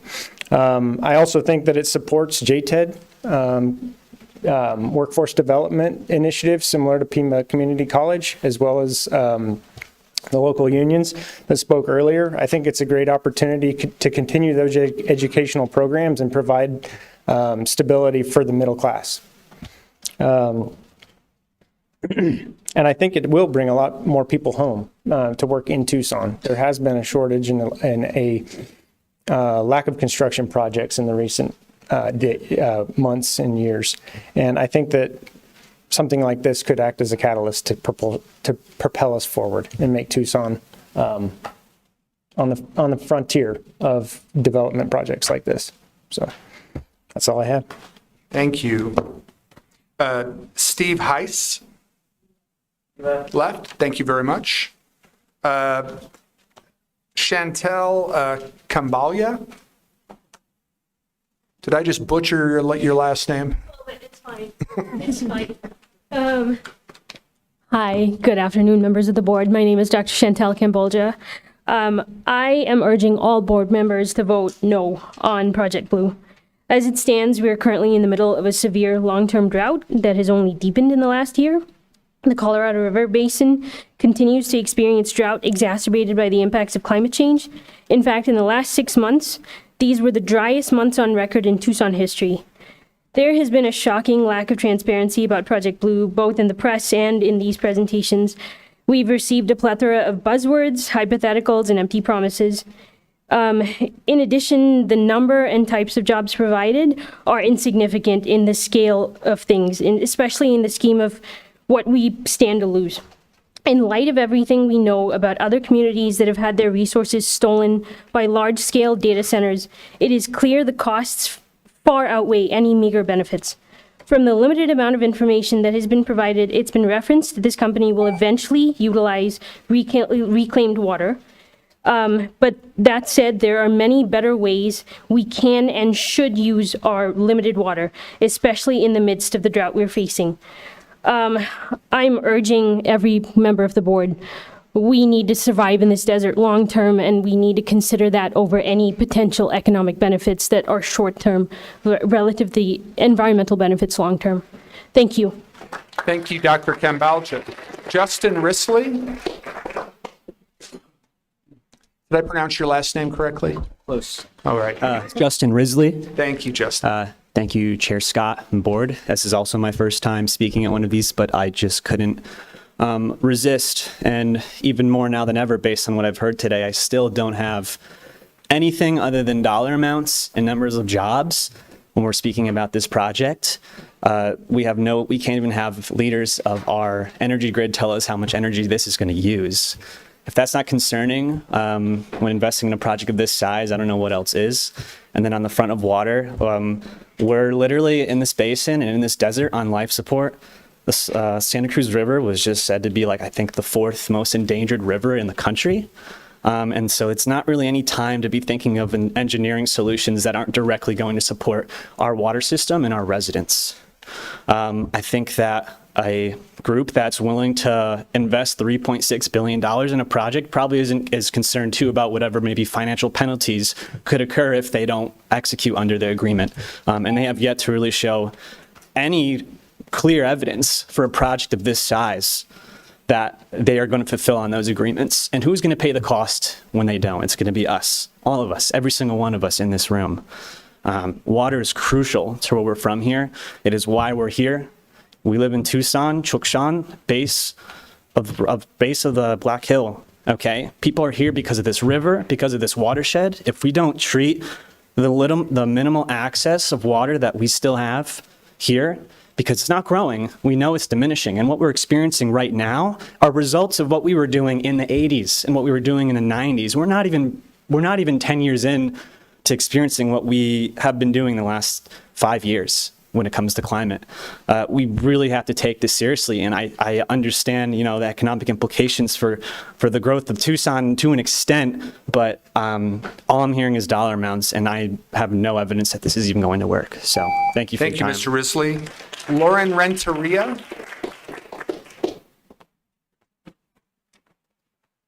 Hi, good afternoon, Chairman Scott, Vice Chair Allen, and members of the board. Thank you for having me and everybody speak today. I just wanted to echo the sentiments of some of my community members and oppose this project and the land sale, of course. I completely agree with what everybody has said in concerns of the water usage. Well, as we well know, these data centers are land, water, and energy intensive. 3 resources in the Sonoran Desert that don't come easy and that need to be treated with respect. And I hope that you support some of the community members who are opposed to this and urge you to do the same. Thank you very much. Thank you, ma'am. Vivek Barathan. Am I pronouncing your last name correctly? Close enough. Good afternoon. My name is Vivek, and thank you for your time today. I'm a small business owner here in Tucson. I grew up here, moved back a few years ago, and as a small business owner, I'm losing most of my day in income being here to urge you to oppose this plan as it stands. I'm hearing lots of I've heard lots of there will be, right? And I think it's important that we understand. Well, okay, let's set the larger context here, right? Like, we have a state corporation commission that basically green lights all rate hikes when they're asked to. And we know from our neighbors in Phoenix and their experience there that it's the rising rates are caused by data centers. They're caused by these facilities. It's not consumer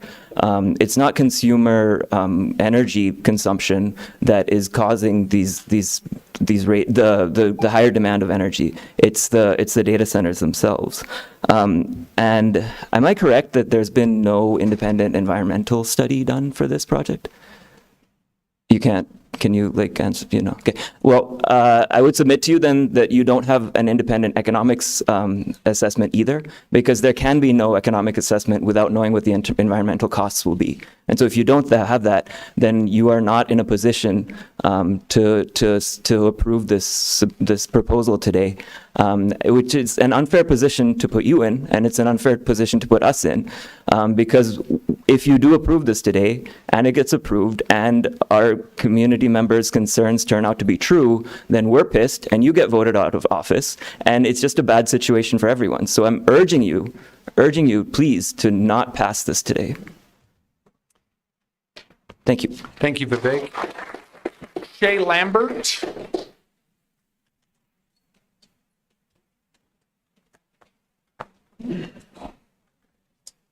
Hello, and thanks for your time. My name is Shay Lambert. I'm a homeowner here in Tucson, here to stay.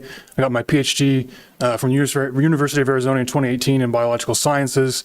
Since then, I've been working in tech, actually. Worked as a data scientist, currently work as a software engineer for a tech company in San Francisco. That background gives me a little bit of an insight onto what a data center is, the type of people they hire, and what a tech job is. I've heard a lot about this bringing high-paying tech jobs to the community. That's a myth. The thing about data centers is they are an extremely poor investment if you're concerned about jobs. You can look at square foot to jobs created. You can look at energy uses to jobs created. You can look at per unit water, especially, to jobs created. They are bottom of the barrel compared to any other major industry. You can throw a dart at the wall and you will hit a major industry that is not just better at creating jobs, but much better. I'm talking about the permanent jobs. Obviously, there are temporary construction jobs, but what if we develop something else there? there will be more jobs created. And most of the jobs of these data centers, the most common job titles are going to be security, they're going to be custodians, they're going to be technicians. They don't hire data scientists, they don't hire software engineers, they don't hire machine learning engineers. The San Francisco jobs are not coming here. There are not new opportunities created for someone like me by the data center coming here. So that's number one. It is a poor investment if you're interested in creating jobs. And that I think to me is a huge problem and something that hasn't been discussed. Again, anything else we develop there will create more jobs. I've got 30 seconds left, so I'm going to keep talking. I share the same concerns about these promises about water. The legal teeth are coming. You'll see the legal teeth. The most concrete thing we heard from Tucson Water is that, well, they'll have to pay a fine if they're using too much water. Well, this happens all the time. They're going to pay the fine, and they're going to use the water, and we're going to be in a situation where we don't have the water we need. They're just going to pay the fine and use the water. And over time, these data centers get easier and easier to automate and run with less and less manpower, thanks to AI and automation. Thank you, Dr. Lambert. Stephanie Gershon.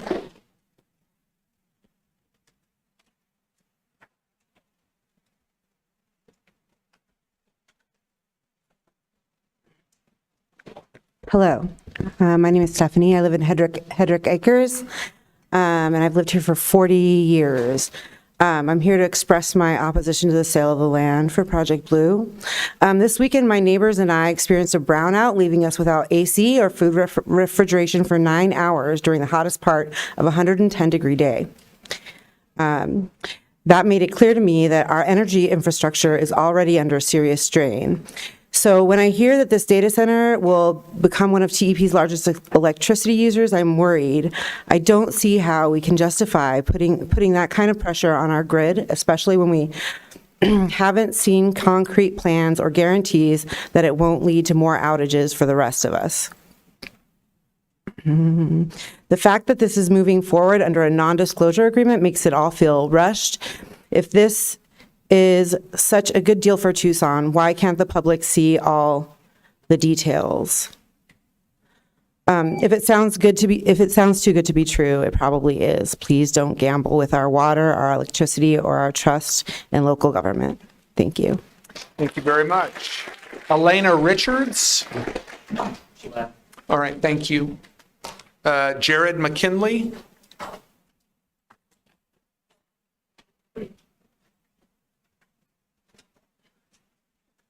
Thank you, Board, for allowing us to respond to it, even though I just found out about this yesterday.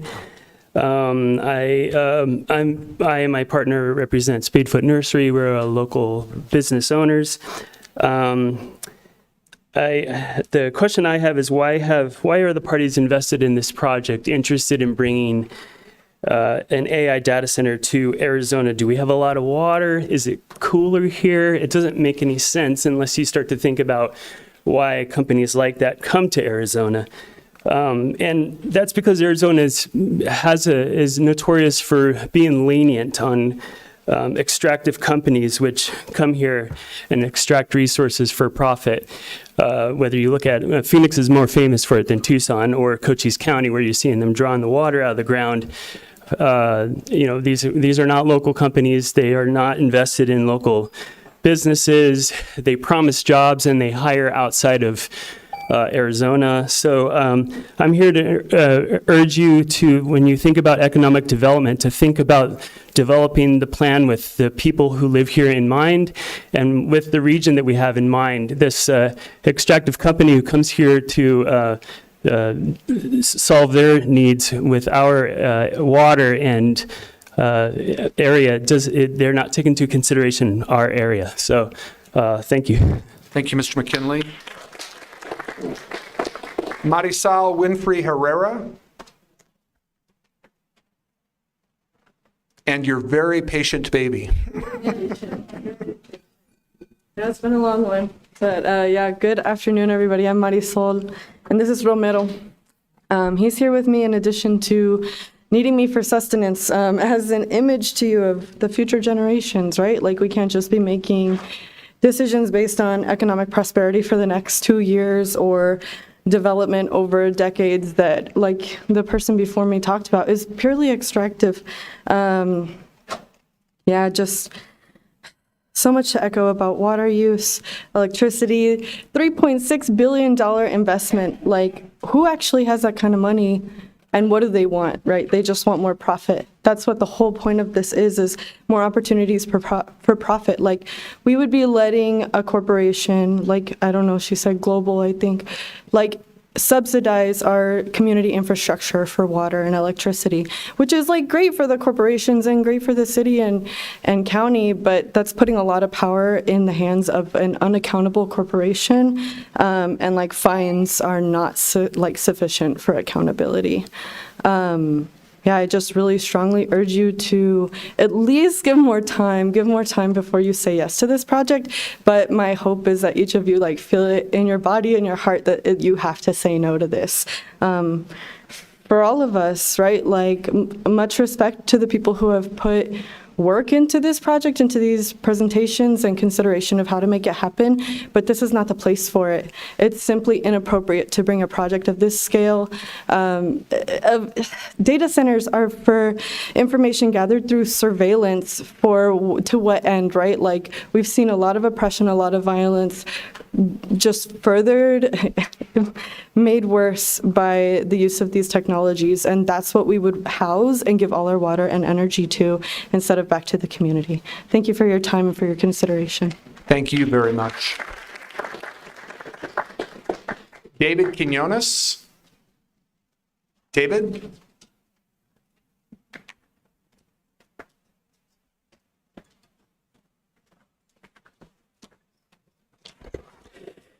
Hello, board members of Pima County. My name is David Quinones, a native to Tucson, specifically District 4.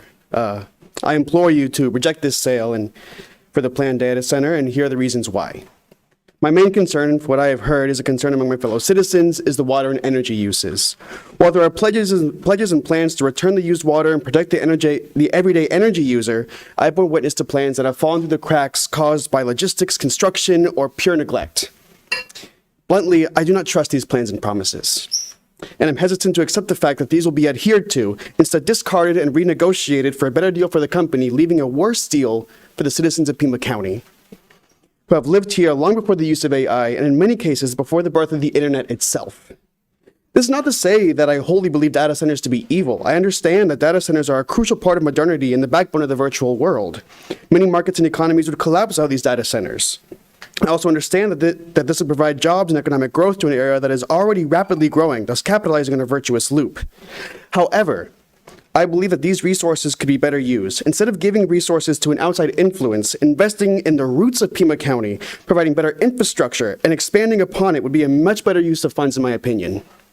Yes, data centers are crucial to virtual markets, but with physical markets failing and small businesses losing out to large corporations, surely the backbones of these industries need to be reinforced. Pima County residents are strong. We have to be in order to withstand the heat. But muscles are useless without a skeleton. Instead of building us a virtual one, please reinforce the people with the bones we need in order to get things done. Thank you for your time. Thank you, Mr. Quinones. Matt Andrews?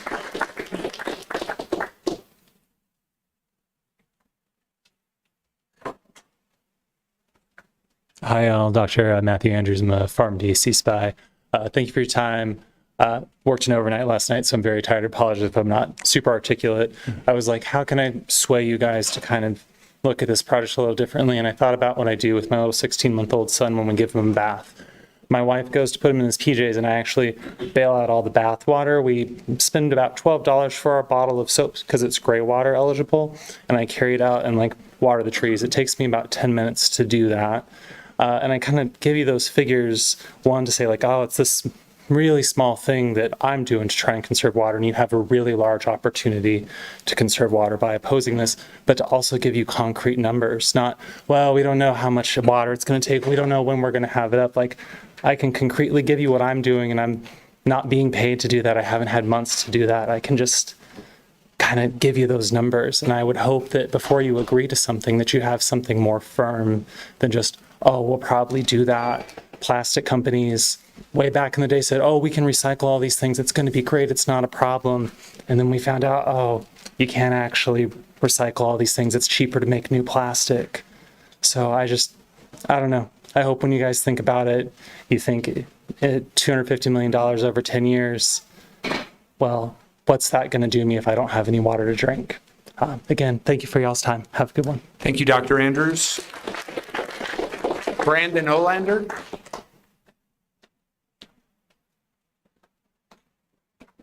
Hello, Chair Scott, to the board. I'm a fourth-generation Tucsonan, and I'm deeply concerned about selling 290 acres of desert to build a water and energy-intensive data center. I am made even more wary of the project by its lack of transparency with the public and even with the county supervisors, as much information, including the developer and scope of the project, was hidden behind non-disclosure agreements until about the last week. Still, after County Administrator Jan Lesher released a memo detailing more of the project, we're left in the dark on some specifics. As pointed out in an opinion piece for the Daily Star, we don't know who the end user would be or if a user has been leased to the facility yet. We don't know the terms of the deal with TEP or the details of the agreement with Tucson Water. We do know that Blue Owl Capital, the investment firm behind the project, is currently building an $11 billion data center in Abilene, Texas for OpenAI, the makers of ChatGPT.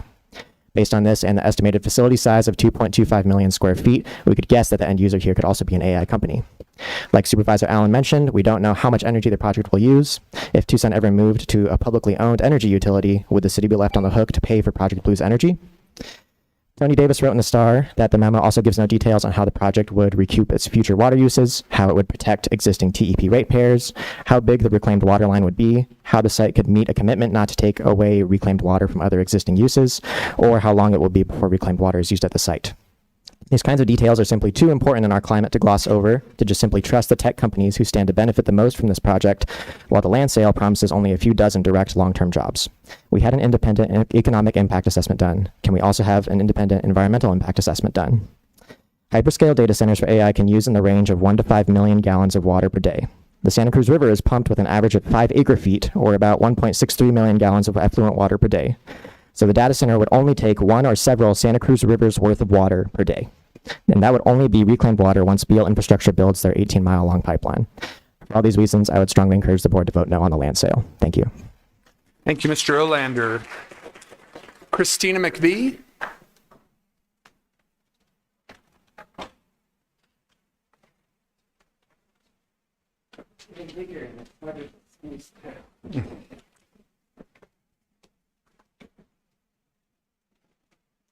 Chair Scott, Ms. Lesher, members of the board. His comment about 5 million gallons was true for a data center. This promises to be 10.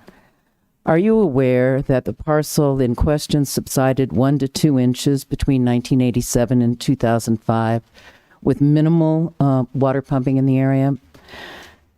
Generative AI centers use 4 or more times the water and energy compared to the simple data center you have been sold on. What specifically are you signing us up for? Do you know? Because we don't. We've heard promises about possibly increasing conservation. Why not commit to something specific? Lots of so-called opportunities, quote unquote, but no guarantees for the public and our community. TEP's 2023 IRP did not factor in multiple gen AI data centers. The people want additional zero carbon neutral energy and battery storage, but we do not want more coal. We do not want natural gas or nuclear. When we adopted One Water, the issue of hosting a data center never arose, and that was before the future of the Cap Canal was so severely threatened. The water we have is insufficient for us for more than 6 years. That's the water we banked. What is it, us versus them? There are many more serious questions than answers, and I appreciated the comments of the doctors especially. My ask is for a delay and much more public information on long-term energy and water impacts before the board takes such a serious and consequential vote, one that may have unintended consequences for all of us. I thank you. Thank you, Ms. McPhee. KT Bolger.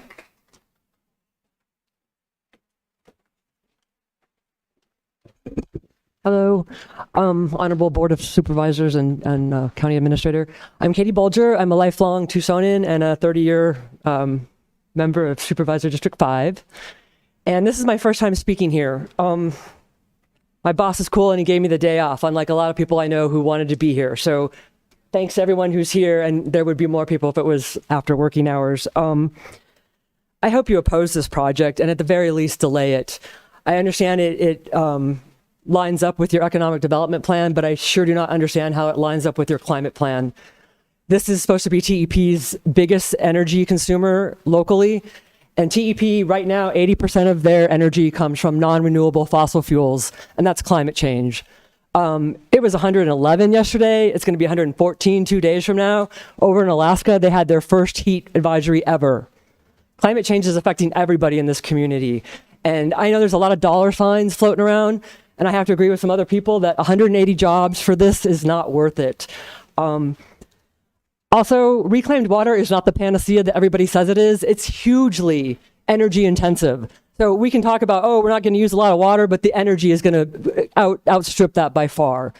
At the very least, please delay this. There's not enough people who know information, and those who are here on very short notice, and they're concerned. Thank you for your time. I know that you all mean well, and thank you for being here. Thank you, Ms. Bolger. Emma Schreiner? Emma Schreiner?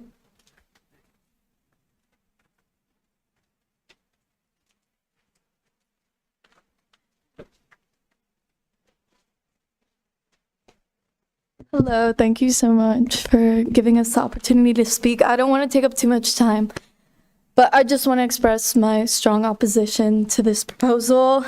This is a community of very environmentally conscious people, and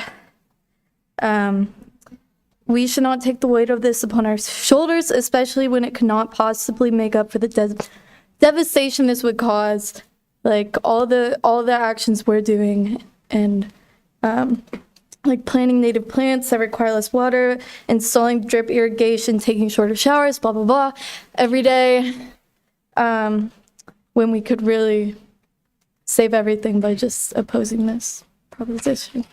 Thank you. Thank you, Ms. Schreiner. Okay, our final speaker is Caitlin Eberhardt.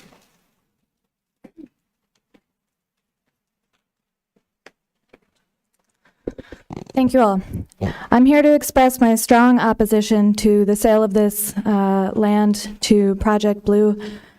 Mainly from the scant information provided, it is clear that this deal is being rushed through without the thorough consideration that it deserves. There are still more details unknown that many people here have asked, and many people were not here to even be able to ask because they were not given enough notice. 1 week is not enough notice for our community for, again, the largest water project that TEP has ever had.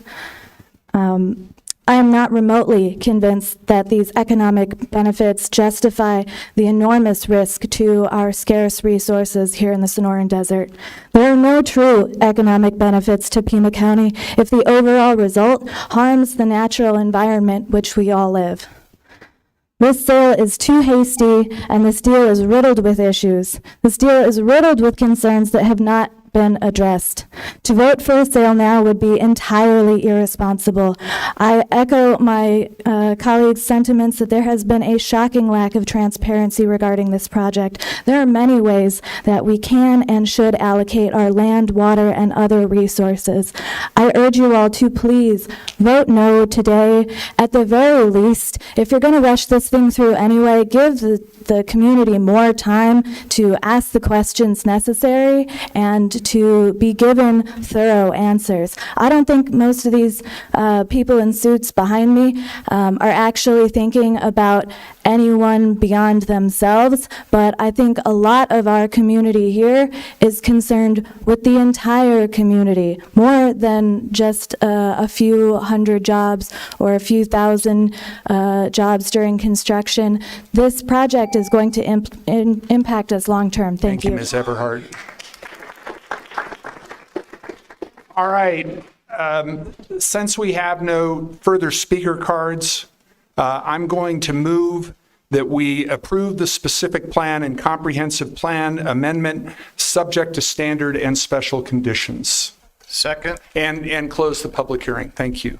Moved and seconded by Supervisor Christie. Discussion on the motion. Supervisor Christie. Mr. Chair, thank you. Again, the way that this whole process is synchronized, I'm looking at this basically as a business proposition between Pima County and a buyer. We've had 20 unused acres of land situated in a growing region out in the southeast that have been vacant and not utilized to their fullest potential. We will be getting $20 million for this sale. The taxpayers will be receiving $20 million for this sale. I have to look at it as far as, is it a good or bad business proposition? We have a lot of safeguards involved if certain areas of the sale are not met. We have a lot of safeguards to ensure that the properties are going to be handled in a proper fashion. We look at the economic development, that we're taking a $20 million sale, selling it to a private equity firm in the private sector, who will then construct a building that will be put on the tax revenue rolls, that will provide millions of dollars in tax revenues that we're trying to find holes, to fill holes even as we go through this budget process. This meets all those criteria that I think have the rationale to go ahead and approve. Again, the city of Tucson, it's their baby as far as annexing it, but as far as the county is concerned, from a business proposition, it's a good deal. And I want to be on the right side of this opportunity, and I certainly don't want to have, and I'm old enough to remember, and there are many in this room that aren't, I'm old enough to remember the Motorola fiasco, and I don't want this to be a Motorola minute.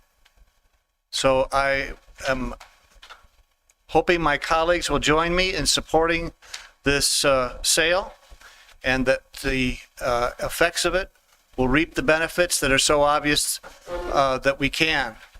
And with that, Mr. Chairman, I thank you. Thank you, Supervisor Christie. Supervisor Allen.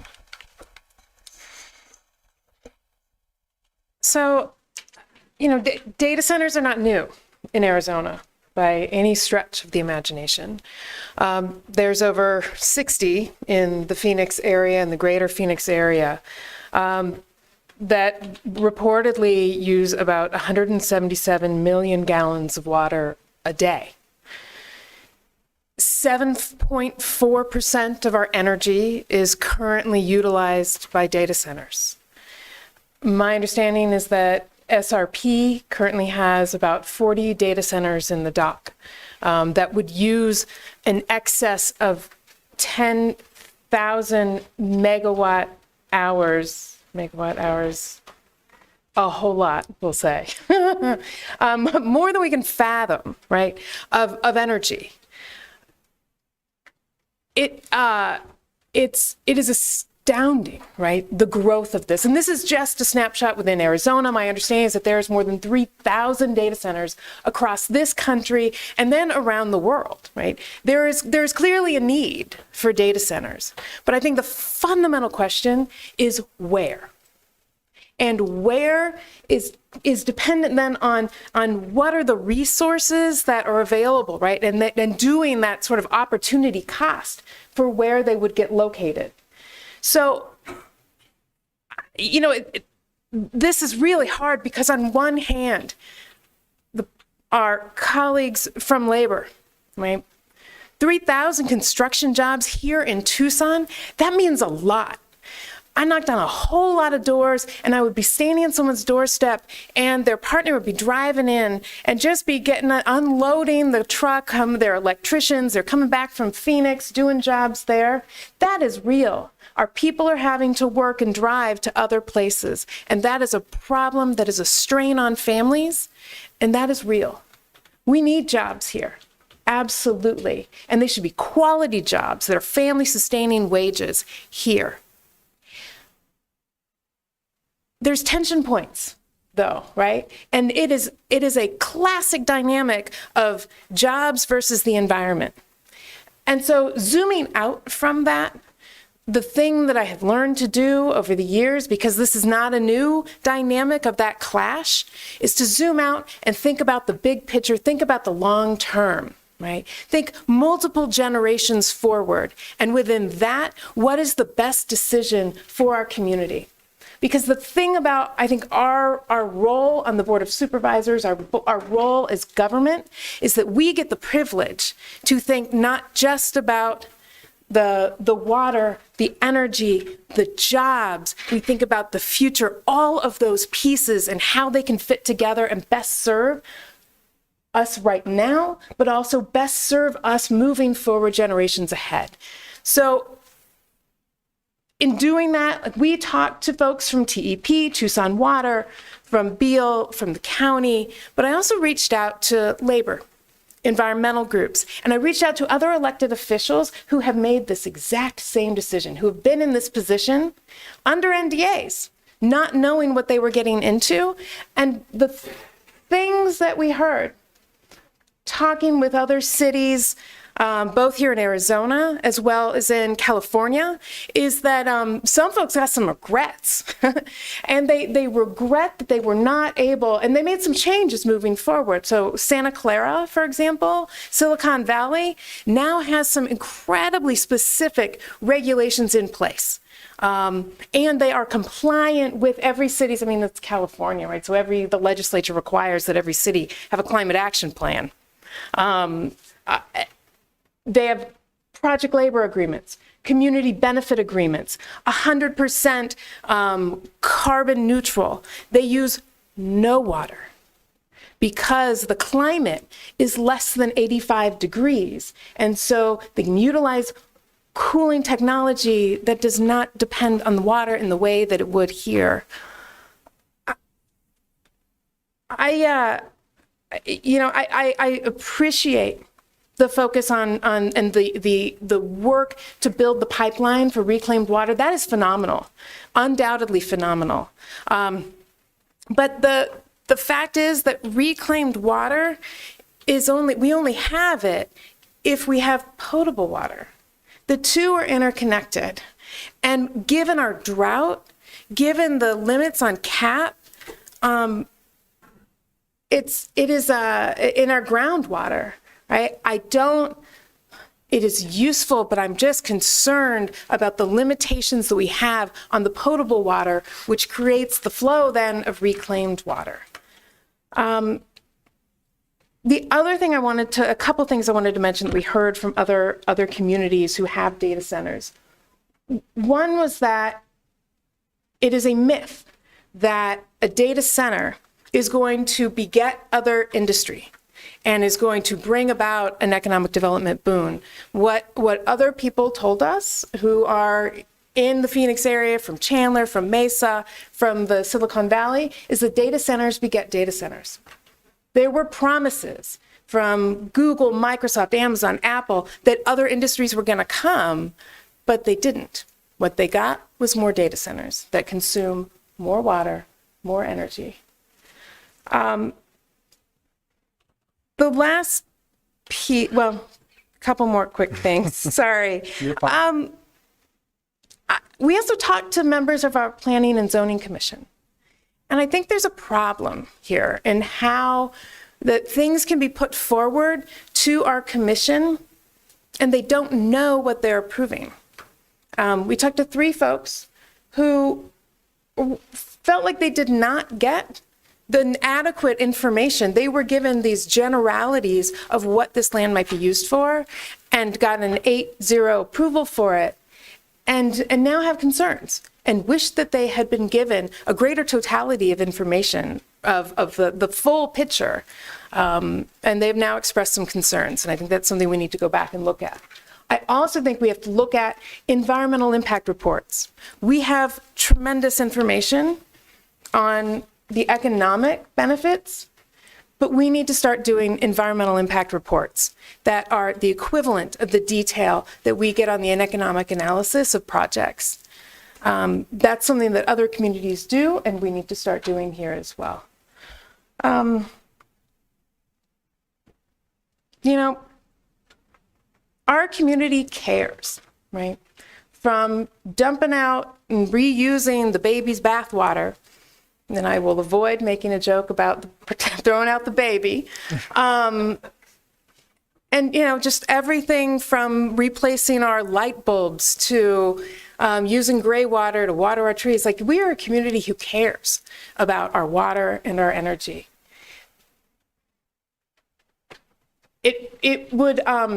I would have a very hard time knowing that someone on fixed income is out replacing their light bulbs, and then knowing that we would be giving away, that we would be opening up a data center, right, that is consuming vast amounts that we don't actually even know, right, getting to a lot of folks' concerns about transparency, but enormous amounts of energy.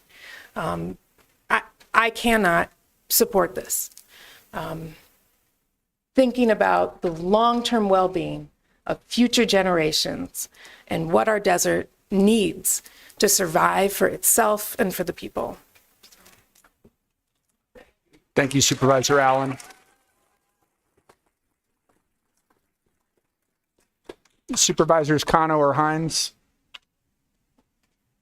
Okay. Supervisor Cano. Thank you, Chair Scott. I want to thank everybody for coming out today on both sides and really appreciate the work that our county administrator and economic development staff were able to produce leading up to this proposal. Today I'm casting a no vote on Project Blue.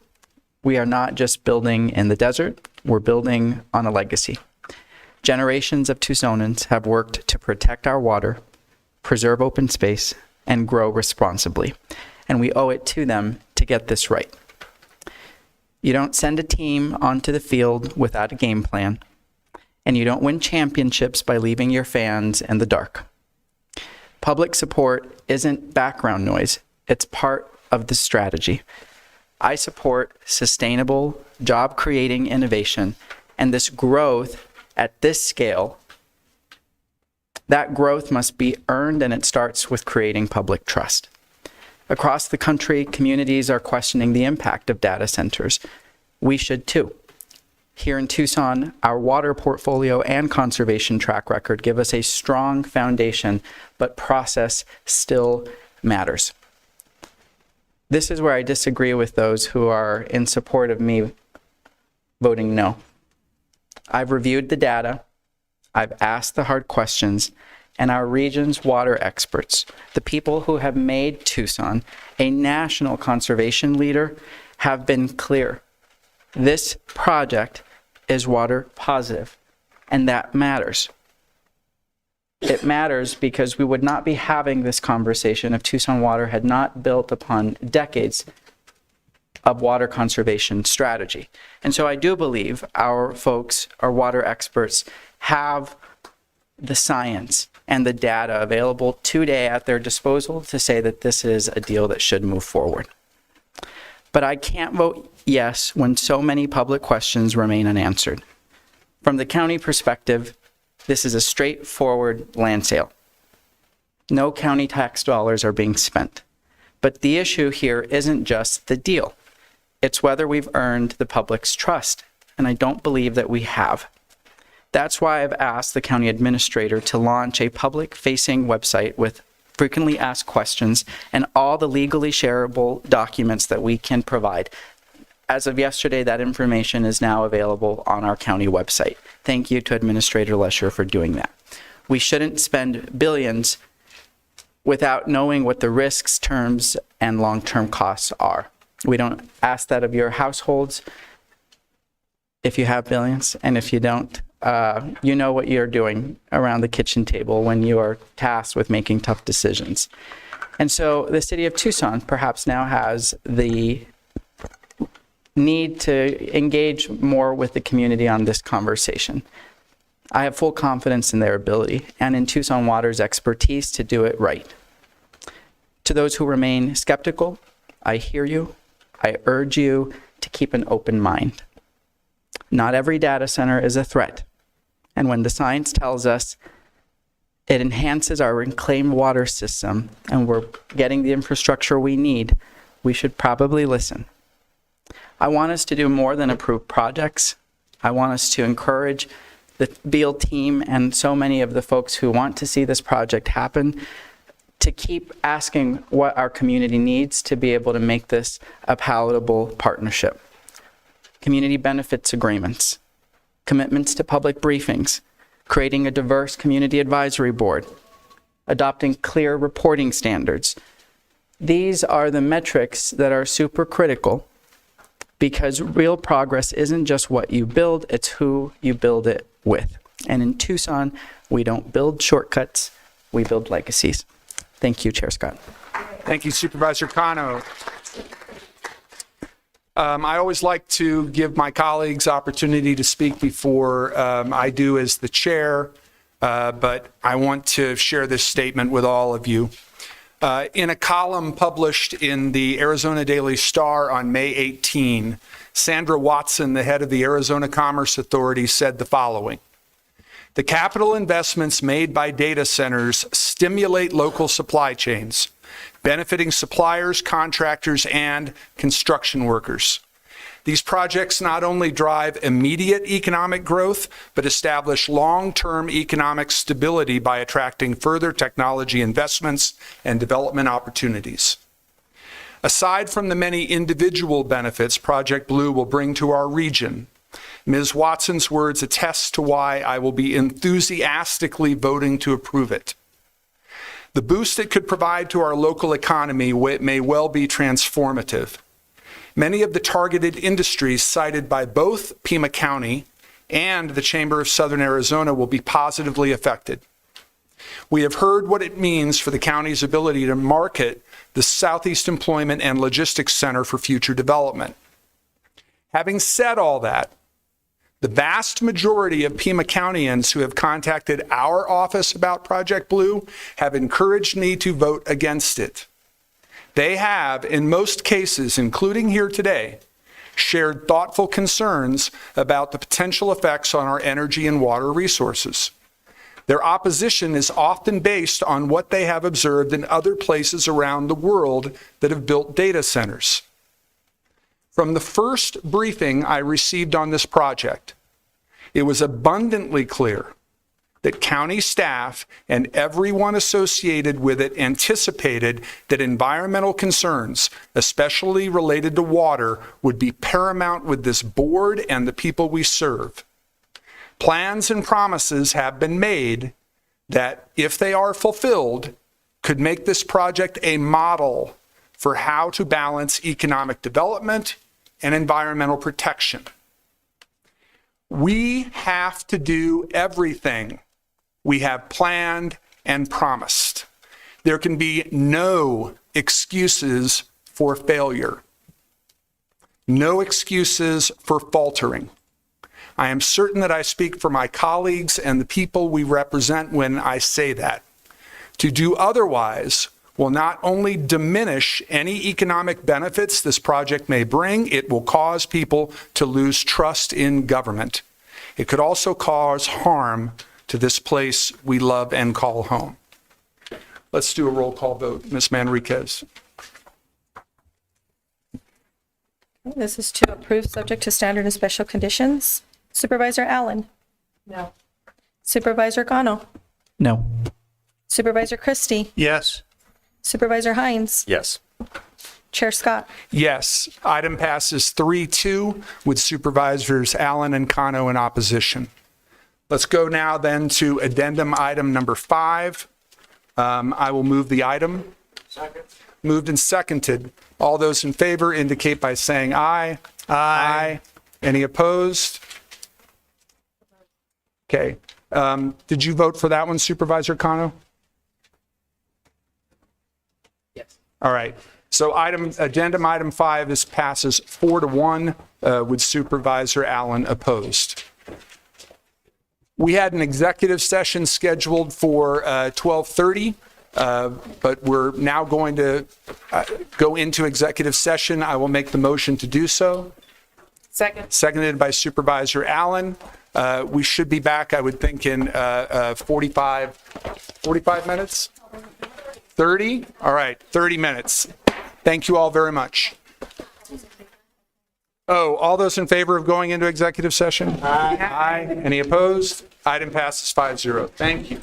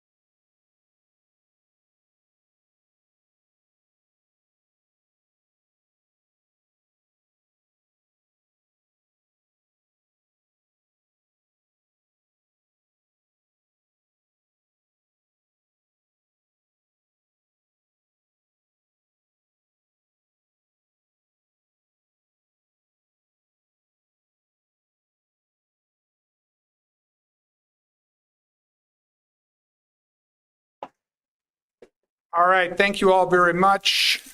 Our executive session item was for information only, and based on the information that was conveyed, there is also going to be no need to take up addendum item number 4.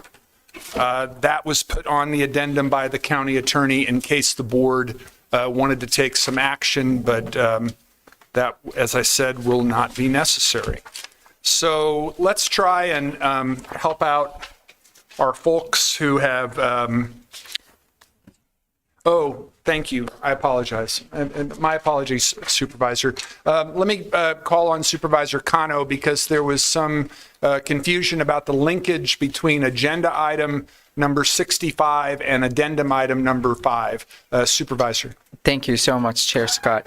Having voted on the prevailing side, I move to reconsider the passage of item number 5 to be reconsidered immediately on the addendum. I do apologize, Chair Scott. In the midst of the agenda mixing up, I did not hear something, but I'd like to just reconsider that for the record. I'll second that.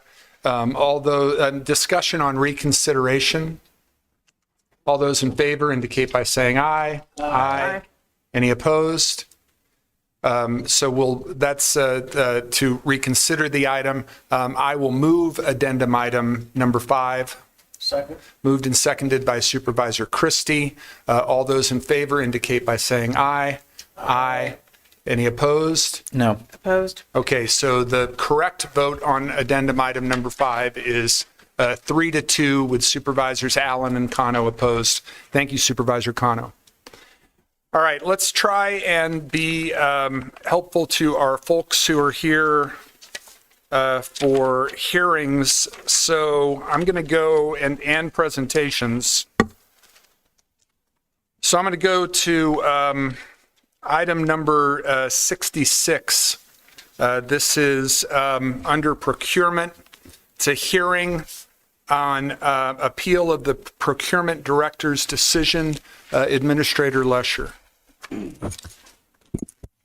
Thank you very much, Chair Scott, and I'd like to turn it over to our procurement director to give a brief summary of what is before you today. Thank you.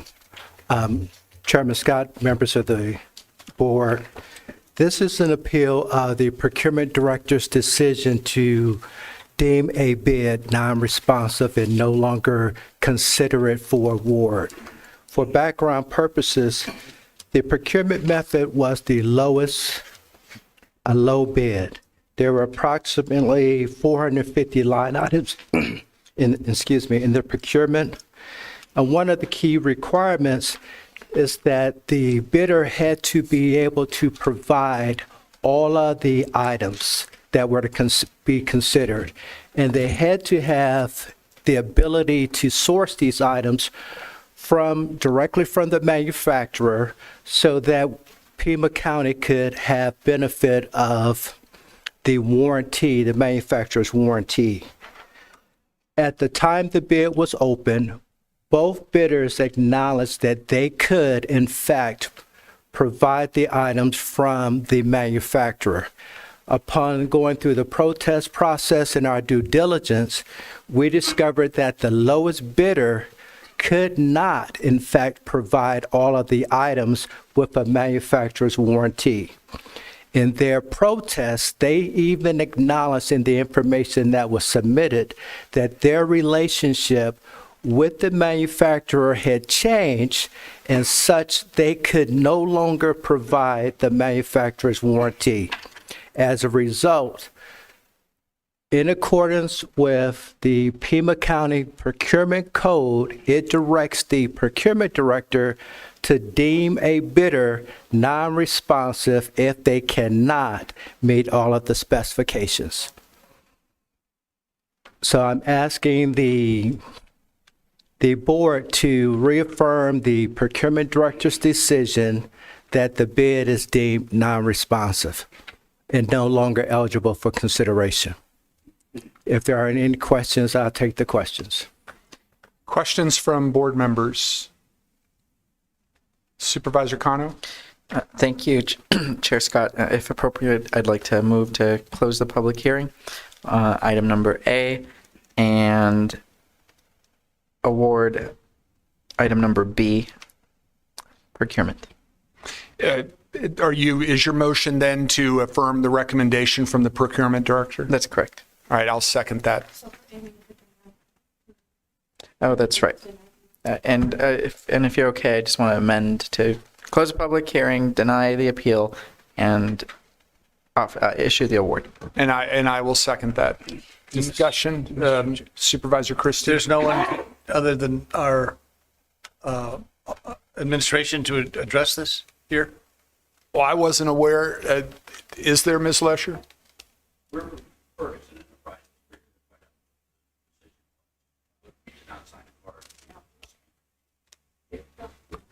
Okay. All right.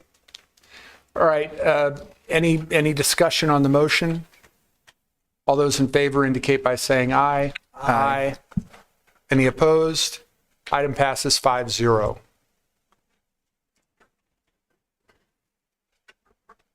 All right. So you were here from the group that had put in the appeal? Oh, okay. All right. Well, we denied the appeal and went forward with the award.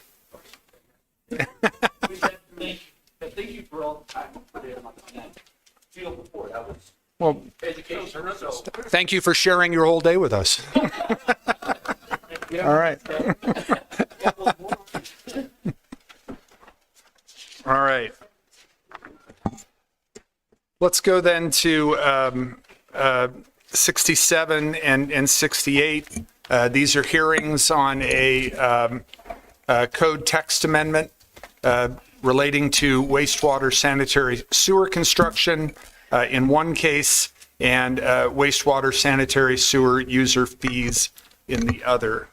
Ms. Lesher. And Chair Scott, members of the board, we do have a presentation. We can go through a slideshow if that's the request of the board, or staff is simply here to answer questions, whatever is your preference. Mr. Chair. Supervisor Christie. I think just questions at this point. Excuse me. I spoke to some of the home building associations on this particular issue. They indicated to me that they were, at that time, which was yesterday, in discussion with wastewater, and that there were going to be some discussion. Those discussions would be forthcoming, and that there would be some kind of a notice as to what they came out with. I don't know what the status of those discussions are, if they came to a conclusion or a resolution. I would be very available to continue this until they do, but maybe it won't be necessary because there's been some resolution made. I would just see, does anybody know the status of those discussions? So Chair Scott, Supervisor Christie, we have deputy directors here from the wastewater department, Jeff Parrott and Jaime Rivera. I'm going to turn it over to them momentarily just for an update, but the questions that were raised by Saba has to do with the discount program and the sunsetting of that discount program. And so I know that the department and Saba have continued discussions in the letter submitted just this week by Mr. Brendan Lyons. He asked that the department continue those conversations and seek opportunities to provide alternate paths for the home building industry. So we're happy to continue doing that with them. They do get credits. Those are granted currently under the ordinance. They're not being removed. The discount really is when they build sewer lines across other private development projects. And so that was information that was included in a memorandum to the board through the county administrator. That's the program that's sunsetting, but there's plenty of opportunities for them to leverage still the credit program, as well as to enter into project-specific sewer service agreements. And that would address similarly the same thing that the discounts are intended to do. So I'm going to turn it over. Looks like Mr. Rivera is able to give an update on the current discussions. Chair Scott, Supervisor Christie, we did have some additional conversations yesterday with Saba. There was some misunderstanding of the difference between discounts and credits. Credits are a win-win for everybody. The developer is installing a line, and county see a benefit in increasing the size or extending the line, and we share costs to achieve that. So it's a win-win for everybody. The discounts, on the other hand, were kind of a one-sided old system where we would reimburse a developer who was installing a line through a private property that was not theirs. And it was sort of kind of a help at that point. It was a one-sided help because we were helping the developer. It was not a department requested extension or augmentation. So we explained that yesterday to Saba and their members. And I think overall they understood the difference. There was a misunderstanding that we were going to sunset the credits, which is not true. We're just aiming to sunset the discounts. So with that, I believe we're more in line, understanding, and there are other opportunities like Mr. Carmine said, with sewer agreements to do agreements where we can help each other, basically, if it's to the benefit of the county in installing lines or extending lines. Okay, Mr. Chair, may I suggest that I'll be prepared to make a motion on this, that we continue this until that discussion that you just referred to is memorialized in a new text, a code amendment, a fresh one. Could that be memorialized in a new code amendment and brought back before the board for approval? So, Chair Scott and Supervisor Christie, so the process for credits is already in the program. So as Deputy Director Rivera pointed out, the replacement for the discount program, which is being recommended for sunsetting, is to utilize the credit program, which is currently existing in the ordinance. The same holds true for the process for entering into sewer service agreements. So those provisions already exist in the code and can be utilized by the development community today. So I would just offer to the board that the sunsetting of the discounts is just one piece of the overall amendments to these two different chapters that are in front of you today. So I think we can finalize a correspondence to the industry outlining what those available options are for them today under the code. If they were to identify other desired approaches, then we can certainly work with them and if necessary come back to the board. But I'm comfortable that the provisions that are replacements for that discount program exist today and the industry would be able to utilize them. Well, based on that, Mr. Chair, if there are going to be further discussions that will clarify the issues that might have existed regarding, I think it was something about advertising the discounts, they weren't being advertised properly or something like along those lines, I would move the item. So, you're moving to close both public hearings and approve ordinance number 2025-13 and ordinance number 2025-14. That is correct, Mr. Chair. All right, I will second.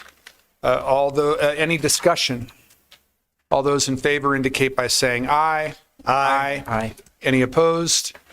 All right, both 67 and 68 pass 5-0.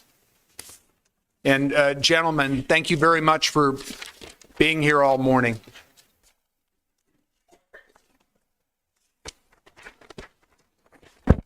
You probably get to go. Mr. DeBonis doesn't, though. All right. We're going to move. We're kind of working backwards because we have had somebody on the line for our other fireworks permit hearing. However, she's gone about her day, but has kept her phone line open. That would be Ms. Bassi with the Westin La Paloma. This is a permit for a show on June 28th, but this is their Independence Day celebration, correct? This is item... I apologize, Supervisor. This is item number 64.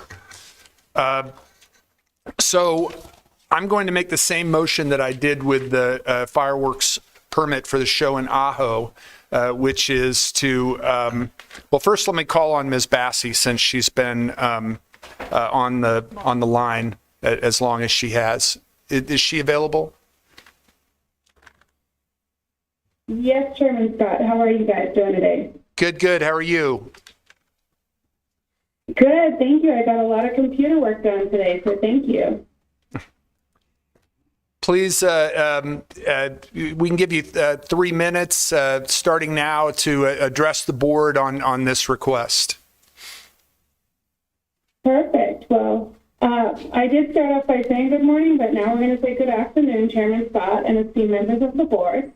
I just want to thank you for the opportunity to let me speak today. I'm here on behalf of La Paloma Country Club. We just want to request approval for our Freedom Fest fireworks display. This event is a long-standing tradition. It celebrates our nation's independence. While we typically hold it on July 4th, scheduling challenges this year required us to move it up a week so that we could ensure to still deliver an experience to our community. We've worked closely with the HOA leadership to ensure clear communication, and we understand there's new conditions in place this year, and we are fully committed to following everything that you put in place for our home. So I appreciate your consideration, and hopefully we can push this through. All right. Thank you very much, Ms. Bassi. Any questions for our guests from board members?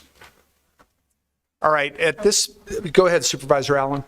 I am wondering who the fireworks, what is it, the company is. My understanding was from one of the previous discussions about this that the company was no longer going to be doing fireworks at La Paloma, but maybe I misunderstood. Thank you for that. He said he was no longer going to do their commercial shows, which had been shows that we had not permitted in some recent items that came before the board, but this is their Independence Day show.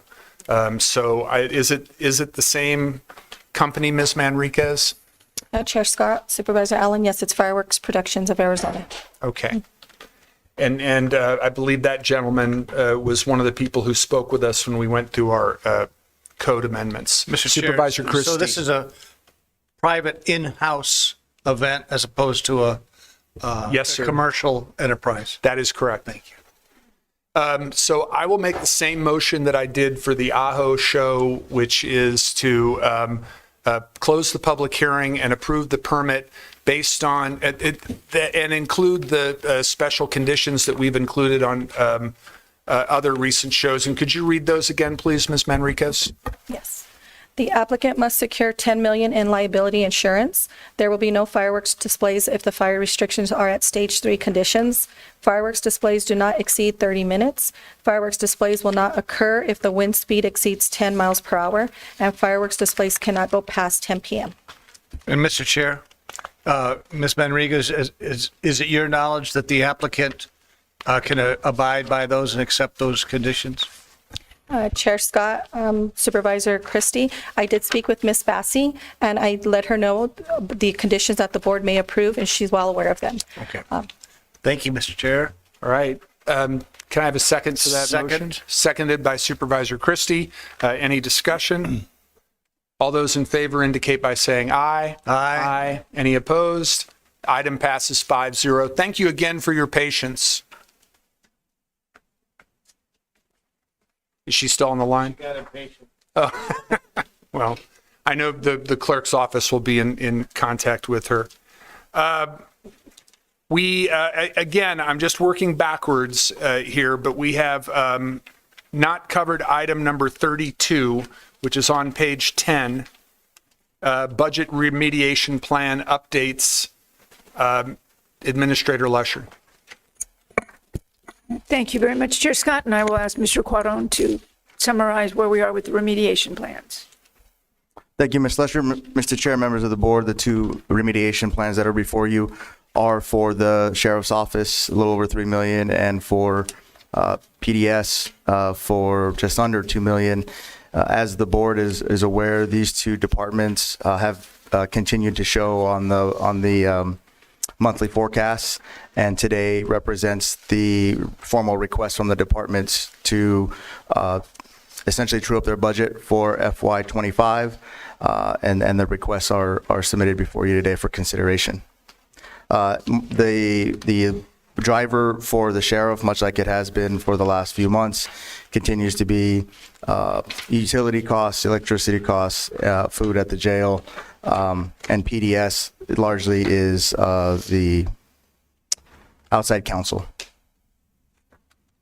When I look at the agenda item report, it says under recommendation, approval is recommended on the remediation plans that the departments have submitted to carry out their programmatic needs through the remainder of the fiscal year. So that is the recommendation not only of your department, but by county administration. Yes. Can we flesh out for the board why that is the recommendation for both departments? Chair Scott, and I will ask Mr. Quorum to speak to this a little bit, and actually Mr. Holmes can help with Public Defense Services. These last two departments are two departments with which staff has been working closely. As you know, I think through the course of the year with both of these, we started out with the potential for greater deficits and continue to work diligently towards close to the year to get folks more within budget. I'm going to ask Mr. Holmes to speak to the Public Defense Services piece first, because he has been working very closely with that department. So Mr. Holmes will speak to Public Defense Services, and Mr. Quaron will speak to the Sheriff's Department. Okay. Mr. Holmes. Chair Scott, Administrator Lesher, members of the board.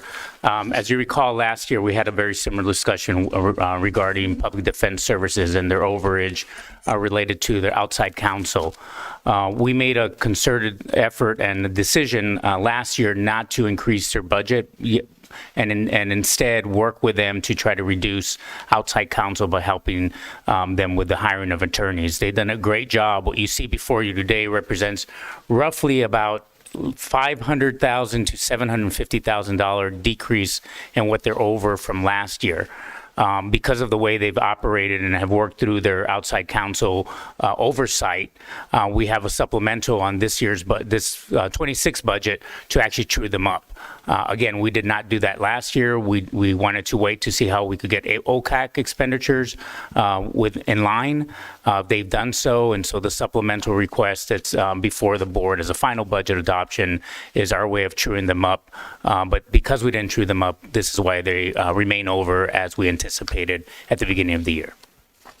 All right. Any questions for Mr. Holmes? Supervisor Christie. Well, just an observation that, seems like an annual issue with both of these departments, the Sheriff's Department, Public Defenders, and they're chronically over budgeted. And I'm just wondering, is there an issue with how our budgeting process is implemented? Because, in the public sector, if this was going on year after year, that it wouldn't be more than a year that we'd have to deal with this problem. And I'm just curious, why can't we get a handle on this? And are we going to be dealing with this again in the upcoming years?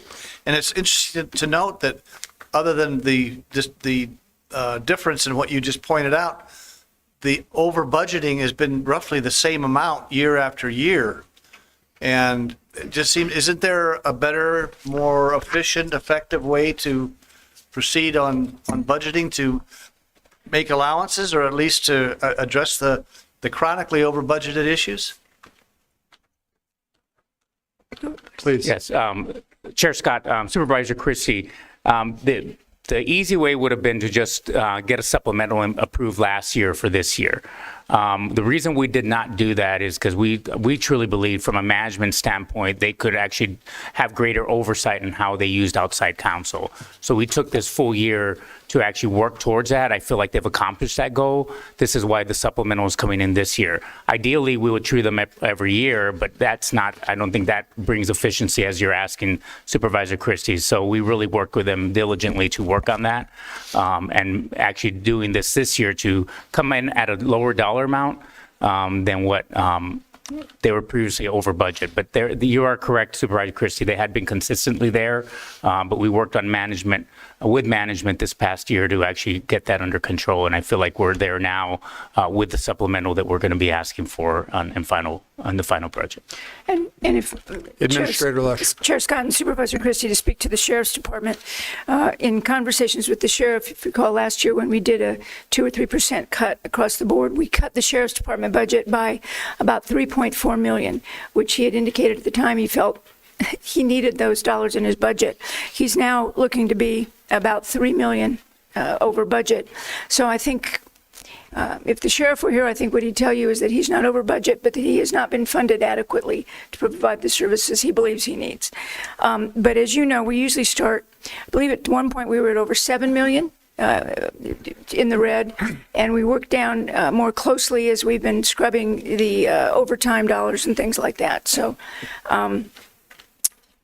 Mr. Quaron, other elements of the Sheriff's Department we've been Before you call on Mr. Quaron, I recall in a conversation that I had with the sheriff that he was going to get something to the board from the member of his staff who is documenting overtime. There's somebody on his staff who is specifically designated to work with the staff on minimizing the use of overtime.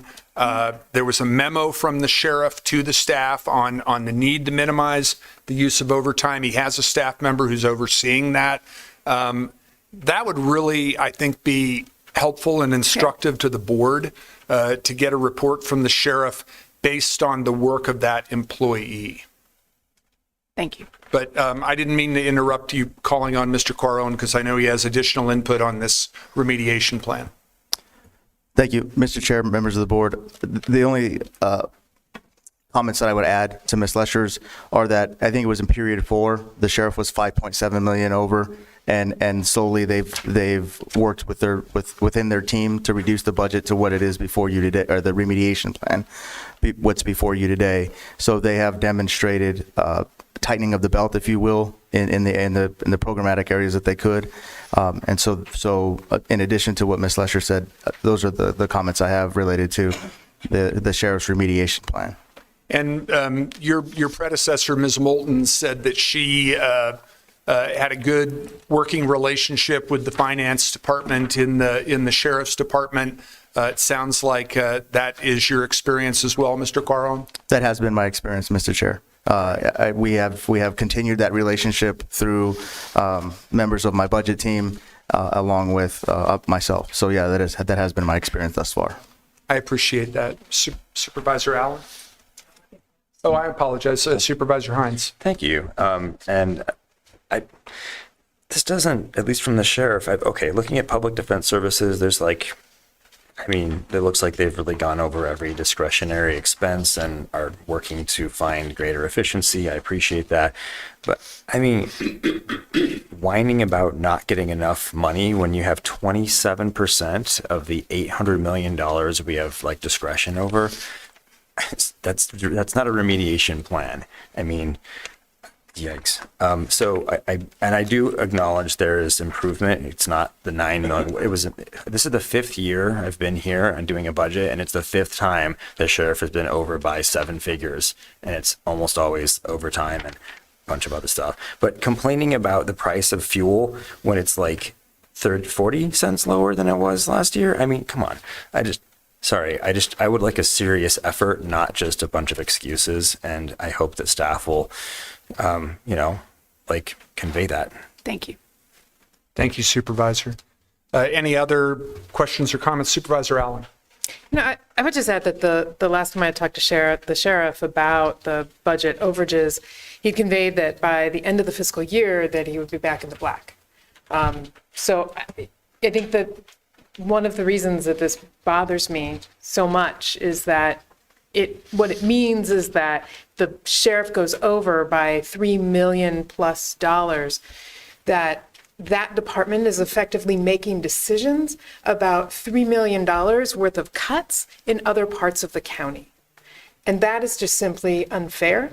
And it is not the sheriff's department role to be making decisions about where else in the county money should not go. And so that is the consequence of this repeated action. And I don't have great suggestions as to what should be done, but it is just fundamentally a huge disservice to the rest of the county. Thank you. And an overreach of his role.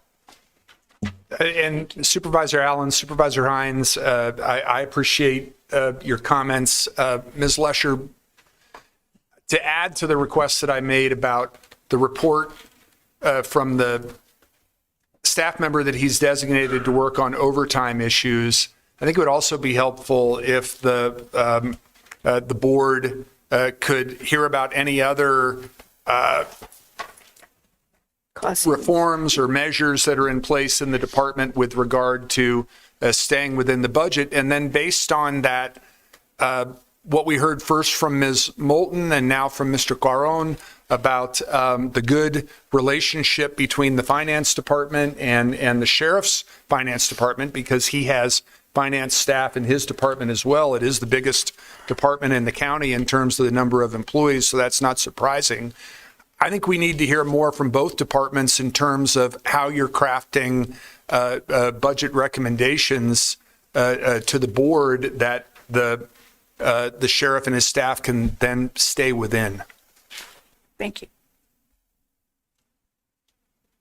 All right, but unless there's any other questions or discussion, I will move to approve staff's recommendation to accept the remediation plans. Second.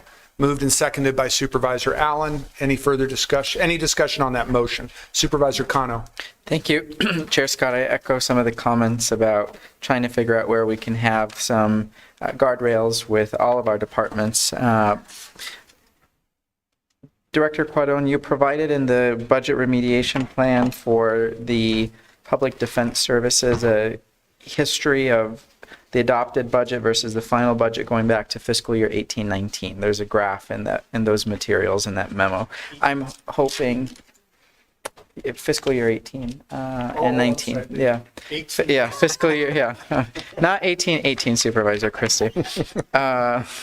So Director, I'm just hoping that as a follow-up that you can provide the same graph for what our sheriff's numbers have been in that same time frame at a later time. Please.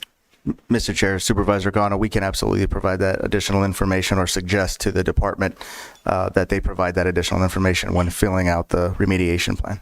Absolutely. Well, just to be clear, Director, I'm not sure that I believe that the finance department can handle this request in terms of just getting the historical background of what those numbers have been. Absolutely. Thanks. Thank you, Supervisor.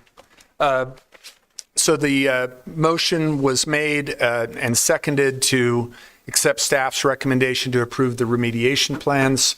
All those in favor indicate by saying aye. Aye.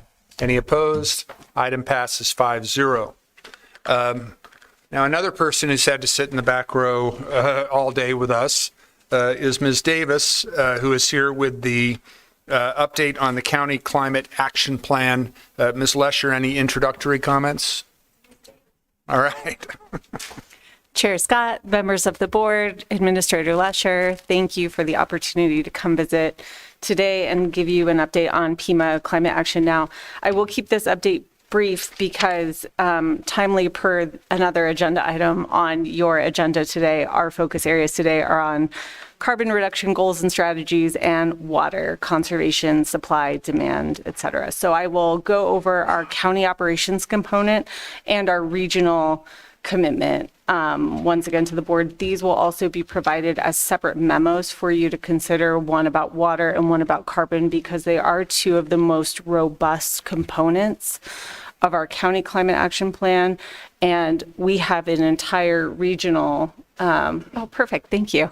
An entire regional plan dedicated to our carbon emissions reductions and our goals and strategies.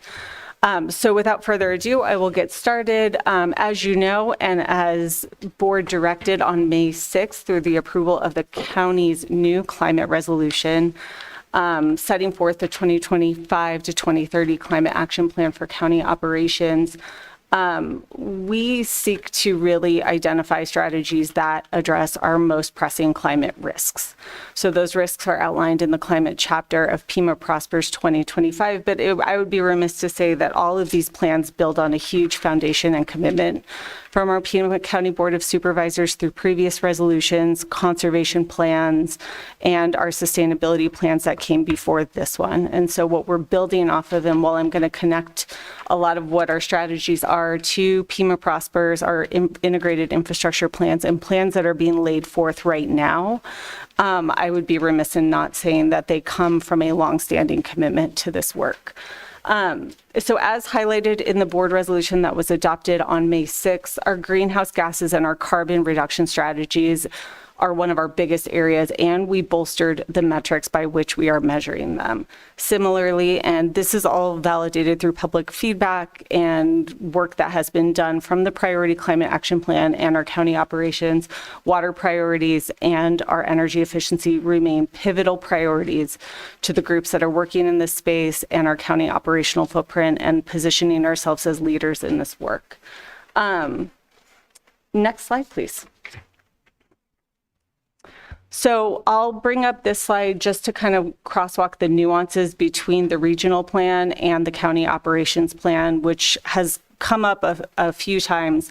And in developing, I'll start on the right side, in developing the Regional Priority Climate Action Plan, which was through pivotal funding from the EPA to work across the region to develop new climate action priorities and carbon emissions reduction.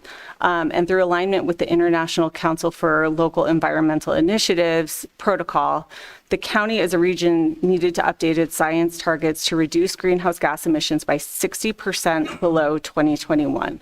If you look at the right side, that is the composition of our most recent greenhouse gas emission inventory. So as you see, transportation emissions make up 48%, residential energy 23%, industrial energy 14%, commercial energy 12%, and then followed up by wastewater reclamation and solid waste. If you look at the left side, this is our county operations climate action plan, by which our biggest footprint lives within our Pima County facilities, and within that, our Pima County regional wastewater and reclamation. Following that, we've always included our fleet, which is under 10%, and we have done a ton of work in the Sustainable Action Plan for county operations and have reached a good amount of saturation with electric vehicles. What we've never measured and are going to have to create a new baseline is in Pima County commuter emissions to tie with some of the transportation priorities set forth in our regional work and through some of the work that's happening at the Pima Association of Governments and with the city and our other jurisdictional partners. So that is a new input, and we will be looking at our travel reduction survey data to create new baseline metrics, of which we will update the board on what all of these inputs start to look like as we set forth our next 5-year goals. Next slide, please. So what we'll talk about today is our county operations carbon footprint and our strategies for our facilities and our regional wastewater, of which will be, again, incorporated in a larger memo. But we really are positioned to do a baseline audit and inventory of our county facilities portfolio and utilization and be forthcoming in that reporting on our energy efficiency across our footprint. We want to measure and report and create performance metrics by which we report those publicly and determine our energy efficiency standards. Is it LEED? Is it Energy Star efficient? And what are, building on all of that data, good return on investment strategies? What are investments to improve the performance of our buildings, and what are strategic investments that are potentially lower cost and net a greater benefit to tie into our energy efficiency priorities and renewables? And we really want to be better about return on investment and cost savings to reinvest in continued work in this space and resilience. One thing this will invariably create is a cost savings against our utility usage and what we are spending in our general fund for our energy efficiency across our portfolio. This directly connects to Pima Prosper's elements and land use chapters and our building codes, and it also is easily incorporated into our integrated infrastructure plan. Next slide, please. The other consideration is the water working group, and yes, while this set of priorities connects with Pima Prosper's elements and our integrated infrastructure plan, one thing I didn't write on here is that we also have a floodplain management plan plan adopted by the board March 18th of 2025 and our Pima County's drought response plan. And so all of these priorities are interconnected, and they start with water supply and augmentation through investments in projects and priorities that bolster the water supply through augmentation of stormwater, through detention basins, stormwater parks, wash and floodplain collection sites. There is a huge water demand component to this, and this is why I said earlier, we have our county operations side of this, but we are intrinsically linked to the region and the overall utilization and demand on both our water and our energy. So understanding how we can incorporate economic development into things like water consumption or energy use and creating standards around that to incorporate in our climate plan. And are there incentives we can explore to reduce demand, and where can we use effluent or reuse strategies to continue to innovate in this space? All of this will bolster the innovation and conservation and multi-use planning that we have been doing for years in terms of how we think strategically about our spaces. The Water Working Group is comprised of over 6 county departments. And next slide. Can I ask a quick question? Yes. Back on that slide. Mr. Shep, Mr. DeBonis, and I have had a discussion about private golf courses that still use groundwater for irrigation. And although in many instances, in fact, I think most instances, you can correct me if I'm wrong, Mr. DeBonis, they have the rights to that water. There was some discussion by Mr. Shep in one of his quarterly meetings with our office that there might be incentives to some of those private users. And I think there's even one course where we're looking to purchase the course, the flood control district is, I think. But I'd like to hear more about that, because all of the public courses, as I understand it, are on reclaimed water. The city courses, the county courses are all on reclaimed water. The only ones that are still on groundwater are private courses. And although we don't really have any leverage, we might have incentives. So I'd like to know some more about that. So Chair Scott, as you mentioned, the users of groundwater to irrigate golf courses have a right to do that, right, legally. And so correctly, you've noted that we're exploring options for incentivizing the transition from groundwater use to non-groundwater, non-potable use. So we can ask our flood control district to give you a specific update on those efforts. I think they still remain in the nascent stages, so we may not have much to offer to you by way of an update right now, but we'll go ahead and put that on the roadmap of things to bring back to the board. I appreciate that. And another thing that we've talked about in those meetings is on the other side of the screen, which is the enhanced recharge in stormwater parks and detention basins. And I think there's a pilot project that's underway. It's out in the Vale area, correct? So, Chair Scott, you're correct. We are advancing efforts for greater recharge projects. And what you will be seeing likely in the next week's time is an update on the Water Working Group's efforts. And it includes a component that addresses those ongoing initiatives for greater recharge projects. And correct me if I'm wrong, but the KERP project out at the Keno Sports Complex is an inspiration for some of these enhanced recharge projects in other areas of the county? Supervisor Scott, that's correct. That is on quite a large scale. And Right. what we find is that there are not readily available tracts of land at that size to be able to do similar projects. But that doesn't mean that we're not pursuing other opportunities to develop groundwater recharge projects. And so we've been working closely with the city of Tucson. Tucson Water will continue to do so, working also with the regional flood control district. So this is all hands-on deck approach for finding those opportunities for enhancing recharge. Wonderful. Supervisor Allen, did I see you turn your mic on? Well, I do have questions, but I just don't know whether we should keep going through and come back with questions or just interrupt as you go along if you have a... Oh, this is it. This is the last slide, or the next one is the last slide? Chair Scott, members of the board, I have one more. Okay. All right. Go ahead, please. I'll be brief about the last one. Next slide, please. So just to build on what's been said before, there's a lot of opportunity on things that will weave through our climate plan, specifically landscapes and our canopy inventory, tree inventory, and what we're doing in planned use space with this to enhance our carbon sink opportunities, where we will reduce the carbon in the atmosphere by doing planned multi-use conservation spaces. We're also going to be incorporating materials and waste and renewable materials across all of our strategies, not just its own category, which it will be, but really plugging that into all sorts of things. And then connected to the Prosperity Initiative, every single strategy that we are going to be building is going to have a cross-cutting focus around public health impact, disproportionately affected community members, and how we can build in workforce and economic components to help support continued investment in this work. And with that, I will open it up for questions.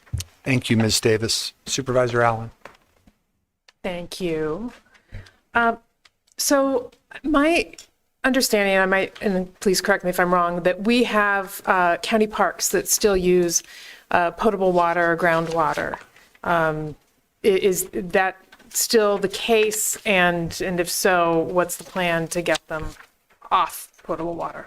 Yeah, Chair Scott, Vice Chair Allen, that is correct. And so this topic has come up previously by the board, and we've prepared information to show which parks are using either potable or non-potable water. So we can pull that out, we can refresh it and get it back to the board.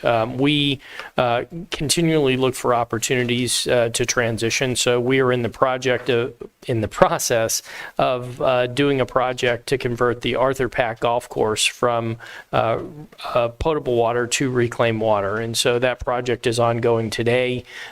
In many instances, it is access to or proximity to a reclaimed water source that is a barrier. If you have long stretches of extension to the system that need to happen, it may be somewhat cost prohibitive, but we can certainly come back to the board and give you a baseline update on which water source is being used and then what those efforts entail to go ahead and find opportunities to convert.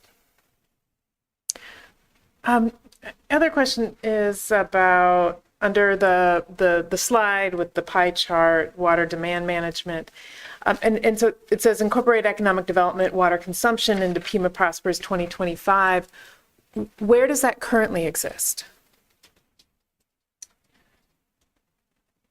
Chair Scott, Vice Chair Allen, so there has not been a formal documentation, right, of a strategy for economic development in regards to water utilization. So generally, we are asking for information around the volume of water use for economic development projects. And so trying to be mindful of the topics that were discussed earlier today by the public and by the board relative to our economic development projects. So we have in the past, and I believe it was several iterations of an update ago from the Water Working Group, put together a draft framework for how we would evaluate water usage as part of economic development. What that slide is identifying is then the finalization and incorporation of that into Pima Prospers or into our economic development strategic plan, which we are going to be starting the process to update. So just to be clear, so by for next year, we will have, well, I guess I just want to make sure that our climate goals, and particularly related to, well, water demand management, but in other capacities as well, is showing up and helping to guide the Pima Prospers comprehensive plan, that it shows up at the level of zoning decisions as well, and that shows up in economic development goals, right, and priorities. And I was wondering how how that is sort of currently in the works. Is this a piece of strategic planning, or how are we going to percolate down or over or up from the climate goals to these other critically important facets and where key decisions are making about finite resources? Yeah, Chair Scott, Vice Chair Allen, I took note earlier when you made a comment about alignment or seemingly lack thereof, right, when the Project Blue discussion was taking place. And so as it relates to private development projects, there is a program, a process in place where the development has to provide us utilization and show how they're going to do offsets, right, to water consumption. And so we can go ahead and provide that information for the board. And then very much, as you've indicated, formalizing the various strategies that go into the county's comprehensive plan, the county's overall strategic plan, our economic development strategic plan, and our land use entitlement processes, I think is an important step for us to complete.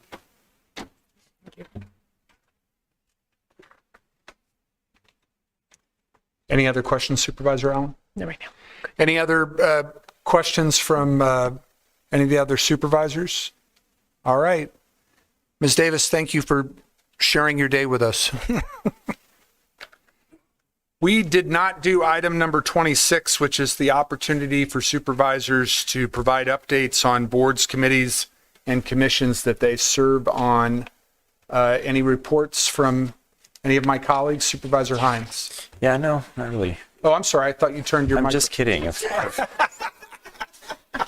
Nothing to see here.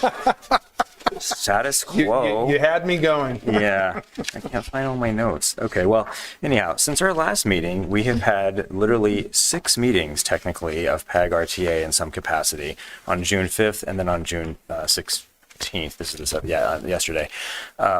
So 3 in each of those, the regular PAG meeting, the regular RTA meeting in both of those situations, and then a joint special meeting of the 2 together to deal with some personnel issues.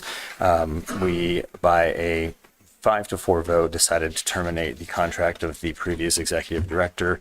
And then everything else since then has been basically unanimous. So we established a process to appoint an interim executive director, appointed a working group of 4, including the county representative, our state representative, Ted Maxwell, as well as both the chair of PAG and RTA. The group met, I think, very effectively. We interviewed yesterday 3 candidates for interim executive director, and tremendous candidates, actually, really. Mike Ortega, former city manager of Tucson, we were able to convince him to convince his wife to allow him to serve for probably through April or so of next year in an interim capacity. He will be focusing on, of course, assisting us with a national search for a permanent executive director. Yesterday, also at the beginning of the meeting, we appointed interim counsel because the previous counsel left. I think that was I can't tell, I think April 22nd or 3rd. So we've been without an attorney since then. So we actually have now for our interim counsel the law firm of Deacon McDonald. And as soon as we appointed that firm, they walked with us into executive session because we had to do that. So quite a lot of activity, but still the RT budget was approved for fiscal year 2026 yesterday, and the OWP was approved the previous meeting. So the business of RTA PAG continues even with this transition. And what else? The group is very focused. I've heard this from, I think, all members on having at least a clear, for the public especially, a clear way forward to fund the remaining projects. There's some discussion as to whether that would include the 4 that were deferred or not, but at least the 13 projects that there appears to be a shortfall for. We don't quite have clarity on the cost to complete, and that is their concerns expressed by the county team and the city of Tucson and other jurisdictional. In fact, Chair Winfield just in back of the envelope looking at the summary of the $143 or $44 million supposedly we require to complete these remaining projects for RTA from 2006. He even said this doesn't look right. So I suspect that number could be much, much smaller, but before we can formulate a way forward, we have to know what the heck it is. So that's in process. But yeah, I think there's a commitment to ensure that we have, long-term coordinated and consistently funded transportation infrastructure program for the county. And that is, again, everything except for the termination vote, everything that we've done since then has been a unanimous vote. And it seems like we've really kind of moved past some of the previous issues and are focusing on the future, which is, I think, a really good thing for the entity. And I'm happy to entertain questions. Just wanted to say, Supervisor Hines and Mr. DeBonis and Ms. Lesher may remember this, that the previous board had requested that the previous executive director use a format for showing cost to complete that had been developed by Jim DeGrood when he was working with PAG RTA. Right. And now that Mr. Ortega is coming in, and certainly he worked with Mr. DeGrood not only when he was the city manager, but then when Mr. DeGrood came over to the city after he left PAG, maybe they can talk with each other about that format, because everybody on the board was preferring that format that Mr. DeGrood had used as opposed to the one that we were getting in the latter stages of our tenure. Sure. And to that point, Chair Scott, Jim DeGrood was one of the 3 candidates that we interviewed. Okay. We really did want to kind of hire all of them, but it was not agendized. And I can't say that crap. Okay. Hold on a minute. We heard some numbers. I'm not sure what I can say. I have counsel now, though. That's nice.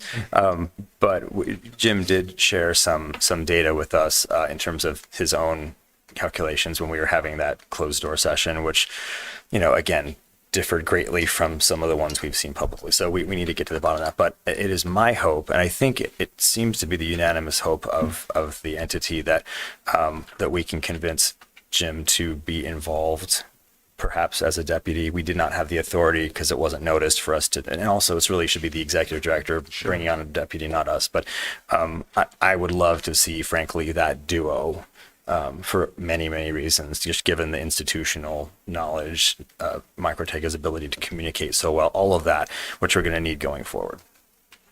Thank you, Supervisor. Any other reports on boards, commissions, or committees that you serve on? All right, Supervisor Kano. Thank you, Chair Scott. I just wanted to give some appreciation to our county administrator and specifically the attractions and tourism outside agency team today. Of course, we approved a slew of about $400,000 in support via our outside agency funding for some of those high-profile events that bring people to Pima County. Thanks to the board's support, I do serve as the board's liaison and Visit Tucson, and I look forward to working with our administrator and our department leadership on how our Office of Attractions and Tourism will set goals and metrics with Visit Tucson. In the next several weeks, I'm told that Visit Tucson's new brand, they're getting a haircut and perhaps a facelift and all of that, and their marketing materials will be shared with the board, and after that, there'll be a public rollout. I continue to be inspired by the work that Visit Tucson and its leadership via Felipe Garcia and so many folks are doing. I'm excited about that energy. I'm excited about continuing to put Tucson on the map with national partners, and believe that this partnership is one of the most exciting things we have going with Pima County right now. So just wanted to say hello from the Visit Tucson board. All right. Thank you very much, Supervisor Kano. Supervisor Allen. So I represent the board on the Arizona Border Counties Coalition with significant staffing support from the Economic Development Department. The most recent meeting had representation from all of the border counties. Everybody sort of shared what the kind of current needs are and what the opportunities are. And for the two larger ports of entry, both the Nogales and the San Luis ports are currently undergoing some investments, some work, some improvements. Douglas has been kind of long in the making for getting some improvements to those ports. A lot was discussed about the incredible importance of ports of entry for the economic vitality of both regions and the interconnectedness between Arizona and Sonora, but also how the border is grossly misrepresented outside of the border region, and its sort of value is so undervalued and portrayed as a vacant zone that needs to be militarized, instead of being the economic engine that it is for our state and for many communities. And so that it'll be the kind of the focus and continuing to tune that engine so that it runs well. Oh, look at that. And then also, I think the other piece I've mentioned around the border coalition is that I also spoke with Tono Atom Nation Chairman Jose about a few commissions that we have, but they are interested in having a seat at that table, given the expansive border that the Tono Atom Nation shares, and that it's their own communities on the other side of the border. And so the free flow of their communities and culture is incredibly important to lift up and protect as we talk about the importance of our border region. I also represent the board on the Board of Health. We got a presentation from the Department of Health's tribal liaison, Marcelino Flores, about some work that he's involved in around data sovereignty.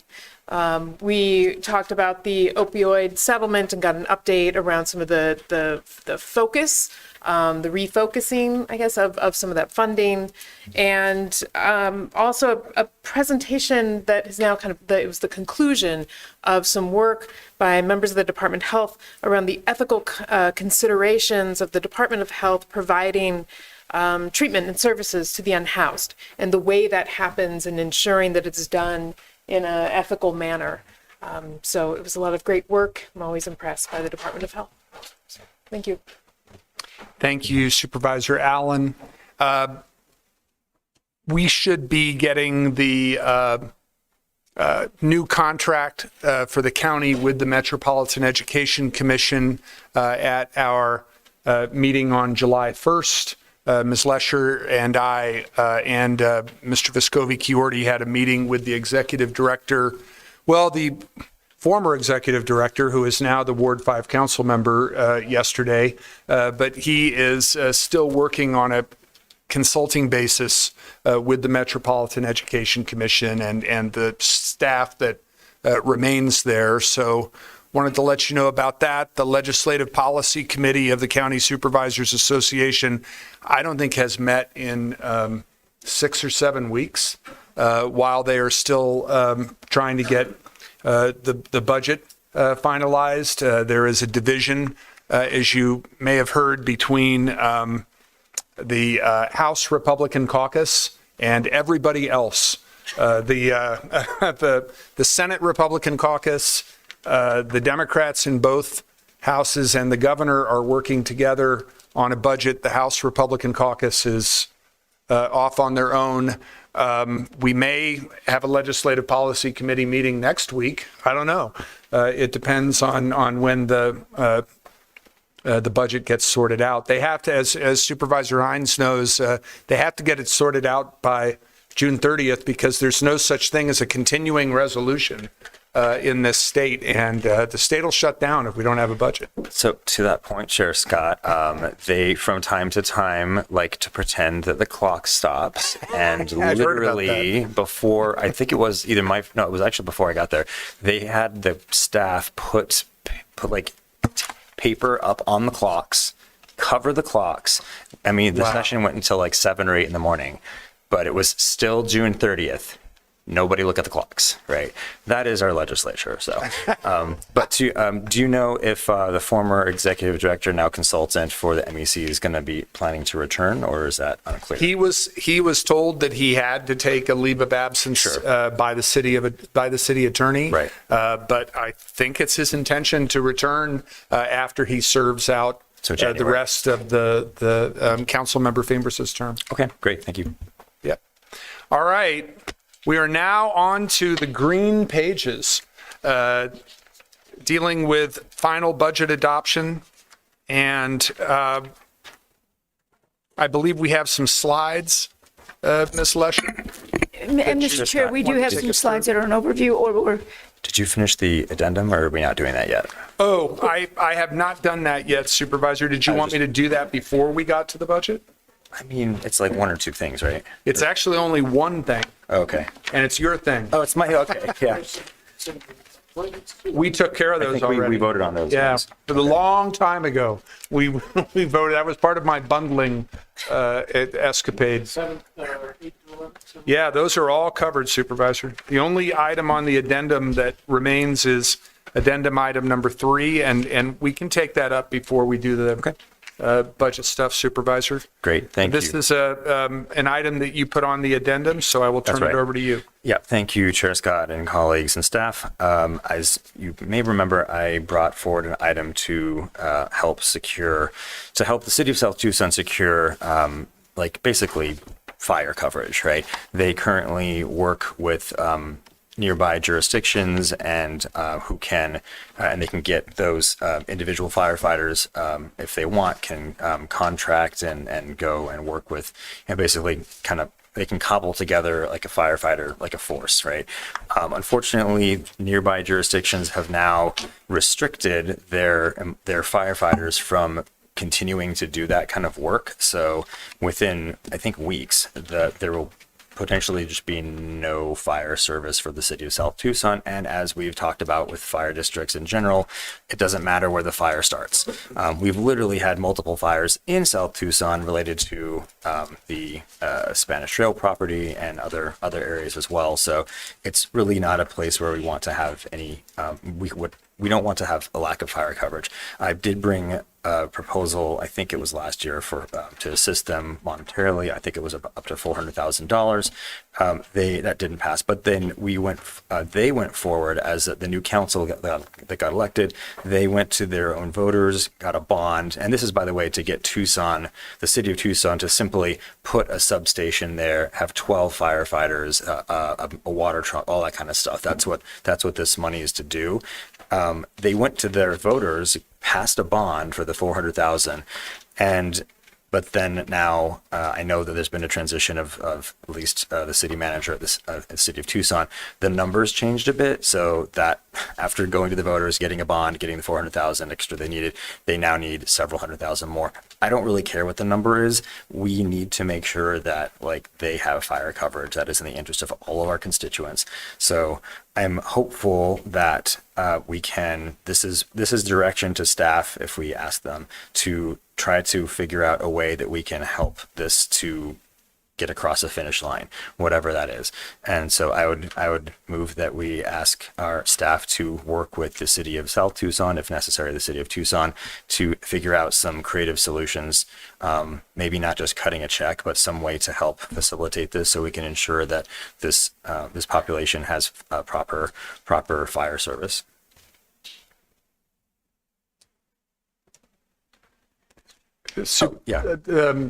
But we have a motion. Are you seconding it for discussion?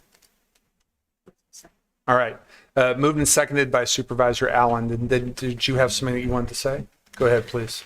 So I noticed that the city of Tucson has an agenda item today to provide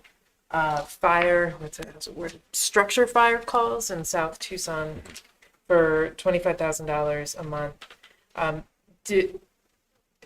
Are these sort of duplicative kind of efforts? My understanding is that sounds like almost a case-by-case thing. I'm not exactly sure, but I know that the city of Tucson has committed an additional, beyond, they've made a lot of concessions already, but to support it, but they've committed an additional $300,000 to this effort that would be in addition to the $400,000 that they've just bonded for, but they need probably another $250,000, $300,000 to make this kind of seal the deal, it sounds like. But I think that item is separate, though I don't know. It's 25,000 times, let me think. That might be it. That might be the 300,000 I was talking about. That's monthly or is that yearly? Monthly. Oh, then that's 300, right? Yeah, close. That's 300,000. Mr. Chair, just as a suggestion, maybe we don't need a motion per se, other than direction to the county administrator to explore what the city of Tucson is doing and what efforts are available, what funding is available for this enterprise from the board, and come back with with her findings. Ms. Lesher, along those lines, in any discussions prior to today with the city, with both cities, with regard to these issues that the addendum item addresses? Chair Scott, I've not had a conversation with the people from South Tucson specifically about this item. I did speak very briefly with the city manager of the city of Tucson to see what this might all look like. And I believe that there is information that might be coming forward that has the city of South Tucson looking to provide some of the infrastructure, maybe 1.2, 1.5 million, I believe, I'm not sure the numbers. And what I had heard last was that it appears that the delta could be at or about 900,000. And the request is if the city of South Tucson put up about 300 and city of Tucson had in-kind services or some like services in that amount, would Pima County be able to assist at the rate of 300,000? And the last information I was seeing, very rudimentary, would be for a 4-year period of time. So I think perhaps the motion, as I understand it, is simply for me to begin to work with staff of both the city of South Tucson and Tucson to see what might be possible to come back together to offer assistance to the community. And we can certainly do that and come back at the first, how about the second meeting in July? All right. We don't have to vote on it, but the staff direction is adequate. That's fine. So you can withdraw the motion and ask for direction. If I have clarified, if I have stated correctly what you're looking for. All right. So the item is withdrawn, but the direction to the county administrator is pretty clear. All right. Thank you all very much. That takes care of the addendum. Now we're on to the special final budget adoption meeting, as it says in our agenda. And I see on my notes that there are slides. Mr. Chair, that's the pleasure of the board. We do have a quick overview, if the board would like to see that, or simply go into questions. Myself, I'm Fine, okay. prepared to go right into it. Okay. If that's the pleasure We'll of the send board. you a copy of the slides. All right. Supervisor Cano, something you wanted to say? Yes, Chair Scott. Are we making the assumption that all the hearings are open right now? And if we have specific questions on an item, like if I have a library district question, now is the appropriate time? No. I've got to go through each one. Got it. Ms. Lesher was saying is that she does not have to go through the final budget presentation slides, which were sent to us prior to the meeting, unless the board wants her to do so. Is that correct? Correct. All right. But yeah, those questions will come up as we go through each one. All right, so the first one, which is number 10, this is required, as you see, under Arizona state law. It is a truth in taxation hearing. It is required anytime that we're raising primary property taxes over last year's level. So unless there's any comments or questions, there's obviously nobody here from the public to to speak to it. So I will move to close the truth in taxation public hearing. Second. Moved and seconded by Supervisor Hines, and according to Ms. Manriquez, I believe all these items we need a roll call vote. That's correct. Okay. Okay, Supervisor Allen. Yes. Supervisor Cano. Aye. Supervisor Christie. Yes. Supervisor Hines. Yes. Chair Scott. Yes. All right. So now we are sitting as the Flood Control District Board. And again, pursuant to Arizona state law, we have to do a truth in taxation hearing because the secondary property taxes that fund the Flood Control District are higher than what they were last year. I will move to close the truth in taxation public hearing. Second. Moved and seconded by Supervisor Hines. Supervisor Allen. Yes. Supervisor Cano. Aye. Supervisor Christie. Yes. Supervisor Hines. Yes. Chair Scott. Yes. Okay, now we are moving to the hearing for the Flood Control District final budget. And I will move to close the public hearing and approve the Flood Control District final budget in the amount of $18,379,495 at an effective tax rate of 0.3289 and adopt resolution number 2025-FC4. Second. Moved and seconded by Supervisor Allen. Discussion? All right, we have to do a roll call vote for all of these. Supervisor Allen? Yes. Supervisor Cano? Yes. Supervisor Christie? Yes. Supervisor Hines? Yes. Chair Scott? Yes.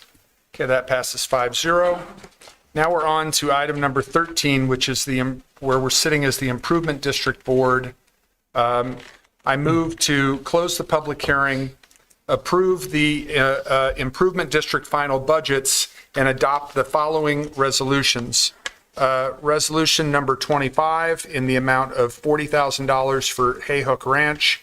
Resolution number 29 in the amount of $36,773 for Mortimer Addition. And resolution number 32 for the following districts as listed on the agenda. Second. Moved and seconded by Supervisor Allen. Supervisor Allen? Yes. Supervisor Cano? Yes. Supervisor Christie? Yes. Supervisor Hines? Yes. Chair Scott? Yes. All right. Now we are sitting as the Library District Board. And the first item is the Truth and Taxation hearing. I will move to close the Truth and Taxation public hearing. Second. Moved and seconded by Supervisor Allen. Supervisor Allen? Yes. Supervisor Cano? Yes. Supervisor Christie? No. Supervisor Hines? Yes. Chair Scott? Yes, that passes 4-1. Now we're on item number 15, which is the final budget for the following fiscal year for the Library District. I will move to close the public hearing, approve the Library District final budget in the amount of $58,700,101 at an effective tax rate of 0.5579 and adopt resolution number 2025-LD1. Second. Moved and seconded by Supervisor Allen and Supervisor Cano. Discussion. Thank you, Chair Scott. Administrator Lusher, I wanted to follow up on this particular item and see if there was clarity from our partners at the City of Tucson on the PEEPS program and the total allocation that will go toward the program itself. And more specifically, it's my understanding that whatever that amount is going to be, Administrator Lusher, it is a reduced amount that the city is going to be making toward the PEEPS program. And I'm wondering what kind of cuts we're going to have to make to some of the enrollment in the PEEPS program if needed, and if there's any budget capacity to hold District 5 and City of Tucson residents harmless. Thank you very much, Chair Scott and Supervisor Cano. I'm faltering at the exact number that I know that the City of Tucson is continuing to fund. I don't recall the number. I'm going to phone a friend. Yeah. Supervisor Scott, Chair Scott, Supervisor Cano.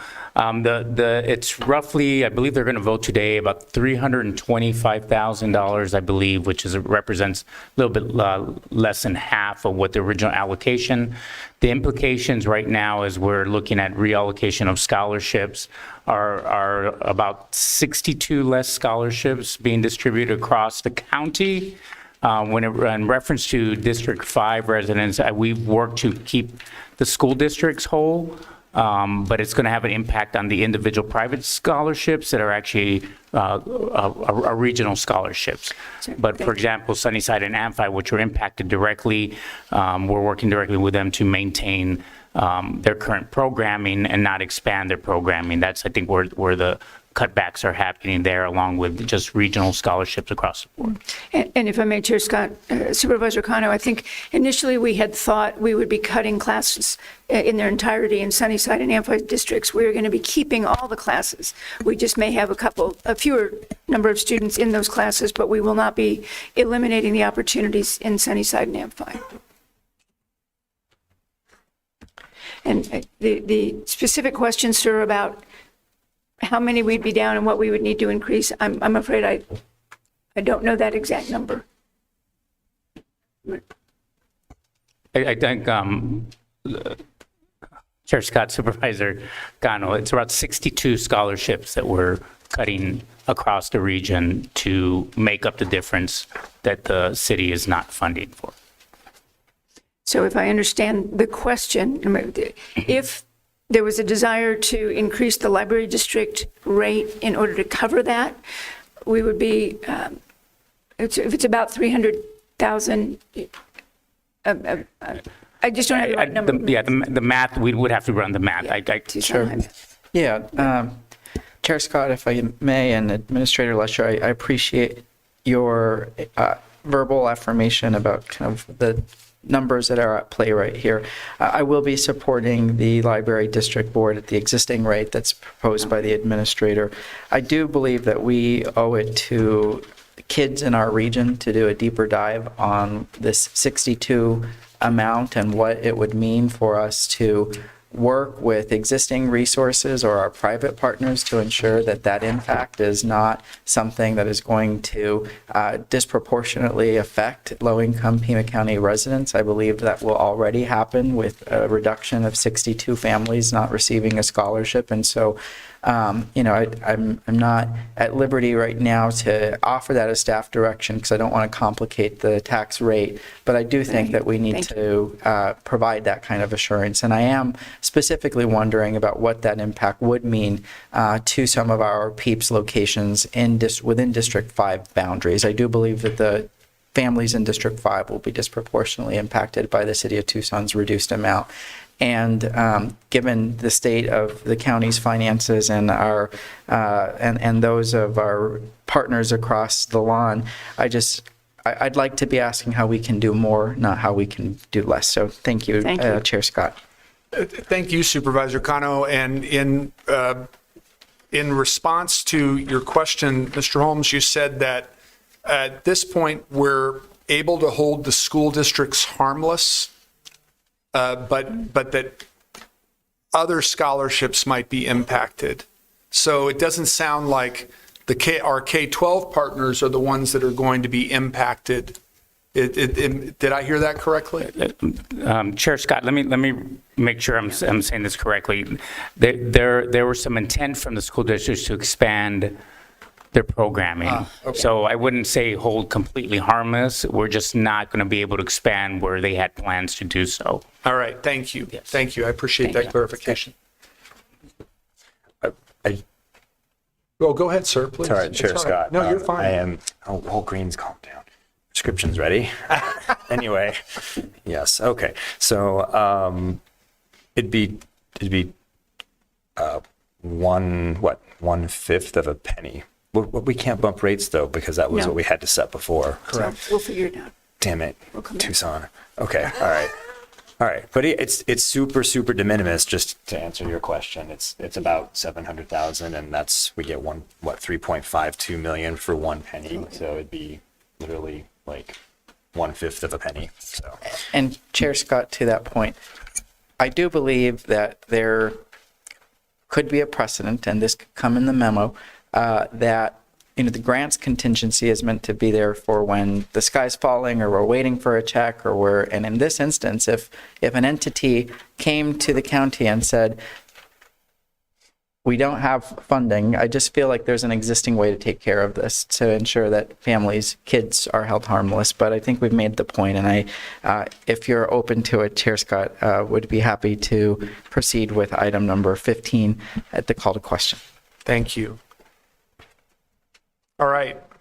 Go ahead, Ms. Manriquez. Supervisor Allen? Yes. Supervisor Cano? Yes. Supervisor Christie? No. Supervisor Hines? Yes. Chair Scott? Yes. So that passes 4-1. We're now on to item number 16. This is and we're sitting as the Rocking K South Community Facilities District Board. I move to close the public hearing, approve the Rocking K South Community Facilities District final budget in the amount of $4,694,564 and adopt resolution number 2025-RK2. Second. Moved and seconded by Supervisor Christie. Discussion. All those in favor, oh wait, I'm sorry.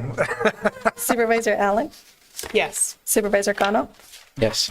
Supervisor Christie? Yes. Supervisor Hines? Yes. Chair Scott? Yes. Okay, that passes 5-0. We're now on to item number 17. We're sitting as the Stadium District Board. I move to close the public hearing, approve the Stadium District final budget in the amount of $9,875,827 and adopt resolution number 2025-SD1. Second. Moved and seconded by Supervisor Allen. Discussion? All right. Supervisor Allen? Yes. Supervisor Cano? Yes. Supervisor Christie? No. Supervisor Hines? Yes. Chair Scott? Yes. All right. Moving right along, we're now sitting as the Wildflower Community Facilities District Board. I move to close the public hearing, approve the Wildflower Community Facilities District final budget in the amount of $0, and adopt resolution number 2025-WCFD2. Second. Moved and seconded by Supervisor Allen. Discussion? This is so weird. I know. Okay, that was all of my discussion. Supervisor Allen? Yes. Supervisor Cano? Yes. Supervisor Christie? Yes. Supervisor Hines? Sure. Chair Scott? Yes. All right.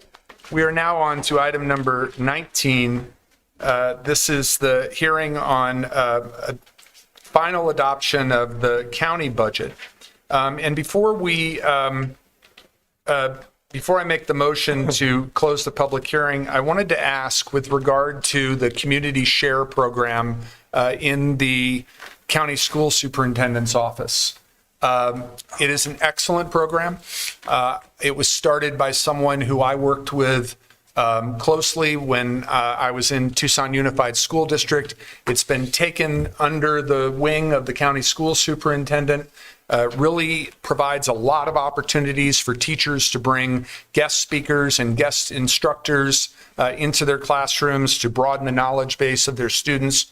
My understanding is that supplemental request put in by the county school superintendent was not made part of the final budget, but I'd like to ask the county administrator and deputy county administrator to speak to us about where the program is moving forward and how they're working with the county school superintendent to make sure that it remains viable. Chair Scott, it was not one of the supplemental program recommended for funding as a supplemental request. Mr. Holmes has been communicating with the school superintendent, and we believe two things. One, that there will be at least funding through the rest of this calendar year to keep the program going, and that we can revisit it as we get closer to the end of the year. Second, we, as I believe we've discussed in the past, I believe it's a $1.2 million that the school superintendent was anticipating receiving from the state of Arizona. And so we are which he has not received. And so we have been in communication with the superintendent about the possible need to allocate that 1.2 million. And we're hoping that if we can offset that potential deficit, he would have some flexibility to fund the community share program. But as Deputy County Administrator Holmes can elaborate, if I've missed something, we do believe he can fund the program at least through the remainder of this calendar year.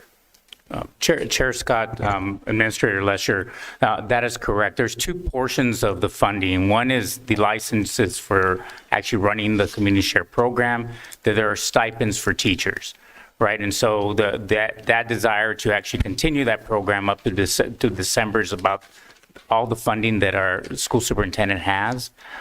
Because it's a year-long program, I think this is where there's a desire to revisit this, that pending $1.2 million of reimbursement is really kind of what's clouding a lot of that ability to have flexibility in funding that project for the year.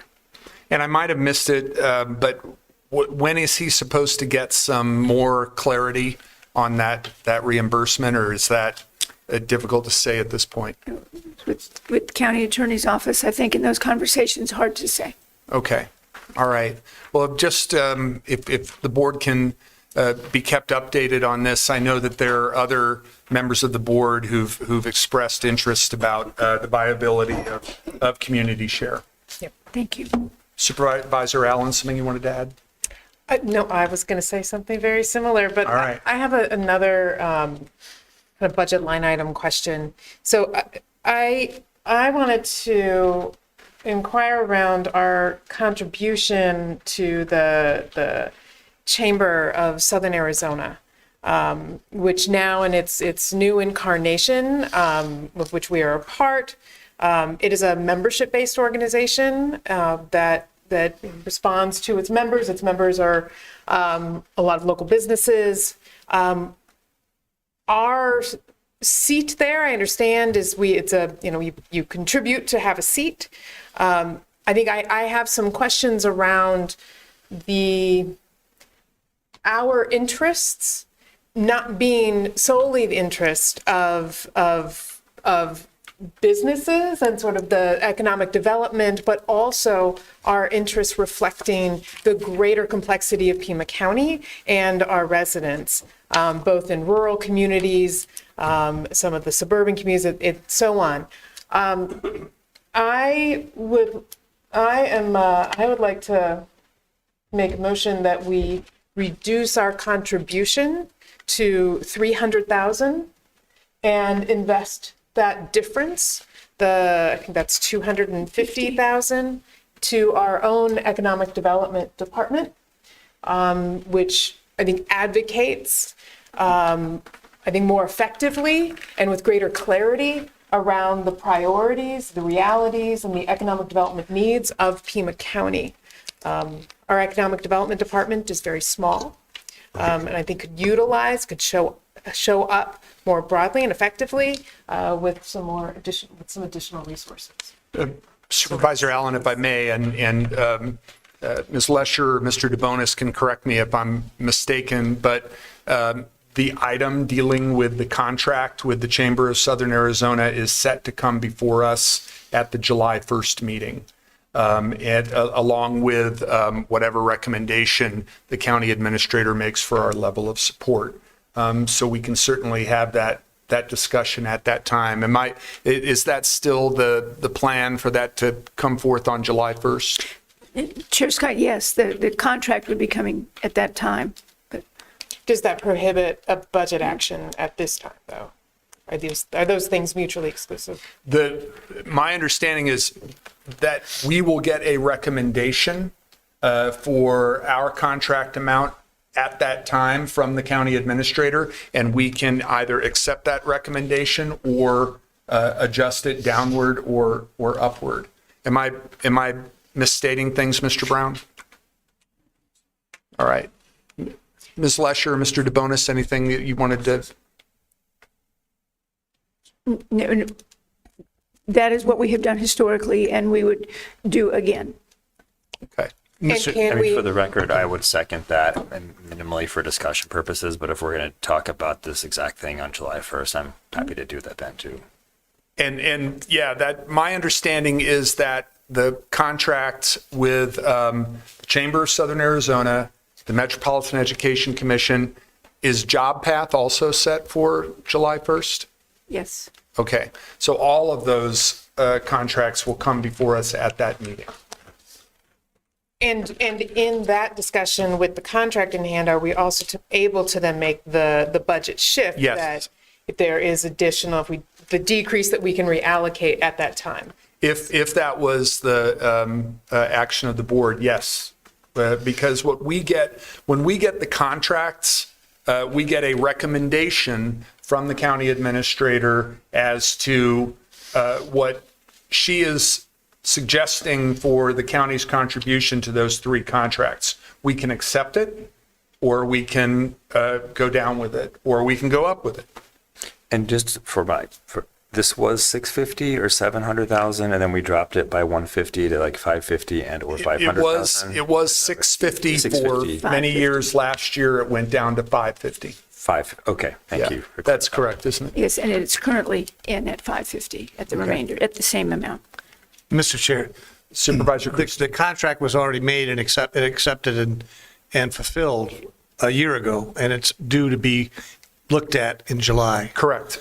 And so that would be the proper time to discuss any variances in the contribution, correct? That is what I'm suggesting. Furthermore, before you go and make a contractual deletion of something that's already been established, I think we do deserve at least to hear from the entities that we'll be cutting from, rather than arbitrarily doing it right here and now, which we can't do. No, yeah, certainly that was why I suggested that if we're going to have this discussion, that we have it on July 1st, because that would be the appropriate time. That is historically when we've had these discussions. To that point, last year, we had an extensive discussion about the recommendation from the county administrator for that particular contract, as well as for the other two. But yeah. Happy to wait until July 1st. Okay. I am withdrawing my motion. All right. Thank you, Supervisor. So with regard to item number 19, back when we tentatively adopted the budget, we set a tax rate, and and we cannot go above that, but we can go below it. And when the county administrator laid out for us the different factors that went into the tentative tax rate, probably the most significant factor was state cost shifts. I think it's something like, 25 or 26% of what we're requesting under the primary property tax. But there was also a point made by the county administrator that there's 3.56 cents that are of that tax rate that are devoted to county operations. But she also indicated in a memo to us that if it was the pleasure of the board to cut that 3.56 cents and direct her to reduce the overall budget, that there was capacity for doing that. And it seems to me that if we are going to do our due diligence to the taxpayers of Pima County, that if we have the county administrator and her team saying that there is the ability to reduce the tax rate, that we ought to take advantage of that. So I'm going to move to reduce the tax rate by 3.56 cents and direct the county administrator to reduce the overall budget by $4,127,789. Second. Moved and seconded by Supervisor Cano. Discussion. Mr. Chair. Supervisor Christie.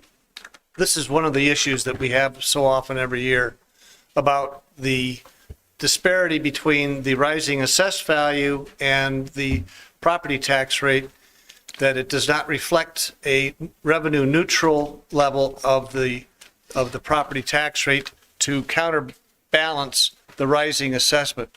So it gives the board the ability to say, look, we've either have not moved to raise the property tax rate, and the assessed value is not our control. We have no control about doing this. So what would this do as far as providing a revenue neutral tax rate situation for the primary tax rate? Well, it would not make that kind. If we were going to do that, we wouldn't have to have a truth and taxation hearing. What this does is reduce the amount of the tax rate that we adopted when we tentatively adopted the budget that is attributable solely to county operations. It's that 3.56 cents. So it would reduce the overall tax rate that property owners in Pima County would be charged. It would actually reduce it from what we adopted when we tentatively adopted the budget from 5.2317 per $100 of assessed valuation to 5.1961. So, Mr. Chair, how would this impact the county operations?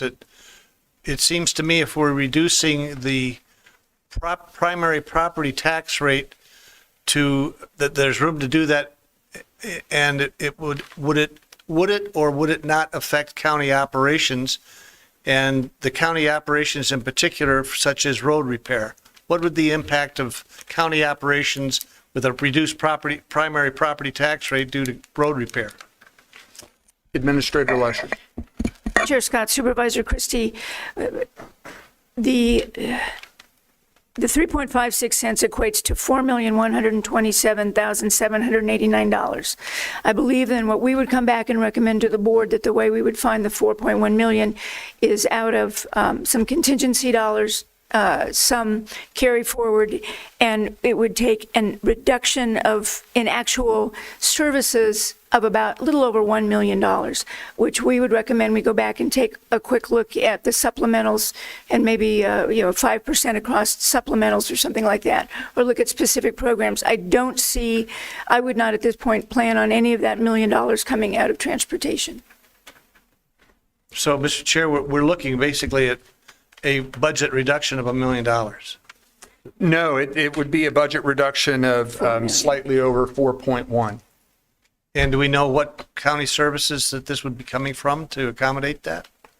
That's what I've indicated. We do not right now, but if you pass this, I know that we have to find the 4.1 million.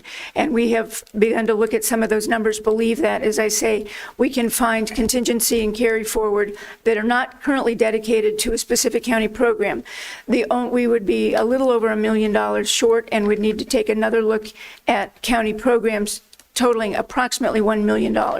As I say, I do not believe we would be making any recommendation related to transportation, but we can certainly provide options for the board's final approval of how we would cut the 4.1 million. So if we voted for this motion today, it would not go into effect until you came back with the recommendations and would be voted upon at the next meeting? Chair Scott, Supervisor Christie, what I understand is you would be voting today to lower the budget by 4.1 million and directing me to bring back to the board options for that. So you would have the effect and the impact of lowering the tax rate and cutting the budget. The way in which we get to that number would be up for the board's final recommendation and approval at a subsequent meeting, but it does not stop you from taking the action today. The amount would be set, the cut in the tax rate would be set. But the administrator would come back to us with some options to consider in terms of how to achieve that amount. Supervisor Hines. So I've just heard, well, first of all, our contingency for this next budget cycle is it's below the 5 million where we really want it to be significantly. We just heard, let's find 600 grand for peeps, 60K for community share. The sheriff just does his own damn budget. So that's $2 million right there. So, and 300, sorry, I'm swearing at the dais. It's not great. So $300,000 that I desperately think we need to help in some way, either not charge or give them funds for the city of South Tucson to not have parts of our town burn down. It's just not I don't think it makes sense to reduce the amount that's coming in when we have just what the sheriff's 2 to 5 million over, and then all those other numbers add up to over $1 million. So I think we should go with what the staff recommended. Really, seriously. I mean, that's my point of view. Supervisor Allen. So, first I'll just say, as a matter of process, we're discussing at 4:15 a 4.1 million cut for the first time. I think that's a little problematic. Secondly, our community is in a state of in crisis. Services are being cut. People have a ton of anxiety. That is not the time to cut taxes. We are such a major service provider for our community, especially in the rural areas. To have to continue to make do with less is not acceptable. And I think that we can do better than that. we continue in the District 3 office to make the rounds to meeting with all the departments and some of the big divisions. And the thing that is so consistent in sitting down with the directors and the staff is that they're all wearing multiple hats. They're already stretched thin. And that we've already got facilities that are not meeting the needs and people are smushed up and around. I feel like the county is making do with such little and stretching things out in so many different directions that at this particular moment, when there's such high level of uncertainty, financial uncertainty, it just feels irresponsible for me to be taking a cut of $4.1 million.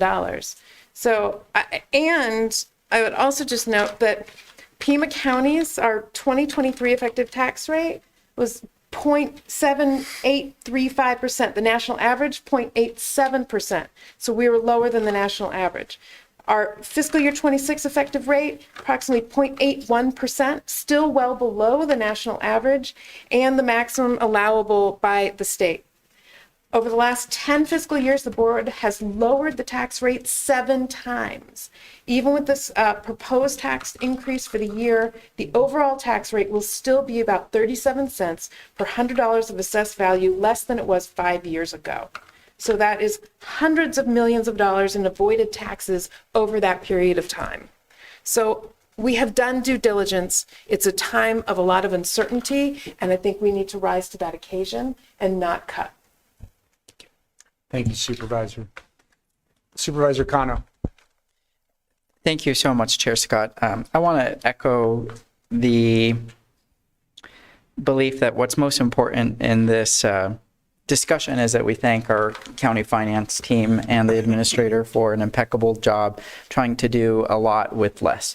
I am supportive of Chair Scott's motion because I do believe that what we have to be doing at this point is talk to the taxpayers about the ways that we are trying to do more with less. I believe that our county departments are in a position to be able to absorb any additional modifications, the same way that the District 5 office was supportive of an additional near $4 million to support affordable housing without increasing the primary property tax rate.